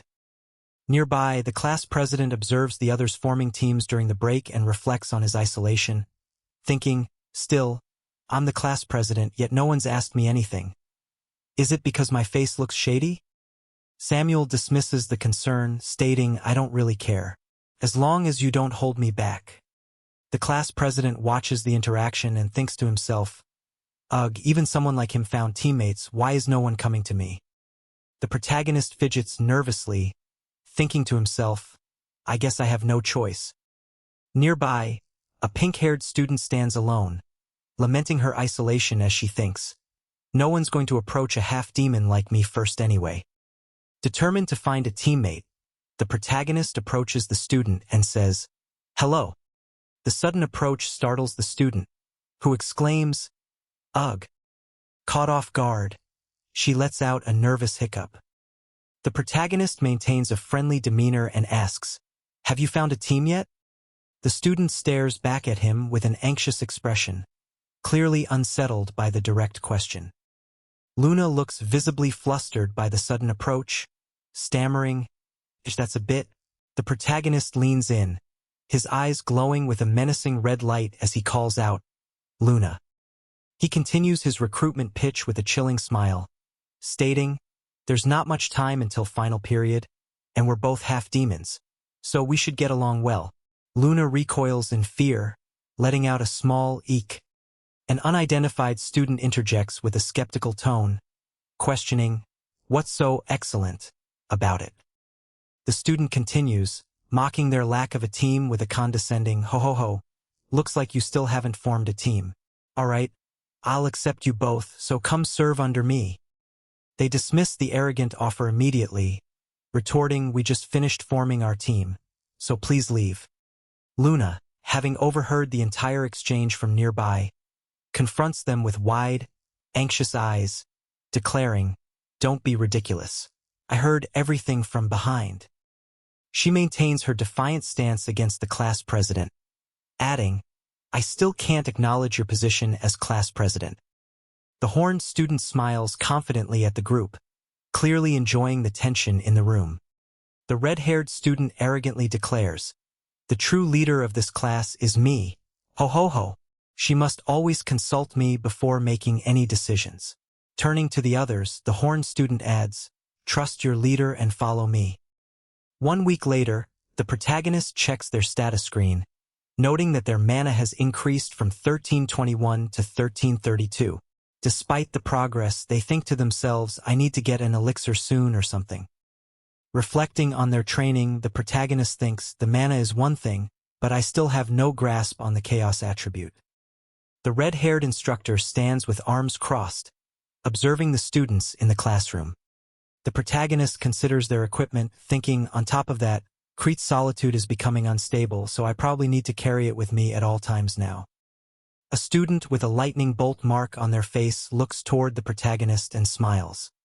A student watches the instructor, wondering to themselves, the instructor seems excited today. Did something good happen? The instructor announces to the class, now then, today's class will be a little special. We'll be leaving Saitan and going outside. The student with the lightning bolt mark on their face smiles as they listen to the announcement. The destination is revealed as the group is told. The location is called Orgon. Orgon is identified as the prison where humans who failed to return during the human demon were held. A student reacts to the news with concern, stating, they're taking us to a detention camp. A red-haired student listens intently to the revelation about their upcoming destination. The red-haired student muses aloud, "Wow, I wonder what it's like. Going outside even though it's not vacation? Sounds fun." Internally, however, he reflects on the grim reality, thinking, everyone's excited just because it's outdoors, but once they find out what Oregon is, they'll be shocked. The scene shifts to the imposing grounds of Oregon, where a special opportunity awaits discovery. An observer contemplates the potential reward, thinking, if I go this time, I might be the one to get it first. Arson contemplates the upcoming mission, anxious about the strength of the guards he must bypass. He wonders, but can I find it while avoiding so many eyes? The guard's strength won't be anything to scoff at. Fran notices his visible tension and pats his shoulder, asking, "Why do you look so stiff?" She continues, "It's your first outdoor training. Guess you're nervous." Fran teases him with a smile, saying, "Oh, so you do get nervous, huh? With your gloomy look, I thought you didn't. Don't worry and just follow me." Fran keeps her hand on his shoulder, offering silent reassurance to help him settle down. As the train rattles forward, Arson thinks to himself, "Thanks to Fran, I feel a little more at ease. No matter what happens, I'll get that opportunity." The train screeches to a halt at Oregon as the conductor announces, "Passengers, we have arrived at Oregon. Please disembark safely." The group arrives at the imposing gates of Oregon, a human prisoner camp. Arson observes the grim facility, thinking this is the human prisoner camp, Oregon. As the students take in the dark, misty environment, one student expresses his anxiety, thinking, "I have a bad feeling about this." Another student nervously asks his peers, "Are we really doing training here?" The instructor confirms their location, stating, "Yes, this is your training site, Oregon." She quickly adds to calm their nerves, "There aren't supposed to be any battles, so don't worry too much." A student confronts the stoic guards standing nearby, asking, "Are you from Saitan?" The instructor gestures for the group to follow her deeper into the facility, commanding, "All right, come this way." As they descend into a dungeon-like area, the students are startled by a prisoner's desperate pleas echoing from the shadows. Please save me.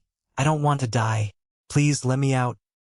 The students become increasingly uneasy, with one noting the strange smell and another remarking, "Feels like something's about to jump out." Arson observes their growing tension, thinking, "Looks like they're finally reacting." Observing the group's reaction to the dungeon, one student remarks, "He's a strange one, that's for sure." Arson activates his mana, causing a visible surge of energy to ripple through the air. The group reaches their destination as the instructor announces, "We've finally arrived at the training site." The students gaze into the grim prison cells, where a captive whispers, "Hell." The prisoners sit in the shadows, broken and bloodied behind the instructor explains the nature of the facility, stating, "As you can see, this is a prison for humans who attacked the demon realm. Every human here has murdered at least one demon-hardened criminal, and some were even pregnant women or children."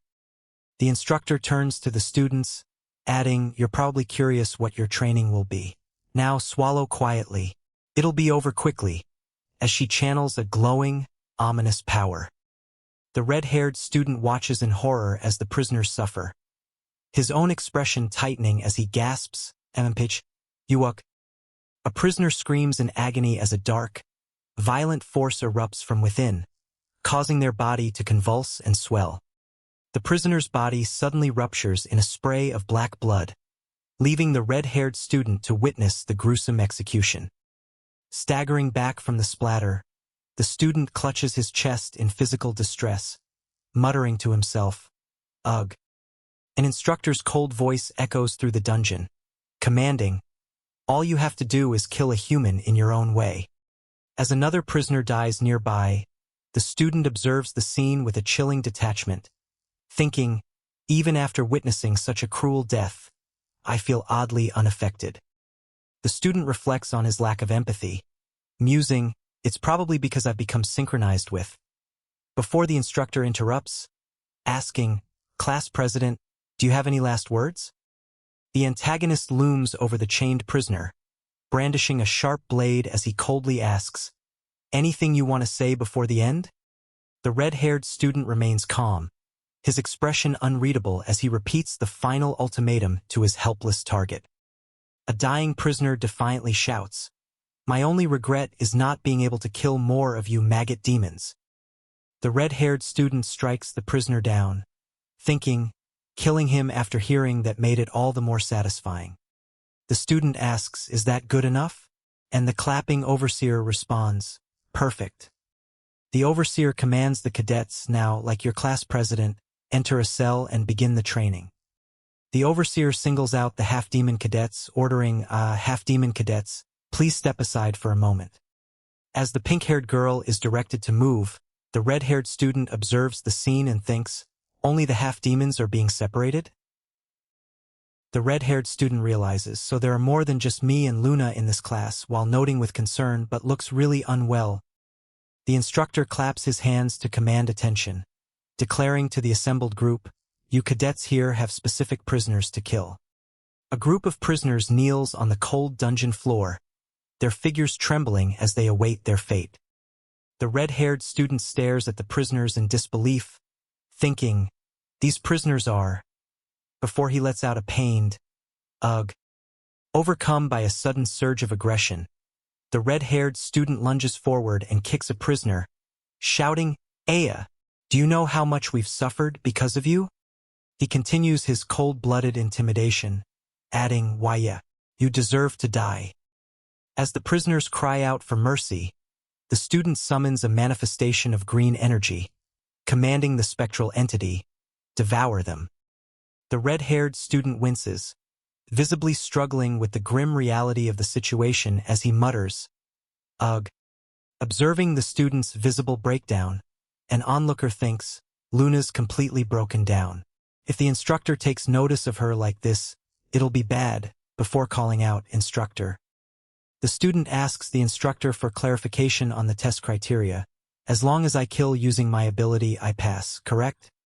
The instructor confirms, "Well, yes, technically," and the student acknowledges the order with a curt, "Understood."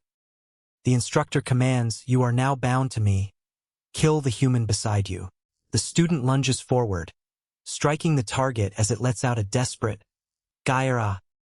After the strike, the student gasps in visible distress, "Gu."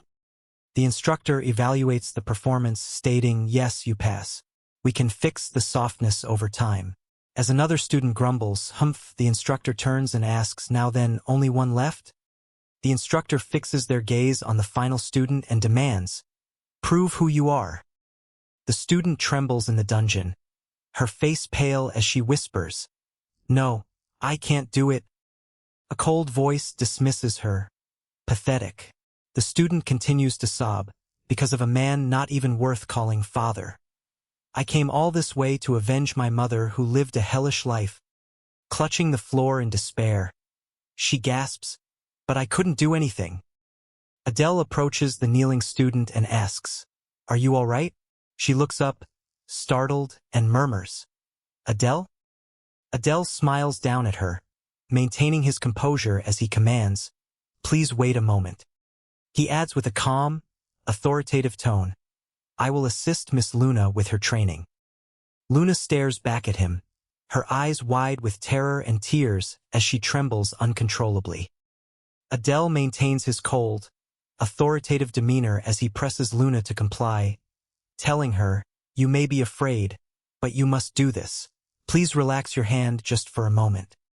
He forces Luna to interact with a bound, marked figure, assuring her with a chilling calm, "If you keep moving forward like this, you'll be fine." Luna remains visibly distressed and terrified as she is compelled to follow his command. Luna trembles in silence, tears streaming down her face as she remains overwhelmed by distress. An unknown individual gently pats Luna on the head, offering a gesture that feels both comforting and controlling. It confronts the decision, demanding, "I don't understand what you were thinking, class. You're not expecting her to pass after that, right?"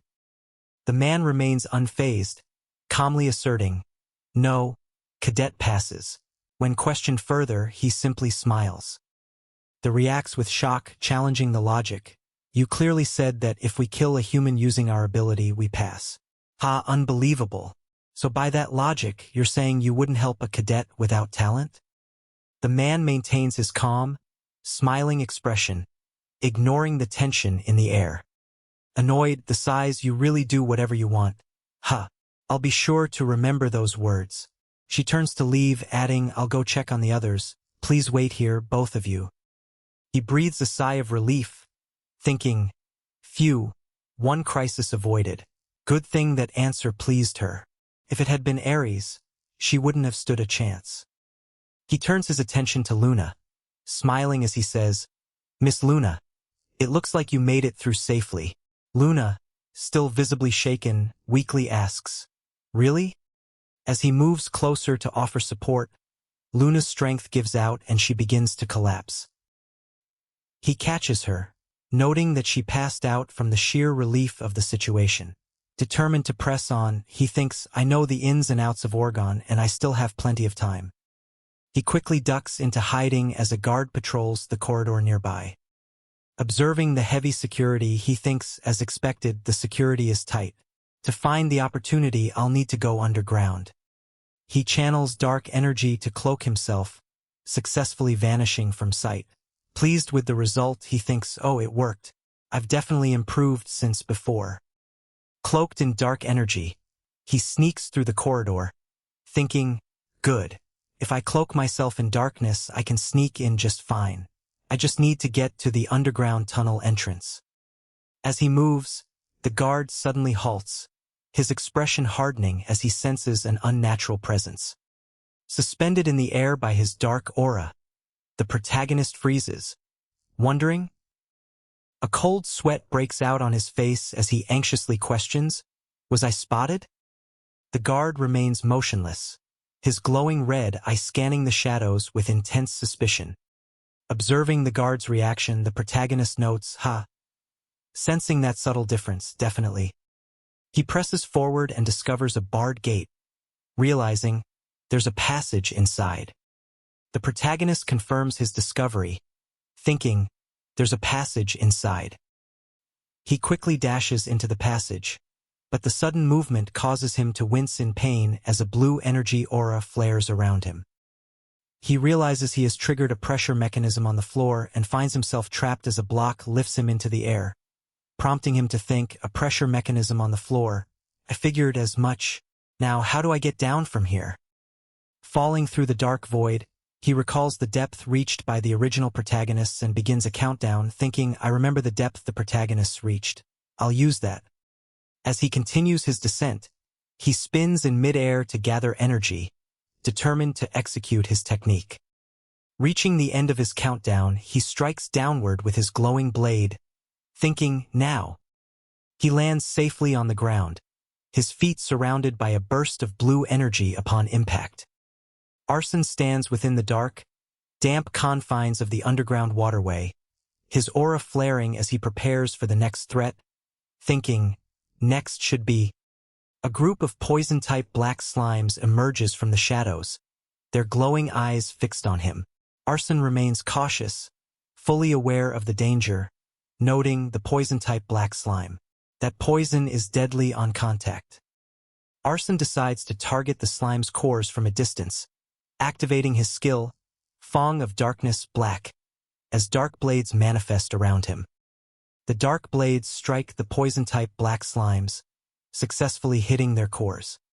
With the immediate threat neutralized, Arson stands at the edge of the underground water, preparing to dive in.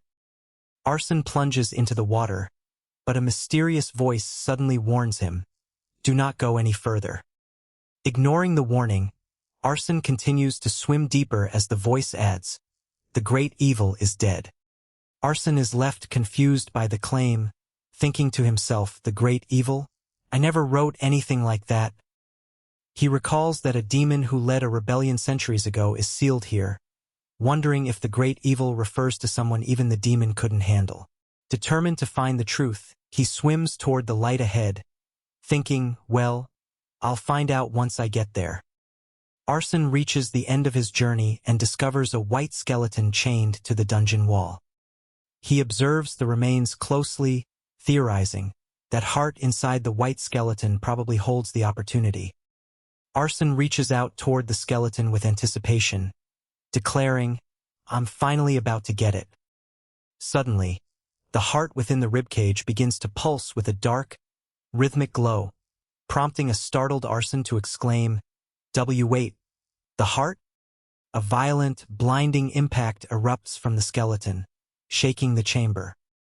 The force of the shockwave continues to reverberate through the air. The skeleton suddenly moves, forcing a shocked Arson to recoil in defense. The story continues in Chapter 27 of The Eye of the Demon. Arson stares in disbelief at the active skeleton, thinking, "I can't believe something this absurd is happening." He notices a glowing symbol behind the skeleton and realizes, and that symbol is the same as the tattoo of the Asen family on my neck, so the traitor of the demon was connected to the Asen family. The skeleton turns its attention to him, commanding, "Child of Asen, listen carefully to my voice." The skeleton continues its telepathic message, stating, "If you can hear my thoughts, it must mean you bear the same burden as me." As the skeleton rattles, it issues a stern warning. Do not be consumed by chaos. The skeleton further explains the nature of the threat, adding, "Chaos is a force that distorts the world's order." The skeleton issues a final, chilling warning to Arson. If you lose yourself in it and focus only on its meaning, you will meet the same end as me. Arson stares back in stunned silence. With a sharp rattling sound, the skeleton's heart breaks free and falls to the ground. The heart settles on the floor, returning to its original, lifeless state. Arson reaches out and places his hand upon the dark, inert object. As he touches it, a red aura flares around him. He senses a malevolent presence, thinking, "I can feel it," a will that endlessly craves and seeks destruction. Arson tightens his grip, and with a sudden burst of red energy, he crushes the object until it crumbles into dust. Following the destruction of the object, a status window manifests before him. It displays his race as half-demon, his disposition as chaos, his talent as position eye, and his traits including curiosity, immersion, killing, darkness, mana, eyes of arrogance, and psychokinesis. Arson resolves to verify his newfound capabilities, declaring, "Let's test it out."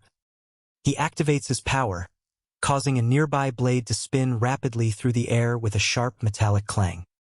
Arson studies the blade floating before him, contemplating his progress as he thinks, maybe it's due to low proficiency. He remains satisfied with his findings, noting, "Still, I found a clue about the chaos attribute here along with psychokinesis. It's an unexpected, huge gain." Determined to avoid detection, Arson decides to leave the area, thinking, "It doesn't look like there's anything else around to gain. Let's get back before anyone notices I'm gone."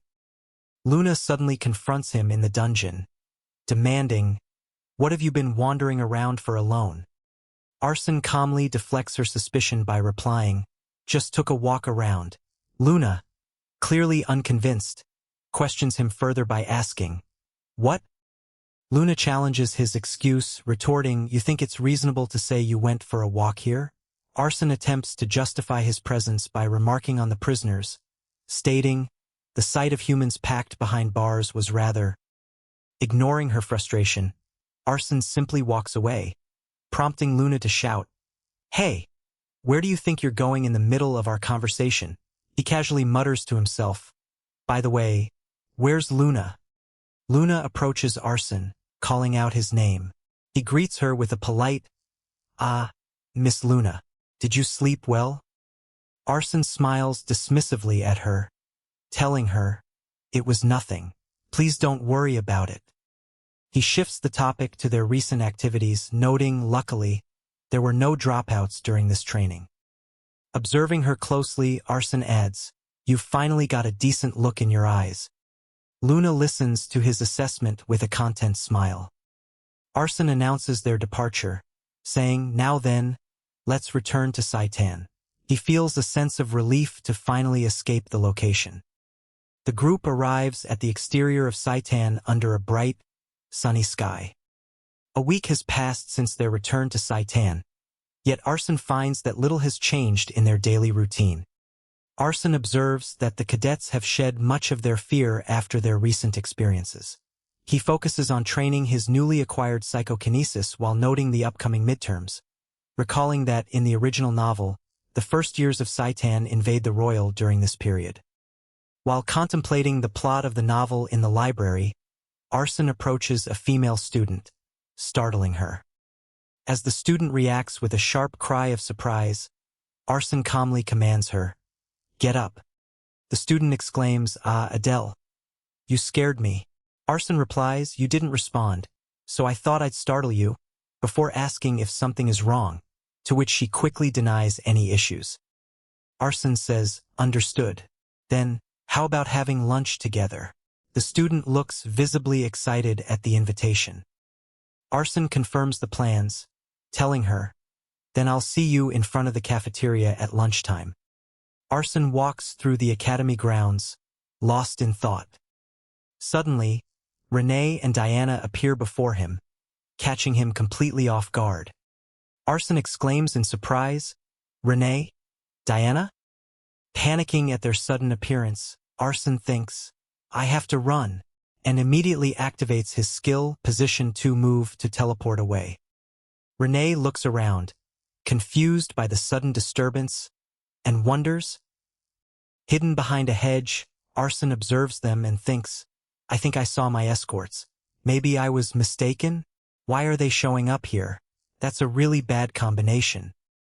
He remains troubled, recalling past events as he thinks, "I heard some things at Oregon too," but overwhelmed by the sudden appearance of his pursuers, Arson thinks to himself, "I'm definitely dead." As he flees through the garden, a haunting memory flashes before his eyes of the time he killed the demon. Driven by the urgency of his situation, he thinks, "I need to get out of here fast. I think I saw something too." Arson walks through the corridor, breathing a sigh of relief after his recent escape. He thinks to himself, "Phew, that was close. I really need to be careful." Looking out at the garden, Arson considers changing his training routine, wondering, maybe I'll train here instead of that stuffy room? Suddenly, a sharp cry echoes through the air, startling him. He reacts with shock, gasping, "Kaya!" Recognizing the sound, Arson immediately rushes toward the source of the noise, thinking, "Wait, that voice?" Arson arrives at the scene to find a girl being forcibly grabbed by an assailant. The victim cries out in distress, "Please, stop this." Arson recognizes the girl being held and calls out in surprise, "Luna?" The title of the series, The Eye of the Demon, is displayed. Arson stands his ground in the garden, locking eyes with the aggressor while the other students watch the tense standoff in silence.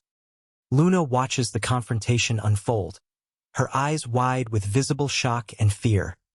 The aggressor, surrounded by a menacing red aura, glares at Arson and demands, "What are you doing to your classmate? Stop it and go back to class."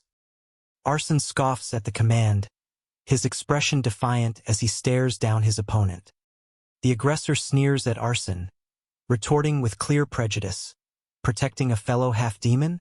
Disgusting." The aggressor continues his mockery, poking Arson in the chest as he asks, "How can a half-demon even be class president?" Arson abruptly unleashes a surge of dark energy to restrain the aggressor by the throat, declaring, "Even you can't handle all three of us at once." The aggressor can only choke out a pained, "Kook." Arson continues to exert his dark energy, choking the aggressor until the man can only gasp out, "Kook." Arson remains calm, his expression cold as he dismisses the entire confrontation with a single thought, "Truly ridiculous." The aggressor struggles helplessly against the dark energy, managing only a pained, "Irk," as Arson maintains his iron grip.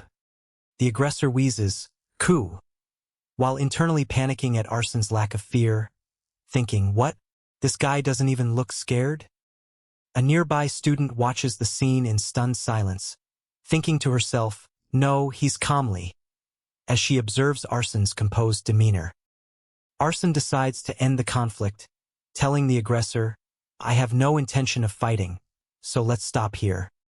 Arsen looms over the group, warning the aggressor, "It would be best if you said nothing more."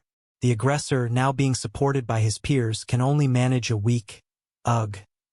In response, Arsen observes the student with a calm demeanor that strikes him as unusual. He thinks to himself, "An unstudent-like calmness. Besides, there's another rough gem here. I should look into that guy." The female student approaches Arsen, her footsteps echoing as she moves toward him. The female student expresses her gratitude, saying, "Yeah, I'm not hurt. Thank you for helping me." Arsen responds with a polite, "That's good to hear." Arsen suggests that they head back inside, telling her, "Class will start soon, so let's head back in." As they prepare for the upcoming lesson, a student voices their excitement, remarking, "They'll be teaching real magic now. How exciting." The teacher begins the class by announcing, "Today we'll cover magic used in real situations. We'll be learning stealth and silence." As the class focuses on the new techniques, a student comments, "Ooh, we're finally learning Adele's specialty." The teacher emphasizes the gravity of their training, adding, "For you, assassination isn't an option, it's a necessity." The teacher dismisses the student's confidence, declaring, "Because none of you could kill a human hero in direct combat." One student reacts with an annoyed humph. The teacher prepares to show the class the practical application of their training, stating, "First, I'll demonstrate stealth," as a shimmering aura of mana begins to envelop him. The teacher stands before the class, his body wreathed in a shimmering aura of mana as he instructs, "Slowly heat up the tattoo. Feel the circulating mana fully and slowly release it." Samuel smiles as he elaborates on the technique, telling his classmates, "Even if the mana is impure, spread it lightly across your whole body. If you can't wrap your whole body, stealth art will fail." As the students begin to focus their energy, glowing mana particles manifest throughout the classroom. Samuel observes the room with a calm expression, while a nearby student breaks into a cold sweat, struggling to maintain the mana flow. The teacher gestures for the class to focus, commanding, "All right, everyone close your eyes. Because controlling mana precisely is difficult, try it slowly and step by step." The students are reminded of a key mechanic. Even when successfully stealthed, one can still perceive their own body. The students sit with their eyes closed, each successfully surrounding themselves with a visible aura of mana as they practice the stealth art. Samuel stands out among the students, his figure already beginning to blur as he successfully channels a green mana aura for stealth. The instructor adjusts his glasses, noting that while such progress usually takes a week, he considers the two students to be geniuses. He suddenly recalls another talented cadet, thinking, "Wait, wasn't there one more cadet as talented as those two? One with the chaos attribute that instructor is so wary of." The instructor calls out, "Pixie," but finds the student's desk completely empty. Shocked by the sudden disappearance, the instructor thinks, "No way, he was just sitting there a moment ago. I can't believe he completely deceived my eyes." Pixie remains calm, his body shrouded in a shimmering aura as he maintains his perfect stealth. While still under the effect of his stealth ability, Pixie walks calmly across the classroom floor.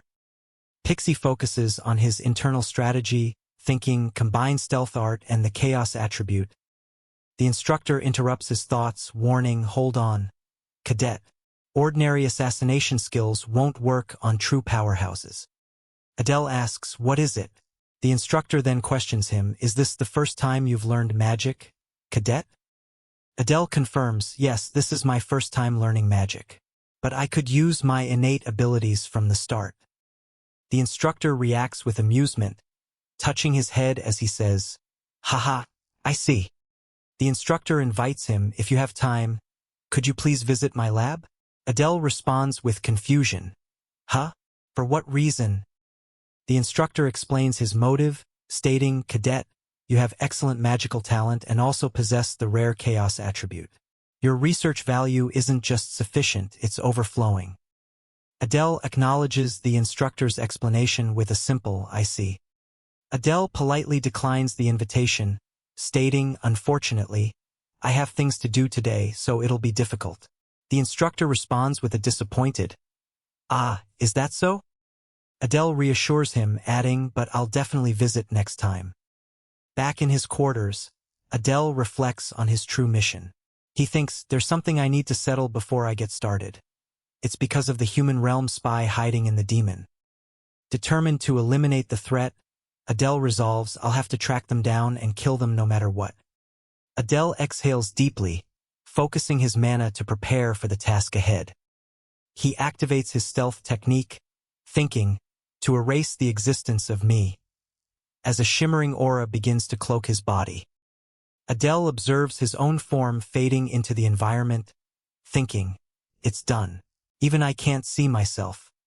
Suddenly, he catches a strange sensation and reacts with a sharp, as he remains cloaked in his stealth. Arson struggles with a sudden, intense surge of energy, gasping in pain. Disoriented by the strange sensation, he wonders, ugh, am I even breathing right now? My body feels strange. He decides he must act, thinking, first, release it. Driven by an urgent need to control the volatile power, he strains to force it out, muttering, churry. With a burst of energy, he finally releases the overwhelming pressure, questioning the sudden effect. The immediate aftermath leaves him reeling, and he collapses to the floor with a pained, ugh. As his senses slowly stabilize, he reflects on the ordeal, thinking, time, senses, everything was blurry. Felt absolutely terrible. He realizes the danger of the technique, noting, if my mana hadn't been drained, I might have lost myself. Despite the toll, he acknowledges its potential, concluding, still, if used just once, it could be a secret weapon. He reflects on his new ability, thinking, a new technique combining chaos attribute and stealth. From now on, I'll call this technique absolute. Suddenly, he is caught off guard and recoils with a sharp, as an unseen force impacts him. He is kicked by an unseen attacker and sent sprawling to the ground. As he looks up, he recognizes the person standing over him, thinking, Samuel? Samuel speaks to him urgently, but he is left confused, wondering, what is he saying? Is he telling me to move? He attempts to speak back, but upon hearing nothing, he realizes with shock, I can't hear my voice either. He touches his throat in disbelief, contemplating his condition. Did I lose my hearing? Rainwater clings to the leaves in the quiet forest, marking a moment of stillness. Above the canopy, the sky remains clear, contrasting with the tension below. Arson attempts to activate his stealth ability, but as the energy aura manifests around him, he gasps in physical distress. A dash. Fumbling blindly through the trees, he realizes the terrifying cost of his power, thinking, instead, I can't see. He reflects on the week of grueling tests, noting, after testing repeatedly for a week, I've lost hearing, taste, touch, even sight. They did return after 2 hours, at least temporarily. Crouching in frustration, he analyzes the severe limitations of his technique, thinking, but I can't predict which senses will be affected, and absolute only lasts 3 seconds. Determined to mitigate the danger, he decides to seal the ability, thinking, maybe it's completely useless. The risk is too great, I'll seal it for now. Only use it if I'm absolutely sure I'll kill the enemy. He reflects on his failed experiments, thinking, I tried combining chaos with other traits, but no success, so it's better to focus on improving swordsmanship or increasing mana. Lying in the grass, he resigns himself to the wait, thinking, looks like I'm stuck here for 2 hours. At least I came out early. Shouldn't be late for class. He arrives at the school training grounds, where the sound of heavy footsteps echoes as he joins the other students. Panting from the exertion of the endless drills, he grows frustrated, thinking we just run all class. When are they going to teach swordsmanship? The instructor commands the exhausted students. All right, stop physical training and gather up. A student relays the order to the group, shouting, "Stop." It's the instructor's order. As the students fall silent, the instructor clears his throat and prepares to speak, announcing, "Ahem. From now." The instructor stands before the students with his arms crossed, his authoritative presence drawing their full attention as he prepares to deliver his next set of instructions. The protagonist watches the instructor with growing excitement, thinking to himself, "Finally, we get to properly learn swordsmanship." The scene shifts to the training hall, where the atmosphere grows tense as a new lesson begins. The instructor stands ready with his sword, declaring to the protagonist, "First, let me show you a demonstration." As the protagonist approaches, the instructor tests his capabilities by asking, "Can you channel mana into your sword?" The protagonist simply replies, "Yes." The instructor challenges him, stating, "Then use mana and come at me." The instructor won't use mana. The protagonist thinks to himself, "What is this? Some kind of humiliation?" The instructor looks on with a serious expression, confirming the terms of their spar with a curt, "Correct." The protagonist accepts the challenge, responding, "Understood." He quickly analyzes the situation, thinking he wants mana in the sword, so no traits. The protagonist channels mana into his blade, his form glowing as he lunges forward to initiate the spar. He unleashes a rapid series of slashes, the mana-infused blade creating bright trails through the air as the instructor deftly maneuvers to evade. The instructor catches the protagonist's strike, their blades locking together with a shower of sparks. With a swift, powerful swing, the instructor forces the protagonist to retreat and dodge to avoid a direct hit. The protagonist lands on his feet, momentarily pausing the engagement to regroup. Observing the instructor's flawless defense, he thinks, as expected, no openings. By human world standards, he's probably a high-level expert. He reflects on the disparity between worlds, thinking, in the demon, sword skill and mana capacity matter more. Titles like sword or expert don't mean much here. The protagonist focuses on his weapon, thinking, just being able to infuse mana into a weapon isn't easy. I don't like being underestimated. Then, he launches himself into a sudden, high-speed leaping attack toward the instructor. The instructor remains calm, pinpointing his target as he remarks, "Right carotid artery." The instructor strikes with his knife, forcing the protagonist to raise his own blade to block the incoming blow. With a swift motion, the protagonist successfully parries the instructor's strike, deflecting the blade away. Despite the successful defense, the protagonist remains dissatisfied with his performance, thinking, "It's still not perfect." The instructor immediately capitalizes on the opening, landing a direct strike against the protagonist. The instructor's strike lands with overwhelming force, sending the protagonist reeling backward from the impact. Coughing in pain, the protagonist collapses onto the cracked ground, struggling to catch his breath. The instructor looms over the fallen protagonist, his eyes glowing with a menacing intensity as he prepares to continue the assault. The instructor swings his massive sword downward, shattering the ground where the protagonist lies. An intense, dark aura erupts from the instructor, filling the training ground with suffocating pressure. The instructor's blade impacts the earth, generating a violent shockwave that sends debris flying toward the protagonist. Reacting instantly, the protagonist channels his energy, using telekinesis to deflect the instructor's sword and neutralize the attack. The protagonist exhales in relief, thinking, "Good thing I pushed the sword aside with telekinesis." The instructor remains silent, his massive blade beginning to glow with an ominous energy as he prepares his next strike. Following a sharp combat exchange, the red-haired instructor confronts the muscular class, demanding, "Were you trying to kill me?" The instructor orders the to return to his seat, then asks, "Since you fought him yourself, class, what did you feel?" The replies, "It was the way the weak fight," prompting the instructor to ask for clarification.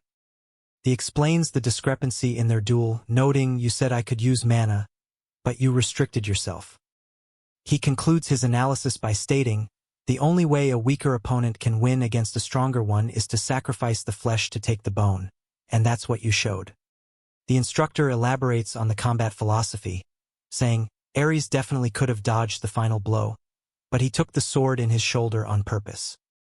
He imparts a final lesson to the warning the human world is full of powerful enemies. The instructor commands his students, expose your weakness boldly and strike when they least expect it. He dismisses traditional methods, declaring noble swordsmanship, that has no place in my class. I'll only teach you swordsmanship that helps you win. Let's call this a weapon technique class instead. Reflecting on the recent events, the protagonist realizes the upcoming midterms. There was a reason the royal instructors responded so fast. He deduces the presence of a traitor, thinking, a spy from the human world must have already leaked both this incident and the exam content. Even in the novel, only the Saitan cadets suffered. He contrasts this with his knowledge of the original story, noting while the royal cadets were totally fine. Realizing the precariousness of his position, he thinks, Ares probably suspects that I'm the spy. I have to find the real spy before he does. Putting his thoughts aside for the moment, he instructs the class, return to your groups for now. Ares confronts the red-haired male, asking, why aren't you heading back? Still upset about earlier? The student simply replies, of course not. Ares dismisses him with a firm, please go back now. As he walks away, the student thinks to himself, Ares. Watching depart, the student remains fixated on him, his thoughts heavy with contemplation. The student realizes the limits of his current situation, thinking, Ares won't help me. Despite the lack of support, he hardens his resolve, thinking, but I can't give up on being ruthless. His eyes glow with a menacing intensity as he decides, if keeps crossing the line like he did yesterday, then whatever I do next, he'll have to live with it. Nearby, a pink-haired student witnesses the sudden shift in his demeanor and looks on in visible shock. The red-haired male wonders how the pink-haired girl appeared before him so suddenly. She asks him, we were supposed to have lunch yesterday, so I was wondering if you're free today. He readily agrees, telling her, right. Sure, let's go together today. She confirms with a simple, okay, as they prepare to eat. The girl playfully warns him, if we waste food, the god of gluttony might punish us. He smiles and replies, then we'll make sure to eat it all. 3 other students walk into the dining hall, interrupting the quiet meal. One of the newcomers pauses in surprise upon spotting the pair at the table. The red-haired male notices the student and raises his hand in a friendly greeting. Despite his outward confidence, he reflects internally, I'm weak, and I've got average physical ability. The red-haired male smiles warmly at his companion. The pink-haired girl waves her hands dismissively, telling him, but they didn't physically hurt me or anything, just cursed at me or took a few silver coins in passing. The red-haired male expresses his annoyance at some punks, telling his pink-haired companion, you should stay near me from now on. The pink-haired female refuses his offer, insisting, no, that's not necessary. I just have to prove it, that I'm different from the demon traders. The red-haired male remains firm, replying, in that case, it's even more reason to stay by my side. A brief moment of silence passes between them.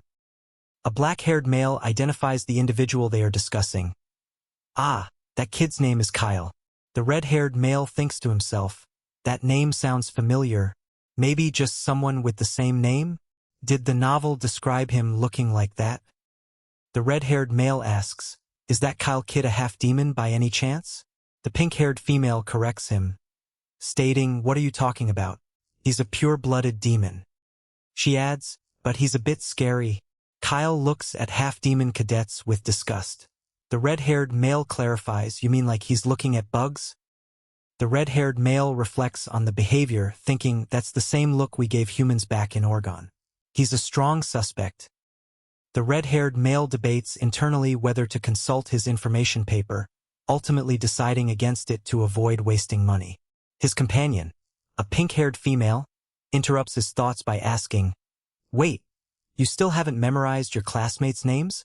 I have tons of info on the spy, after all." Three students sit together at a long dining table, quietly eating their meal. A newcomer suddenly approaches the table from behind one of the seated students and greets them, saying, "Hello there." Startled by the unexpected arrival, one of the students abruptly stands up from his seat, exclaiming, "What the dash?" The newcomer smiles and continues, "There's a certain girl in the first year of the Royal." He adds, "They say she's a half-demon, and her only family is her older brother. That girl's name is—" The newcomer leans in and asks, "Was it Ray? Maybe?" The student with the spider tattoo on his cheek stares intensely, his expression hardening as he hears the name. "Was it Ray? Maybe?" Another student abruptly grabs Jarian by the tie, his face twisted in annoyance as he snaps, "Jarian, beat it, will you?" A student at the dining table confirms the identity, stating, "So that is the right name."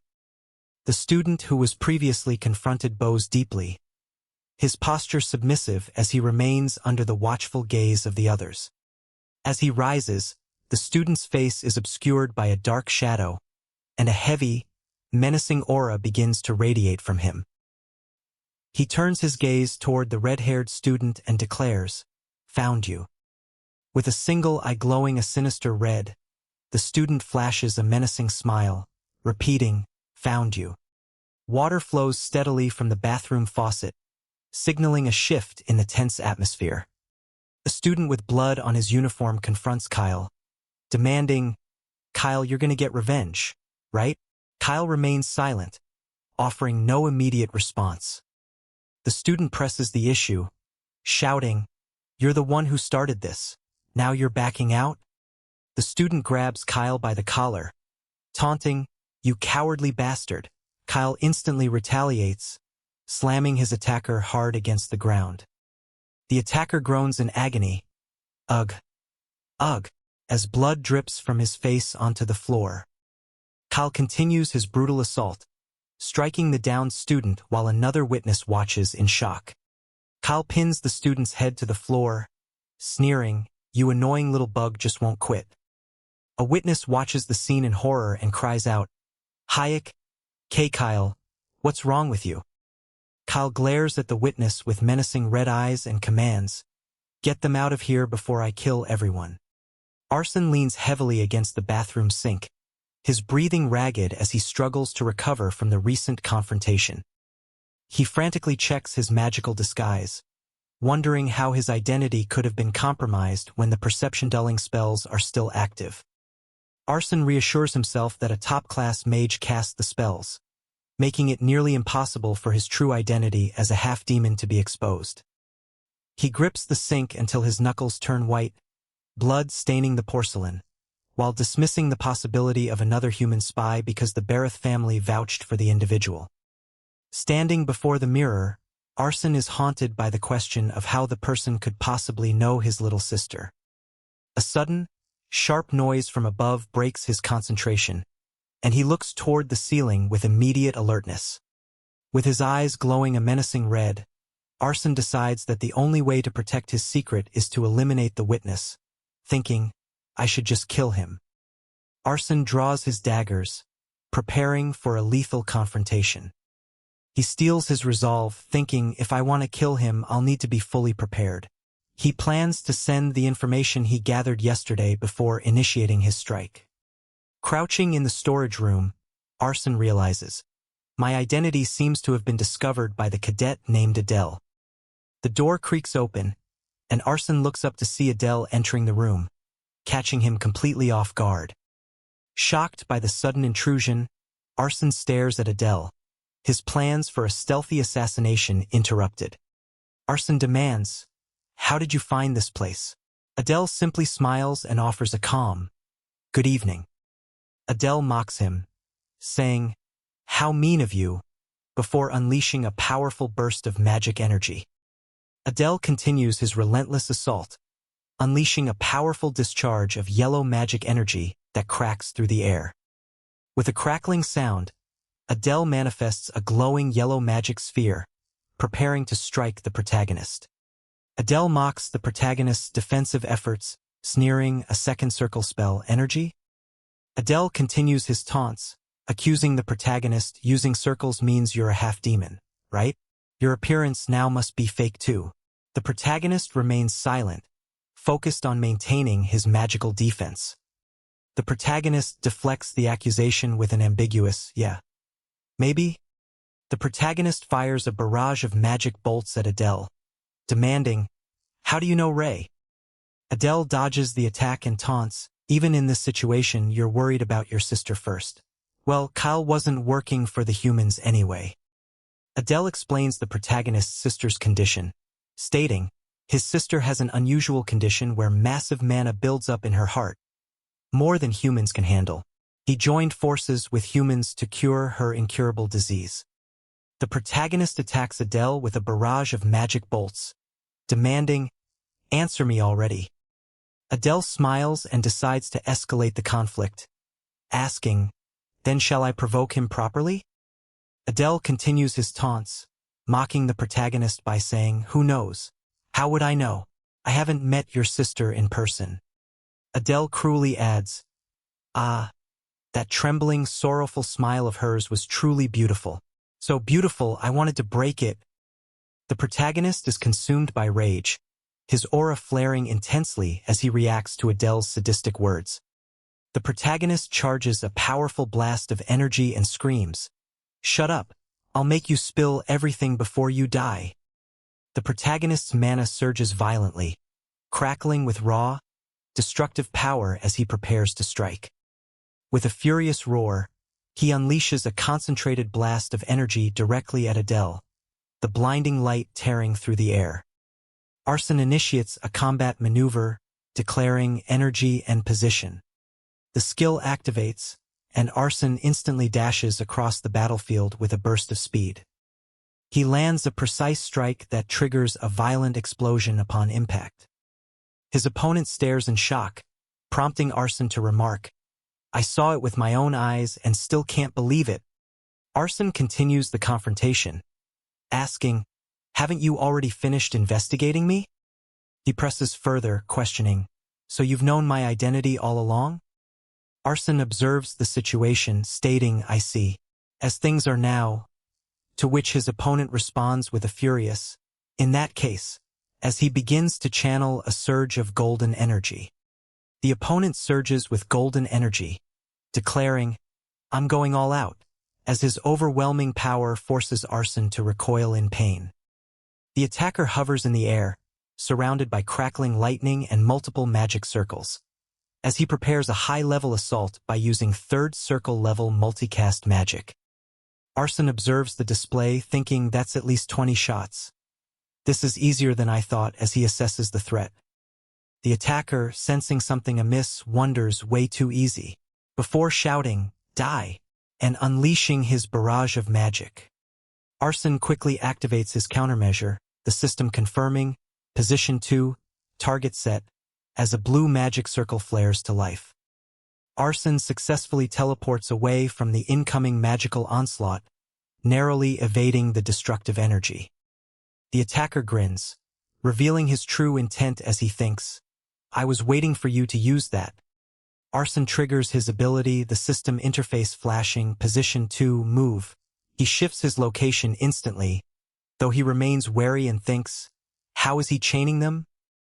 The red-haired assailant seizes the opening, unleashing a violent surge of dark energy that engulfs the area. With a mocking smile, the attacker looms over the struggling protagonist and says, "Take a short nap." The dark energy strikes true, and with a heavy thud, the protagonist collapses to the ground, completely incapacitated. Night falls over the academy, casting the building in a cold, ominous shadow. Standing over his fallen opponent, the red-haired student taunts, "You really prepared a lot just to kill me." He contemplates finishing the job, thinking, should I just kill him? However, he quickly dismisses the idea, realizing, no, I need to get the info Kyle has. The red-haired student pauses, thinking if I kill him, I'll end up making Ray my enemy. Even if I can handle Kyle, Ray is another story. He reflects on Ray's current status, noting that she likely became a dragon contractor and cured her illness with the protagonist's help. Having obtained a dragon's heart, she has gained control over massive mana and is growing into a powerful mage, just like the heroine of the story. He remains wary of her potential for retribution, thinking, if that Ray uses all her power to avenge her brother, even I wouldn't come out unscathed. Staring at the transmitter on the floor, he realizes the device only sends information. He concludes, without updates, Kyle probably still thinks Ray is suffering in pain. He decides he cannot let the captive go, thinking, but that doesn't mean I can let him go. If only there were a way to tame this guy. As the captive struggles with a pained groan, the red-haired student notices a reaction and smirks, realizing, I see. So there is a way after all. The captive reacts intensely to the sudden shift in the situation. The captive suddenly gasps in shock, his eyes widening as he snaps back to reality. A smiling man in a suit stands over a captive, taunting him with a simple question. You're awake? The captive gasps in shock, his eyes widening as he snaps back to reality. The captive demands to know what the man is scheming, but the man calmly deflects the accusation, responding, scheming? I don't follow. The man admits, I did wait, that's true. He then reveals a small box containing a glowing creature, adding, but I didn't expect you to think I did nothing in that time. The captive asks in disbelief, you can control parasitic poison too? The man simply confirms, that's right. The man explains the nature of the parasite, stating this parasite is called twin. Even minor stimulation can kill the host. It only works properly when it's inside two people. The captive recoils in horror, shouting, Twin? What the hell did you do to me? Realizing the implication of the parasite's nature, the captive stammers, wait, two people. Don't tell me. While thinking to himself, yes, it's just what you're thinking. The man calmly reveals the other half is inside Ray. As the captive cries out in shock, the man muses internally, her body was quite fascinating. The man offers a reassuring smile, telling the captive, it's not something that can't be treated. The narrator explains the danger, noting, the family's parasite devours its host's mana. The narration continues, Ray's heart can't handle the overflowing mana, but the parasite consumes it. The captive thinks to himself, knowing this much about Ray, there's no way he won't give in. Observing the man holding the box, the captive thinks, and this guy's even playing along with my act. What a helpful guy. The captive realizes the truth about the parasite, thinking, so that's it. The parasite is actually helping my sister. Confronting the man standing over him, the captive demands, what do you want? You wouldn't say all this without killing us unless you clearly want something from me. The man looms over him, shrouded in a dark red aura, and confirms, that's right. But before that, the man continues his intimidation, snarling, I really don't like your attitude. Don't forget. Your life and your sister's. He finishes the threat with a sinister smile, adding, are in my hands. The captive remains silent, paralyzed by the overwhelming pressure. Defeated and cornered, the captive finally relents, whispering, fine. The man nods in satisfaction, saying, good. The man issues his final command, ordering, send false information to the royal using that device. The seated figure questions the proposed plan, asking, and you plan to attack a different year instead, huh? I can't accept that. The standing man dismisses the concern, replying, I know what you're worried about. The man continues his pressure, stating, of course you're worried. Ray is at the royal. The captive gasps in shock at the mention of his associate.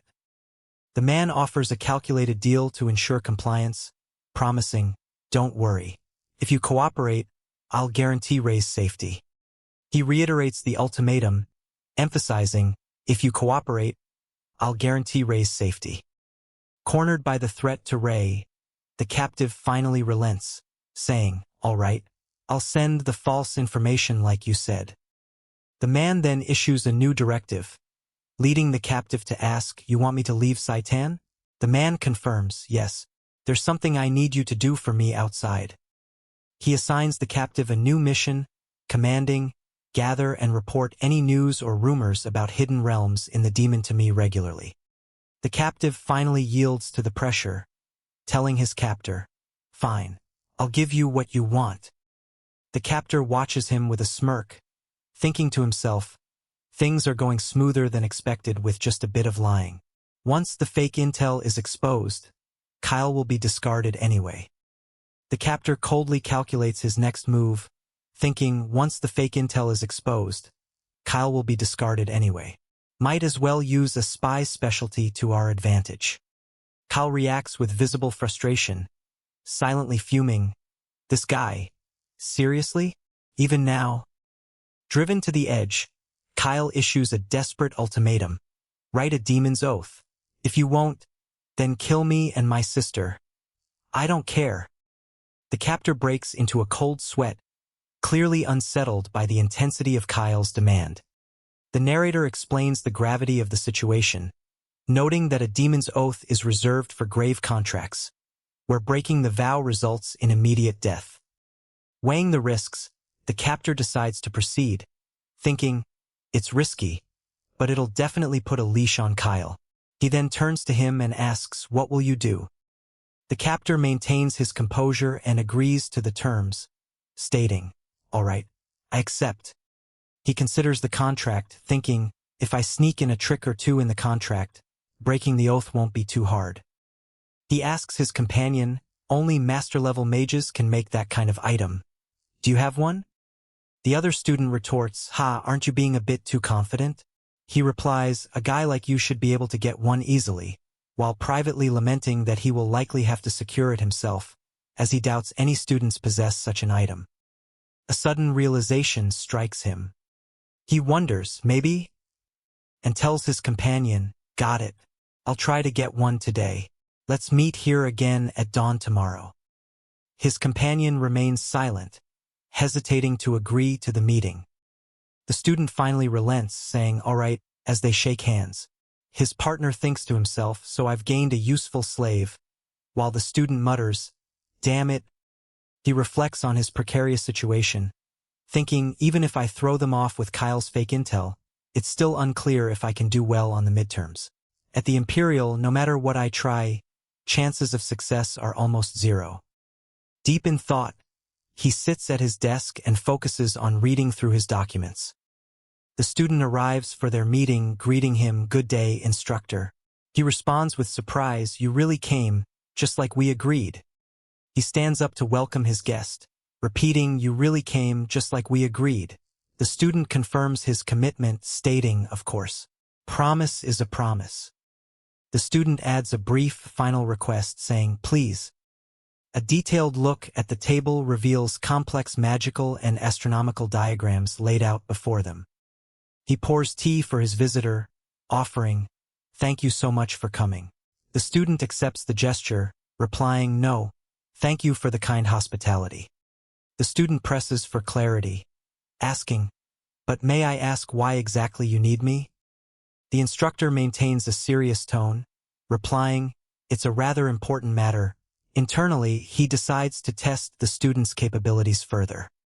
The student voices a concern, "If you're worried I might leak it." The instructor quickly reassures him, "No, it's not that. It's just not something that can be easily shared." Adele offers a drastic measure to prove his sincerity, stating, "Then, if you wish, I could sign a demon's oath for you." The man in the trench coat agrees, "Oh, if you do that, of course I can tell you." Adele thinks to himself, "So you do have one." With a sudden burst of red energy, the man summons a magical document to formalize their agreement.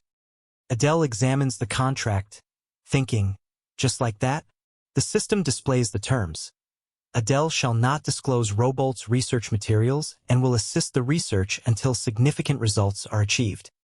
Adele reviews the contract terms, which state he must not disclose Robolt's research materials and must assist with the research until significant results are achieved, with a specified payment to be provided in return. Unsatisfied with the initial offer, Adele looks up and tells his counterpart, let's revise the terms a little. The negotiator presses for a decision, asking, fair enough. Then what compensation do you want? Arson calmly lists his demands, stating, I'd like the Demon's Oath contract and some mana potions. 3 bottles of high-grade mana potions should be enough. His counterpart remains silent as he reviews the terms. Adele asks for confirmation. I just write my name here? The other man briefly answers, yes. Adele smiles and voices his curiosity. Still, I'm curious why you chose me specifically. There must be more talented cadets than me. The man explains his selection process. Actually, I asked several second and third-year students for help, but most of them weren't helpful to my research. He continues his account, so I even approached Samuel from the first years. He finishes the story, but he bluntly refused, saying it was annoying. Adele hands over the signed document, adding, here you go. I'm getting used to using an alias without arson in it. The document suddenly bursts into red flames, leaving the man visibly shocked. The man declares it's done. Let's begin right away. He reaches for a specific book on the shelf and pulls it, triggering a hidden mechanism. A secret passage opens up, catching the other man by surprise. The visitor asks in disbelief to think such a place exists in Saitan. Do the principal and other instructors know about this? The man simply replies, come in. He gestures to the room, stating, this is it. The visitor thinks to himself, a secret lab underground. The man presents a volume on a stand, saying, and this is the book I've been researching. The visitor repeats, this book? The man confirms the nature of the object, stating, yes, it's believed to be an ancient item. The visitor silently wonders, an ancient book? The visitor examines the artifact closely, thinking to himself, it does look like an old manuscript. The man points out the peculiar state of the volume, explaining this is, yes, as you can see, most of it is blank, but there's writing on the last page. The visitor asks, I see. Where did you get this book? The man replies, I found it by chance in an abandoned house. The visitor questions the location, asking, an abandoned house? The man clarifies, I had business in the western desert, and it was just sitting there in the middle of the sand. The visitor expresses doubt, noting, an abandoned house in the desert? The man suggests, judging by the large oasis nearby, there must have been a village there once. The visitor asks, the book and the ruins, the village just vanished? The man gestures with his hands, concluding, that's the only conclusion I can come to right now. The man expresses fascination at the discovery, eagerly asking, can I see the sentence written on the last page?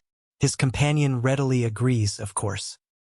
The man explains his urgency, stating, that's the whole reason I asked for your help. He presents the book, prompting his companion to observe, here, take a look. The companion confirms the discovery, noting, there really is some writing. He stares at the strange, illegible symbols, thinking to himself, there's no way I'd recognize such strange letters. His companion inquires about his progress, asking, have you made any progress with the research? He then suggests, then maybe there's a clue near the place where the book was found. Feeling the weight of the task, he thinks, trying to figure it out without any clues. This is rough. What if I go home empty-handed? There has to be some hint in that sentence. He focuses intently on the ancient text, searching for any hidden meaning within the mysterious script. Suddenly, a violent surge of magical energy erupts from the ancient book, catching him completely off guard. As the mana flares, he realizes his own necklace is resonating with the book's power, prompting him to wonder, what the dash? Why is my necklace reacting? The magical text begins to shift and glow, and the protagonist realizes, the letters are changing so I can read the rule. While examining the book, the protagonist thinks, I can read it, but I have no idea what it means. He then informs the researcher, I interpreted the phrase, leaving the man visibly surprised. The researcher leans over the book to study it, confirming, as expected, it seems to be linked to the chaos attribute. The researcher remains focused on the text, adding, "But for now, this is a huge discovery." The researcher turns to the protagonist and says, "Understood. Then as he prepares to take the next step. The protagonist asks, "You'll give it now?" To which the researcher replies, "Yes, just a moment." The protagonist muses, "Maybe for the oath it's understandable, but I thought the potion would take longer." He then begins searching his belongings, thinking, where did I put it? The protagonist pauses, thinking to himself, wait, if Robolt is researching other old texts or relics. He observes his necklace, noting that 3 of its rings are glowing red due to the book's influence. As calls out, "Oh, found it," the protagonist briefly considers handing over the necklace since he is unsure how to use it. He quickly dismisses the idea, thinking, no, since it's tied to the demon, I should keep it myself. Even though we're acquainted now, I still can't fully trust him. Robolt packs the items into a bag, saying, "Here you go. I'll pack it in a bag for you so it's easier to carry." The protagonist replies, "No, I should be the one thanking you. If it weren't for you, I wouldn't have been able to read it." Robolt adds an anxious request, "Please don't speak of my research to anyone else." The protagonist gives a menacing look, responding, "Well, that depends on what you do, instructor." Robolt recoils in shock, demanding, "Wait, are you going to break the oath? Isn't this research being conducted without the principal's permission?" The protagonist looms over him with a menacing aura, forcing a panicked joot from the researcher. Smirking, the protagonist presses his advantage. "If you'd followed proper procedures and gotten Saiten's approval, there'd be no reason to make a secret oath like this. Seeing how flustered you are, I was right after all." Robolt trembles, admitting, "If this research gets exposed, I might even be expelled." The protagonist gestures dismissively and offers a false sense of security. "But since we're in this together now, I'll support you all the way." Resigned to his fate, Robolt sighs and replies, "Understood." Robolt hands over a collection of vials, stating, "This is all I have at the moment." The protagonist thanks Robolt and prepares to leave, prompting Robolt to ask, "By the way, what are you going to use the oath for?" The protagonist answers coldly, "To secure a slave." He turns and walks away, exiting the scene.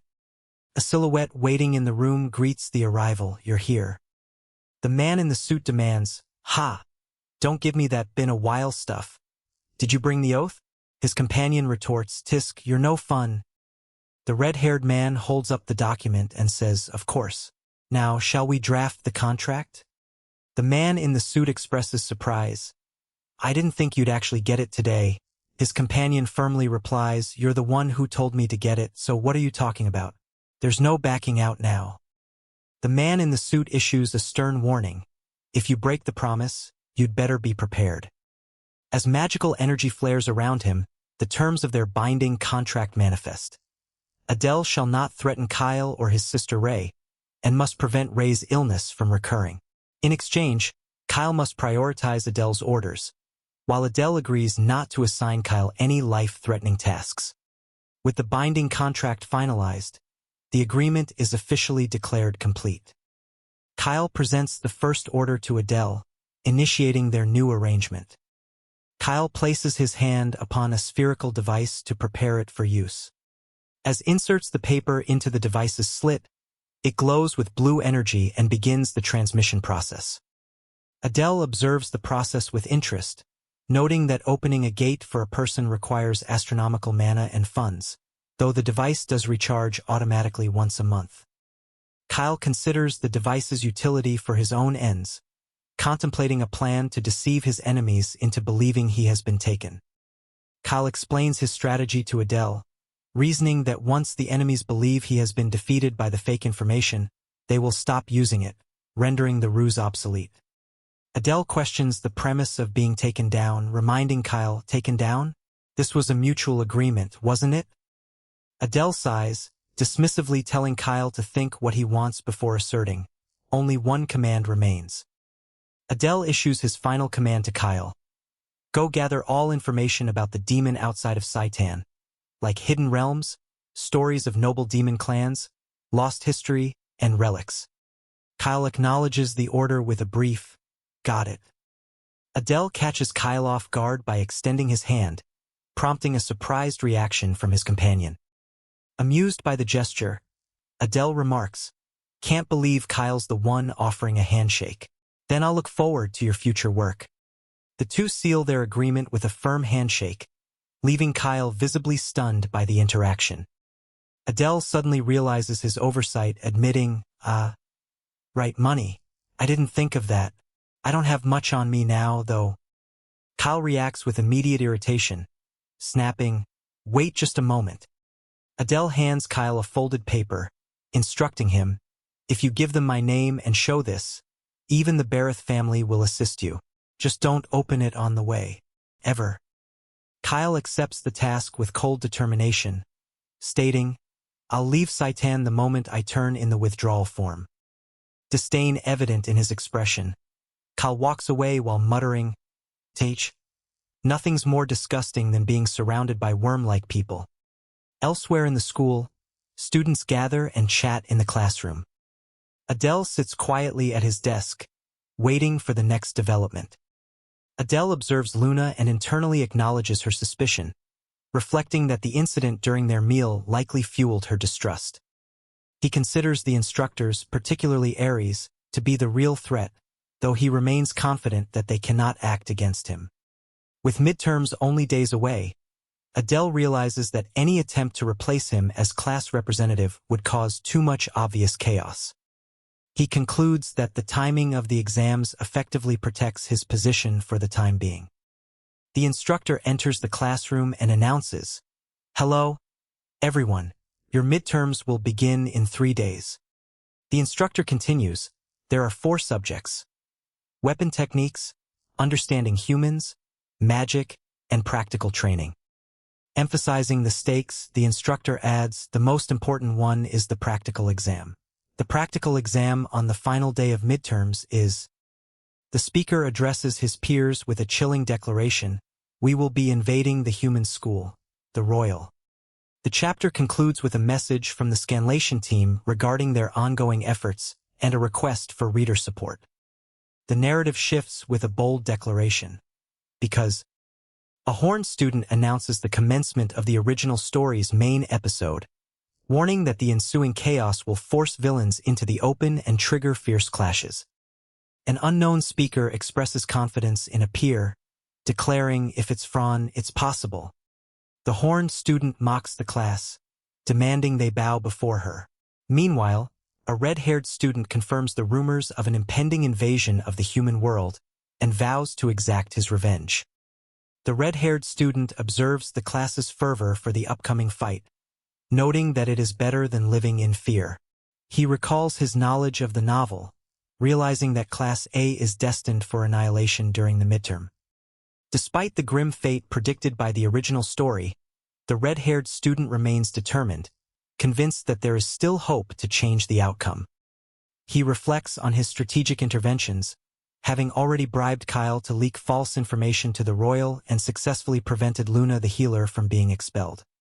The red-haired student reflects on the daunting reality of his situation, thinking destroying the Royal is impossible, but maybe I can at least prevent our class from dying. He considers the potential rewards of his efforts, musing, "If that happens, I'll earn high praise as class rep.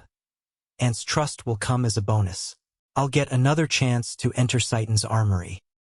With renewed focus, he sets his sights on the upcoming midterm, thinking the goal for this midterm is survival and high scores. "I have to give it everything I've got, like my life depends on it." He reinforces his internal resolve, repeating to himself, "I have to give it everything I've got, like my life depends on it." An acquaintance approaches him, breaking the silence with a simple, "It's been a while." The student offers a polite greeting in return, saying, "Yes, milady, it feels like it's been ages. I think it's been months since we last met." Internally, however, he remains wary, thinking, "You're really mad. Why are you two always together?" He observes the 2 female students standing together, silently questioning their constant companionship. Diana steps forward to introduce herself, saying, "Hi there, I'm Diana." The red-haired student stares back in confusion, thinking to himself, I have no idea what to do here. After a brief pause, the red-haired student responds with a hesitant, ah. Diana replies, yep, nice to meet you too, while the dark-haired student watches them with an amused, dismissive scoff. The dark-haired student challenges him, asking why he is only now requesting a duel.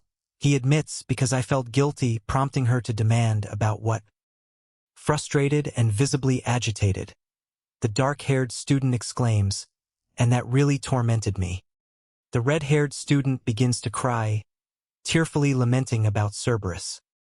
He accuses her of being unfeeling, saying, you don't even understand how I feel, you're so cold. As the dark-haired student radiates a chilling blue aura. The red-haired student internally struggles with his decision, thinking, damn, do I really have to use that method? He turns to the white-haired student and attempts to reconcile, saying, it's true, and to make up for it, I brought you a gift, milady. Surprised by the offering, the white-haired student exclaims, what the? This is a mana potion. The red-haired student confirms, yes, it was hard to get. Diana, the white-haired student, notes the rarity of the item, remarking, I heard they've been hard to find since the war. She then urges her companion, Renee, take this and forgive him, okay? Renee thinks to herself, returning resentment with kindness. Huh? Thanks, Diana. Renee remains firm in her anger, rejecting the gesture by saying, forget it. I don't need stuff like this. The red-haired student watches, thinking, ugh, she's seriously mad. Renee pauses, her expression shifting as she prepares to speak. Actually, the red-haired student explains his past behavior, admitting, I've been bullied by the other cadets for being a half-demon, so I kept my distance, in case it caused trouble for you, Lady Renee. The red-haired student kneels before Renee, offering a sincere apology. If that hurt you in any way, I sincerely apologize. I'm sorry, milady. While the student anxiously hopes for forgiveness, Renee remains composed and clarifies her stance, stating, I didn't accept it, you know. Renee remains composed as she clarifies her position to the red-haired student, stating, I didn't accept it, you know. Renee firmly reiterates, I said I wasn't hurt, prompting the student to simply acknowledge her words. Diana approaches and teases Renee, remarking, good for Our Lady, looks like it went well. Renee immediately rejects her touch and commands, don't talk to me. Diana continues to provoke Renee, telling the student, Renee's just too stiff, I'm telling you. She'd be great if she just fixed that part. While the student watches in surprise, Renee demands that Diana move her arm away. Renee draws her sword and suggests to the student, all right then, how about a training session? It's been a while. The student accepts the challenge, saying, gladly. Diana interrupts the training, ordering Renee to stop and show her new skill to the guard. Diana stares intensely at Renee, thinking to herself, so you've picked up something while we weren't meeting, as she pressures her to reveal her new ability. Renee commands the guard, watch carefully, as she activates her skill, causing a dark energy aura to envelop her body and sword. The dark energy intensifies around her blade, creating a powerful pressure that resonates through the training hall. The guard watches in awe, thinking to himself, such a fierce aura. Incredible. Stunned by the display, the guard observes the dark energy crackling at the tip of Renee's sword. Noticing how she concentrates the energy to turn the blade black, the guard wonders in disbelief, don't tell me that's? He realizes the technique she is using and exclaims internally, sword, Jiamchil. The guard continues to evaluate her power, thinking it's akin to sword energy, a level only expert-class human knights can reach. Renee explains to the guard that her technique is not yet complete, adding, yeah, I have to push my focus to the absolute limit. The guard proposes a sparring match to test her skill, asking, then shall we clash once? Renee and the guard engage, their blades meeting in a shower of sparks. Renee swiftly swings her sword, forcing the guard to react to her aggressive opening. As she continues her assault, the guard is caught off guard and exclaims, "Ah!" The guard relies on his enhanced vision to track her movements, thinking, with enhanced vision, I can see all of Renee's movements. This makes it doable. Renee intensifies her aura, channeling her power into her blade as the combat escalates. Renee instantly manifests Geomchil, leaving the guard stunned as he thinks, she formed Geomchil in a flash? The guard marvels at the display, asking, that's amazing, Geomchil with this kind of power? Renee simply replies, of course. The guard continues to express his disbelief, remarking, a noble lady stronger than her guard. That's not something you see every day. Nearby students whisper about Renee's impressive skills, while she stands silently, maintaining her composure. Diana smiles brightly, appearing happy as she engages in conversation. Observing closely, Diana finds him increasingly peculiar, thinking, but the more I look, the stranger it is. Something ordinary yet not ordinary. Consumed by curiosity, Diana wonders what his secret might be, until Geomchil calls out, Diana! Geomchil breaks into a cold sweat, his expression tightening as he calls out to her, Diana! The scene shifts to the title card for Chapter 36 of The Eye of the Demon, featuring Geomchil surrounded by a glowing purple magic circle. Diana stands before Renee, her body radiating a menacing red aura that leaves him sweating in silence. The narrator reveals that one of Diana's formidable powers is called observation. Renee feels the weight of her gaze as the power manifests, represented by glowing eyes looming in the darkness behind him. The ability allows Diana to observe even the smallest details on a person's body. Renee thinks to himself, to think the next demon is showing this much interest. How should I respond to this? Renee remains cautious, thinking, maybe I should keep some distance. She might become my greatest enemy. Diana's eyes glow with an intense purple light as she fully engages her power. Renee is caught off guard when Diana smiles at him, asking, what are you curious about? Diana explains her growing interest in Renee's swordsmanship, saying, I just find Renee's swordsmanship more and more intriguing. Renee reciprocates the curiosity and asks Diana, I'm curious too. How do you manifest Geomchil? Diana, holding her sword, offers guidance on the technique, telling him, you've got to get the hang of it. She further describes the sensation of the technique, adding, feels like you're filling the sword from the inside out. Renee acknowledges her explanation with a simple, I see. Renee decides to conclude their session, stating we should end the sparring here. I need to study too. He then asks, Lady Renee, are your preparations for the midterm going well? Diana confidently confirms her progress, replying perfectly. Diana maintains a look of unwavering confidence. Renee observes her expression, thinking that confident look in her eyes. The timing of the first midterm doesn't overlap with the protagonist's party acquiring the eye of arrogance. He continues his internal analysis, concluding, in other words, Renee will survive this midterm. But most likely the students of Class A, including me, will die. The group parts ways in the hallway as one student offers a polite farewell. Then I wish you good fortune, milady. She responds with, you too stay safe. The student with the crown-like headpiece turns back with a sharp, determined gaze. She offers a final parting word, see you. The student watches her leave, a bead of sweat forming on his face as he reacts with visible nervousness. The day of the midterms has finally arrived. Arson reflects on his efforts, noting, anyway, I studied all night for today's understanding exam. As a bird pecks at his head, he wonders, how can I, a writer, not understand the subject of understanding? He remains anxious about his performance, thinking, well, I did cram during my school days, I should at least get a passing score. But yeah, right, now that I'm in class, I can't remember a single thing. Luna notices his disheveled state and asks, Adele, aren't you pushing yourself too hard? Your face looks. Adele dismisses her concern, replying, "This much is nothing." "Miss Luna, are you well prepared?"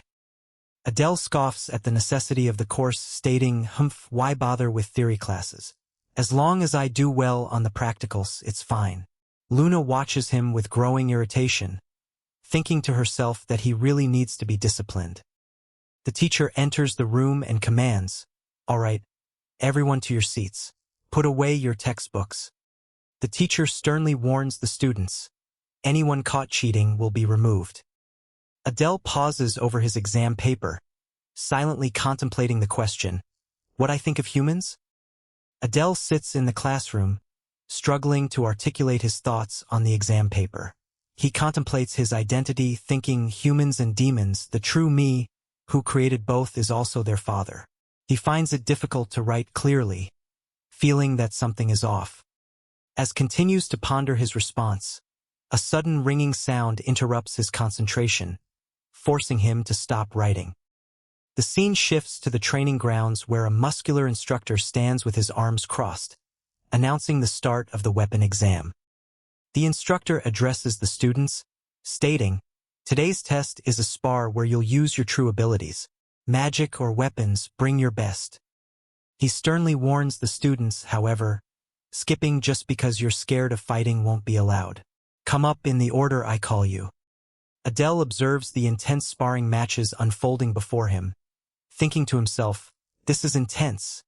So they're going all out like it's real combat?" A student is struck during a spar, crying out in pain as they fall to the ground with a heavy thud. Adele observes the ongoing sparring matches with growing concern, thinking to himself, "They're really not holding back." Instructor calls out to Adele, "Next, Samuel, come up. Give it your all." As the instructor stands ready, Adele steps forward and manifests a swirling aura of green energy to begin the spar. Adele lunges forward, shouting, "Ha!" as he unleashes spectral green claws toward his opponent. Adele leaps into the air, keeping the pressure on with his spectral assault. Ares grins confidently, declaring, "I'll respond properly."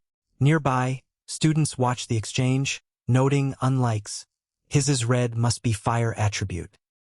Ares counters with a powerful red energy slash, causing his attack to clash violently with Adele's green energy in a blinding explosion. Adele reels back, his eyes wide with shock as the sheer force of the collision overwhelms him. Adele watches in awe, thinking, "That's powerful." As expected of instructor. Even while using it like that, he's perfectly steady. Surrounded by a violent surge of green energy, Adele screams in agony as he struggles to maintain control. Ares grins, clearly impressed by his student's resilience, and remarks, "To recover that quickly, impressive." Ares immediately closes the distance with a swift attack, leaving Adele startled as he gasps. Adele strains every muscle to block the incoming strike, his face etched with the intensity of the defense. Adele collapses to his knees, gasping, "Gah!" as Ares looms over him and asks, "Still going?" Adele clenches his fist, his expression hardening with grim determination as he prepares to continue the fight. Ares watches him, his eyes widening in visible surprise at Adele's refusal to yield. Ares lunges forward, his arm wreathed in dark, crackling energy as he launches a brutal strike. Ares mocks his opponent, sneering, "Lots of shoulder injuries lately. A surprise attack. Huh? Smart move."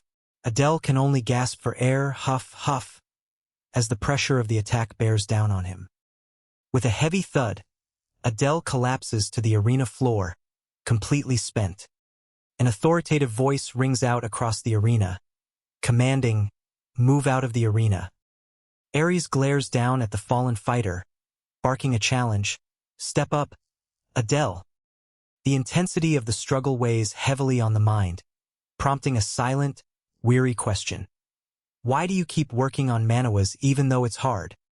Adele pulls himself back to his feet, meeting the gaze of Ares.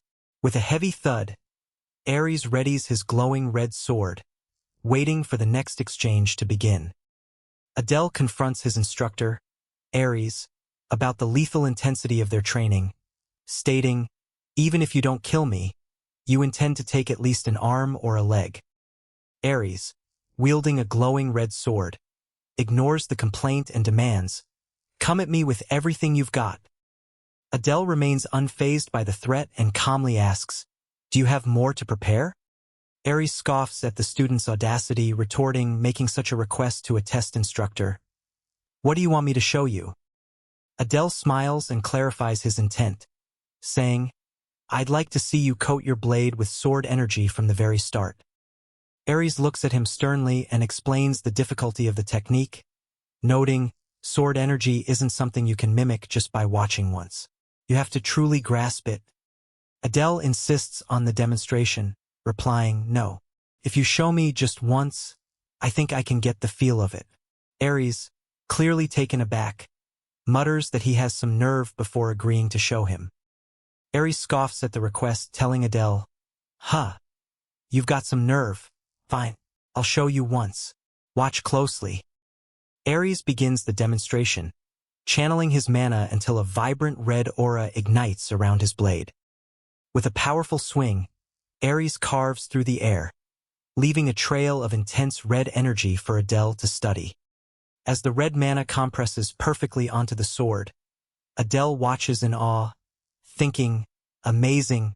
He thanks Ares for the lesson while the instructor challenges him, "Humph, think you can pull this off?"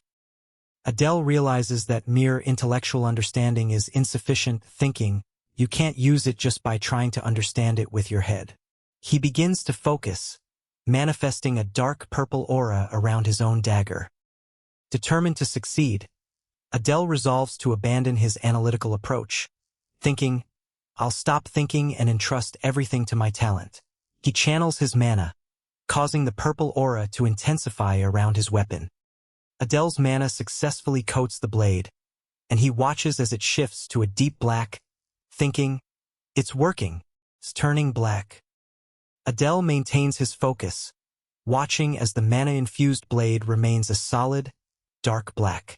He thinks to himself, "It's working. It's turning black." Reflecting on the technique, Adele realizes, "Fong of darkness. Even though the blade is already black, I can still feel the difference." He notes a shortcoming, thinking, "But unfortunately, I couldn't imbue the chaos attribute. If I had, it would have turned gray." Adele turns his attention to Ares and asks, "What do you think?" Ares remains silent, his gaze fixed on the display. Ares grins and admits, "I'll admit you have talent." Adele is visibly taken aback by the unexpected praise. Adele internalizes the feedback, thinking, "Still too much, huh?" Despite the difficulty, Adele remains resolute, thinking, "Still, it's worth trying." Ares readies himself for the next exchange and challenges Adele. "All right, come." The training grounds erupt with the sound of a heavy impact as the two fighters clash. Adele attempts to analyze his opponent's movement, murmuring, "If you move like that," before launching a strike that Ares easily blocks with his glowing red blade. Adele lands nimbly on the ground, his blade crackling with black mana as he prepares to re-engage. A confident smirk spreads across Adele's face, his eyes glowing with a sharp, red intensity. Ares observes the technique, remarking, "You're coating the blade only when you swing it? It's like watching a performance." Adele responds with a polite, "Thank you for..." Ares grunts, "Humph," as he swings his sword with overwhelming force, driving Adele back across the arena. Adele immediately counters the pressure by activating his skill, Position 2 Target, as a blue aura envelopes him. Adele executes his maneuver, instantly closing the distance to appear directly behind Ares. Capitalizing on the opening, Adele delivers a powerful kick that strikes Ares and knocks him backward. Adele notices his opponent has dropped his sword and prepares to seize the opportunity. Adele activates the skill Fong of Darkness, summoning 3 black blades to strike. Ares reacts to the incoming attack with an intense aura, his eyes glowing with rage. Adele is surprised to find that his black blades cannot land a hit against Ares's incredible reflexes and protective aura.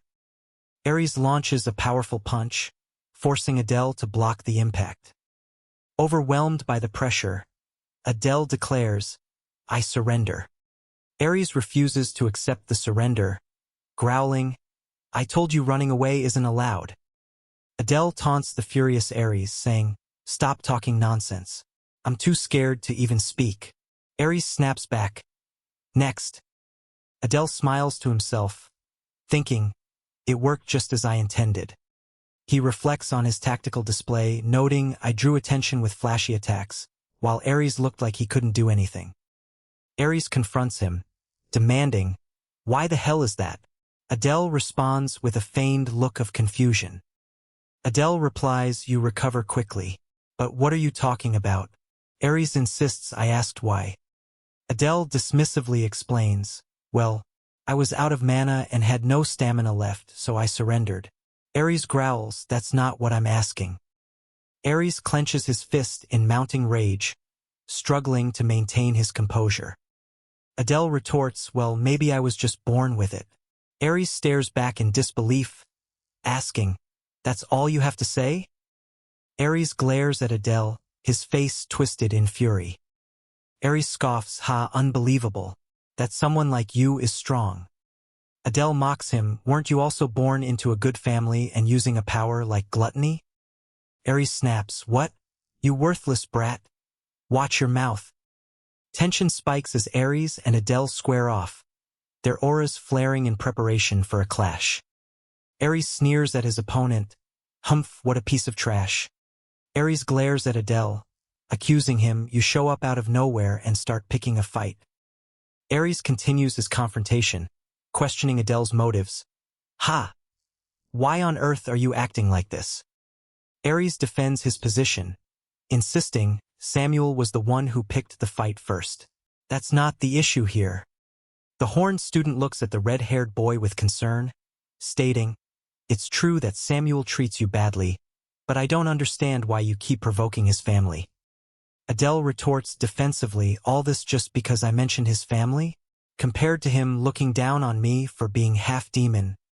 The horned student sighs, realizing the truth, and says, so you really didn't know. She drops a bombshell, revealing Samuel is the head of the House of Greed. Arson finds himself in a tense conference room with Baltan, questioning the absurdity of the situation and the principal's apparent complicity. Arson stands enveloped in a dark, menacing aura, preparing to confront the challenge ahead. Suspecting this confrontation is a test of his qualifications, Arson decides to reveal his true skill. Baltan taunts him, asking, ha, are your ears clogged? Arson lunges forward, grabbing Baltan's face and launching a swift, aggressive strike. Arson lands a direct strike on Baltan, forcing him to react to the sudden assault. Baltan activates the skill Hardening, creating a defensive barrier that successfully blocks Arson's attack with a metallic clang. Arson maintains his relentless assault, pressing his advantage against Baltan in the heat of their struggle. Baltan roars in fury, hurling a hateful insult at his opponent. You bastard half-breed. Baltan channels his power, his eyes glowing red as he unleashes a violent energy strike that clashes against Arson's defenses. Arson nimbly evades the incoming blow, his expression remaining calm as he maneuvers away from the strike. With his fist glowing from the intensity of his mana, Baltan bellows a final, desperate threat. I'll smash your head in. Arson seizes the opening, driving a blade deep into his opponent and eliciting a pained cry from the wounded man. Blood splatters as Baltan collapses in agony from the critical injury, while a nearby observer watches the scene unfold in shock. The red-haired student firmly grabs his opponent by the throat, pinning him down with a sudden, forceful motion. A dark, crackling energy blade manifests in his hand, hovering inches from the terrified student's face. He maintains his grip and commands the room, stop and everyone return to your seats. Standing over the kneeling student, he mocks his defeated opponent, asking, are you satisfied now? A woman with red hair and intricate tattoos intervenes, cutting the tension with a sharp, that's enough. She directs her gaze toward him and orders, Adele, sit next to Aaron. As the room settles, a student thinks to herself, Another skill I don't know, while another observer remarks, impressive, as expected of Renee's guard. The woman with red hair and tattoos addresses the group, stating, "There's only one reason I've gathered you here, to assign each." A student interrupts, claiming, "I've heard a bit about this." The red-haired male activates a skill, manifesting a glowing, complex energy projection above the table. The female student observes the projection and asks, "This is a map?" "That's right. But you all know this isn't an ordinary map, correct?" The class president identifies the display, saying, "It's a map of the humans' continent." She replies, "Hee, correct. But I must have underestimated the class president." She then announces, "So I've decided to give you an even harder task." The class president looks visibly concerned by the sudden escalation of the challenge. The class president questions the escalating difficulty of the task, noting, "Attacking the Imperial is probably the most dangerous task in the human, and you're giving us something even harder? Is there something I don't know about?" The character wonders aloud, "Is there something I don't know about?"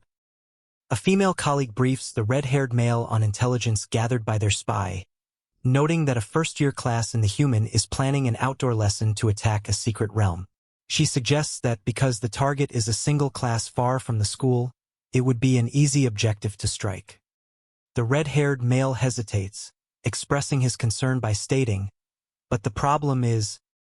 A female with horns dismisses the target as insignificant, arguing, "That's right. Such small fry aren't even worth fighting. Our Class A should attack the capital." The female with horns stands up abruptly to assert her position, leaving the red-haired male to react with silence. The red-haired male warns against her proposal, explaining, "But the protagonist's group has already surpassed the children of the Seven. Their true selves will be revealed during the intergrade competition at the Imperial after the midterms." Clenching his fist, the red-haired male emphasizes the danger of their current target, adding, "And in the class we're supposed to attack, one of the protagonist's companions is included. If it comes to a fight, aside from Balton's and Diana's classes, any class would be annihilated." The red-haired male contemplates his next strategic move, wondering which place would lead to the best outcome if chosen. "The region I must go to is..." He proposes attack one of the first-year classes of the Imperial. When the dark-haired male remains silent, the red-haired male taunts him, "Backing out because you're scared of mere humans." The dark-haired male retorts with a threat, "I should have gouged out one of your eyes earlier. Then you wouldn't even be able to look me in the eye right now." The red-haired male simply smiles, his eye glowing with an ominous red light. The dark-haired male slams his hand down, shouting, "Stop." The pink-haired female questions his choice, asking, "Why did you choose the easy area? I thought you'd say you'd attack the capital." He explains they may not know, but one of the protagonist's companions is in that class, and they're the worst opponent. The red-haired male continues, "Normally, one of the protagonist's companions would consume it, but I must claim it no matter what. The reason is, it's because of my specialized ability." The pink-haired female asks, "Specialized ability?" The red-haired male explains his strategy, stating, "Yes, first of all, I have great talent in assassination. But there's no reason to cause a stir in a city full of humans." He continues his reasoning, adding, "In the capital, most areas would be crowded, so leading dozens of people for an assassination would obviously be dangerous." With a confident gesture, he remarks, "Of course, killing all witnesses would solve that problem, though." An observer thinks to themselves, "I see more than I expected." The pink-haired female acknowledges his tactical insight, saying, "You understand both the geography of the human and your own strengths well." She announces, "Class A will be assigned to the first-year students of the Imperial." The red-haired male replies, "Thank you. Then, I'll take my leave to inform my classmates." He stands up from his seat, thinking, "Let's leave before the principal changes his mind." Elsewhere, a student with sharp teeth comments on the guard, saying, "Impressive, you're said to be the guard of the Vari's family, right? Amazing you picked up someone like that." The female with horns observes Adele, thinking what showed just now was definitely sword aura. But not long ago, he couldn't even manifest sword aura. How did he do it? She continues to ponder his behavior, reflecting, Adele has always been good at hiding something. What could it be? An inexplicable ache suddenly tightens in her chest. The red-haired male leans back in his chair, seemingly relaxed, while a voice in the room notes, but he's grown incredibly fast. Adele remarks to the female with horns, this really makes me want to fight him. He thinks to himself, then the only choice will be the same as with the 6 human families. Adele maintains a calm, composed expression as he contemplates his next move. Adele focuses on his upcoming schedule, thinking, finally, the practical starts tomorrow. I must prepare thoroughly. A warning echoes across the land of Vera. A dangerous gate to the brutal world of Grakther has opened, threatening to unleash armies of goblins and orcs upon the green lands. If this gate remains unsealed, Vera faces total destruction. Adele stands amidst a bustling crowd, his expression composed as he navigates the busy environment. He turns to those around him and shares a crucial update, stating, Imperial's instructors will be stationed near the dorms. Arson contemplates his next move, thinking if my prediction is right, that instructor, a 5-circle mage, will go with them. My goal is to hunt down and kill that person. He continues to strategize, reasoning, even facing just the protagonist's companion is tough, so that instructor must be dealt with first. And then I must seize the elixir from the secret hideout. An instructor commands the attention of the cadets, shouting, the principal will now speak. Silence, everyone. The principal steps onto the stage, her presence immediately commanding the room. She addresses the gathered cadets with a grave announcement, stating, Cadets, now the war will begin. The principal continues with a somber tone, telling them, among the lives in Saihan, none have escaped that pain. She recounts the trauma of helplessness, saying, and yourself powerless, holding your family's corpse and only crying. But now, the principal stares down at the cadets with glowing, intense eyes, her expression hardening as she emphasizes the weight of their situation. A figure in a beret watches from the balcony above, while someone in the foreground clenches their fist in tense silence. A sudden thought flashes through the observer's mind. The sight feels like madness.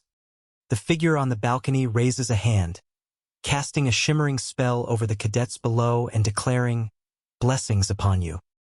The cadets watch the display of power in awe, with one whispering to himself, he really is a monster.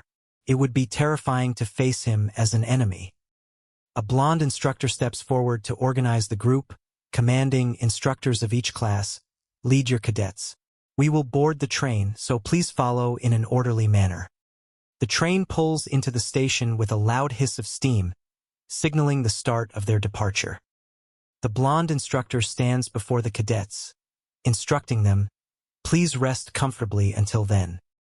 Adele sits in the train, lost in thought as he considers the dimensional station. The narrator explains the world's history, noting, but later in the story, more and more gates connecting to the human realm appear. And eventually, the 2 worlds are reborn into a single dimension. A female companion reaches out to offer Adele food, asking, Adele, want some of this? She explains it's jerky made from buck. It's really good. Adele accepts the food, replying, thank you, I'll eat it. Adele pushes aside his concerns about the world's fate, thinking, right, forget fusion and all that, what matters is the present. He opens his status screen to review his progress. Race. Half-demon. Alignment. Chaos. Talent. Position 2. Traits. Interest. Focus. Killing. Darkness. Mana. Eyes of Arrogance. Psychokinesis and Mana. 1381. Frustrated by the slow growth despite his nightly efforts, he thinks, even though I practice mana cultivation desperately every night before sleep, this is the result. I really need that elixir desperately. Adele tests his growing abilities by using psychokinesis to lift Luna into the air, leaving her visibly shocked. He reflects on the feat, noting that even a small lift is useful in combat. He realizes that by mastering psychokinesis, he can effectively control gravity. Adele remains cautious, thinking, there's still one thing bothering me. There's a chance I might run into the knights who once tried to kill me. He decides he must find a mask to conceal his identity from Peltz and his men. The train screeches to a halt as it arrives at their snowy destination. A passenger steps off the train and onto the frozen ground. The group gathers around a massive, spiked crystal structure that emits a deep, resonant hum as it pulses with energy. The red-haired man smiles confidently, preparing to address the group gathered before him. The red-haired man addresses the group, asking, "All right, you all probably have an idea where this is, right?" He continues his instructions, telling them, before departure, each of you should take one item.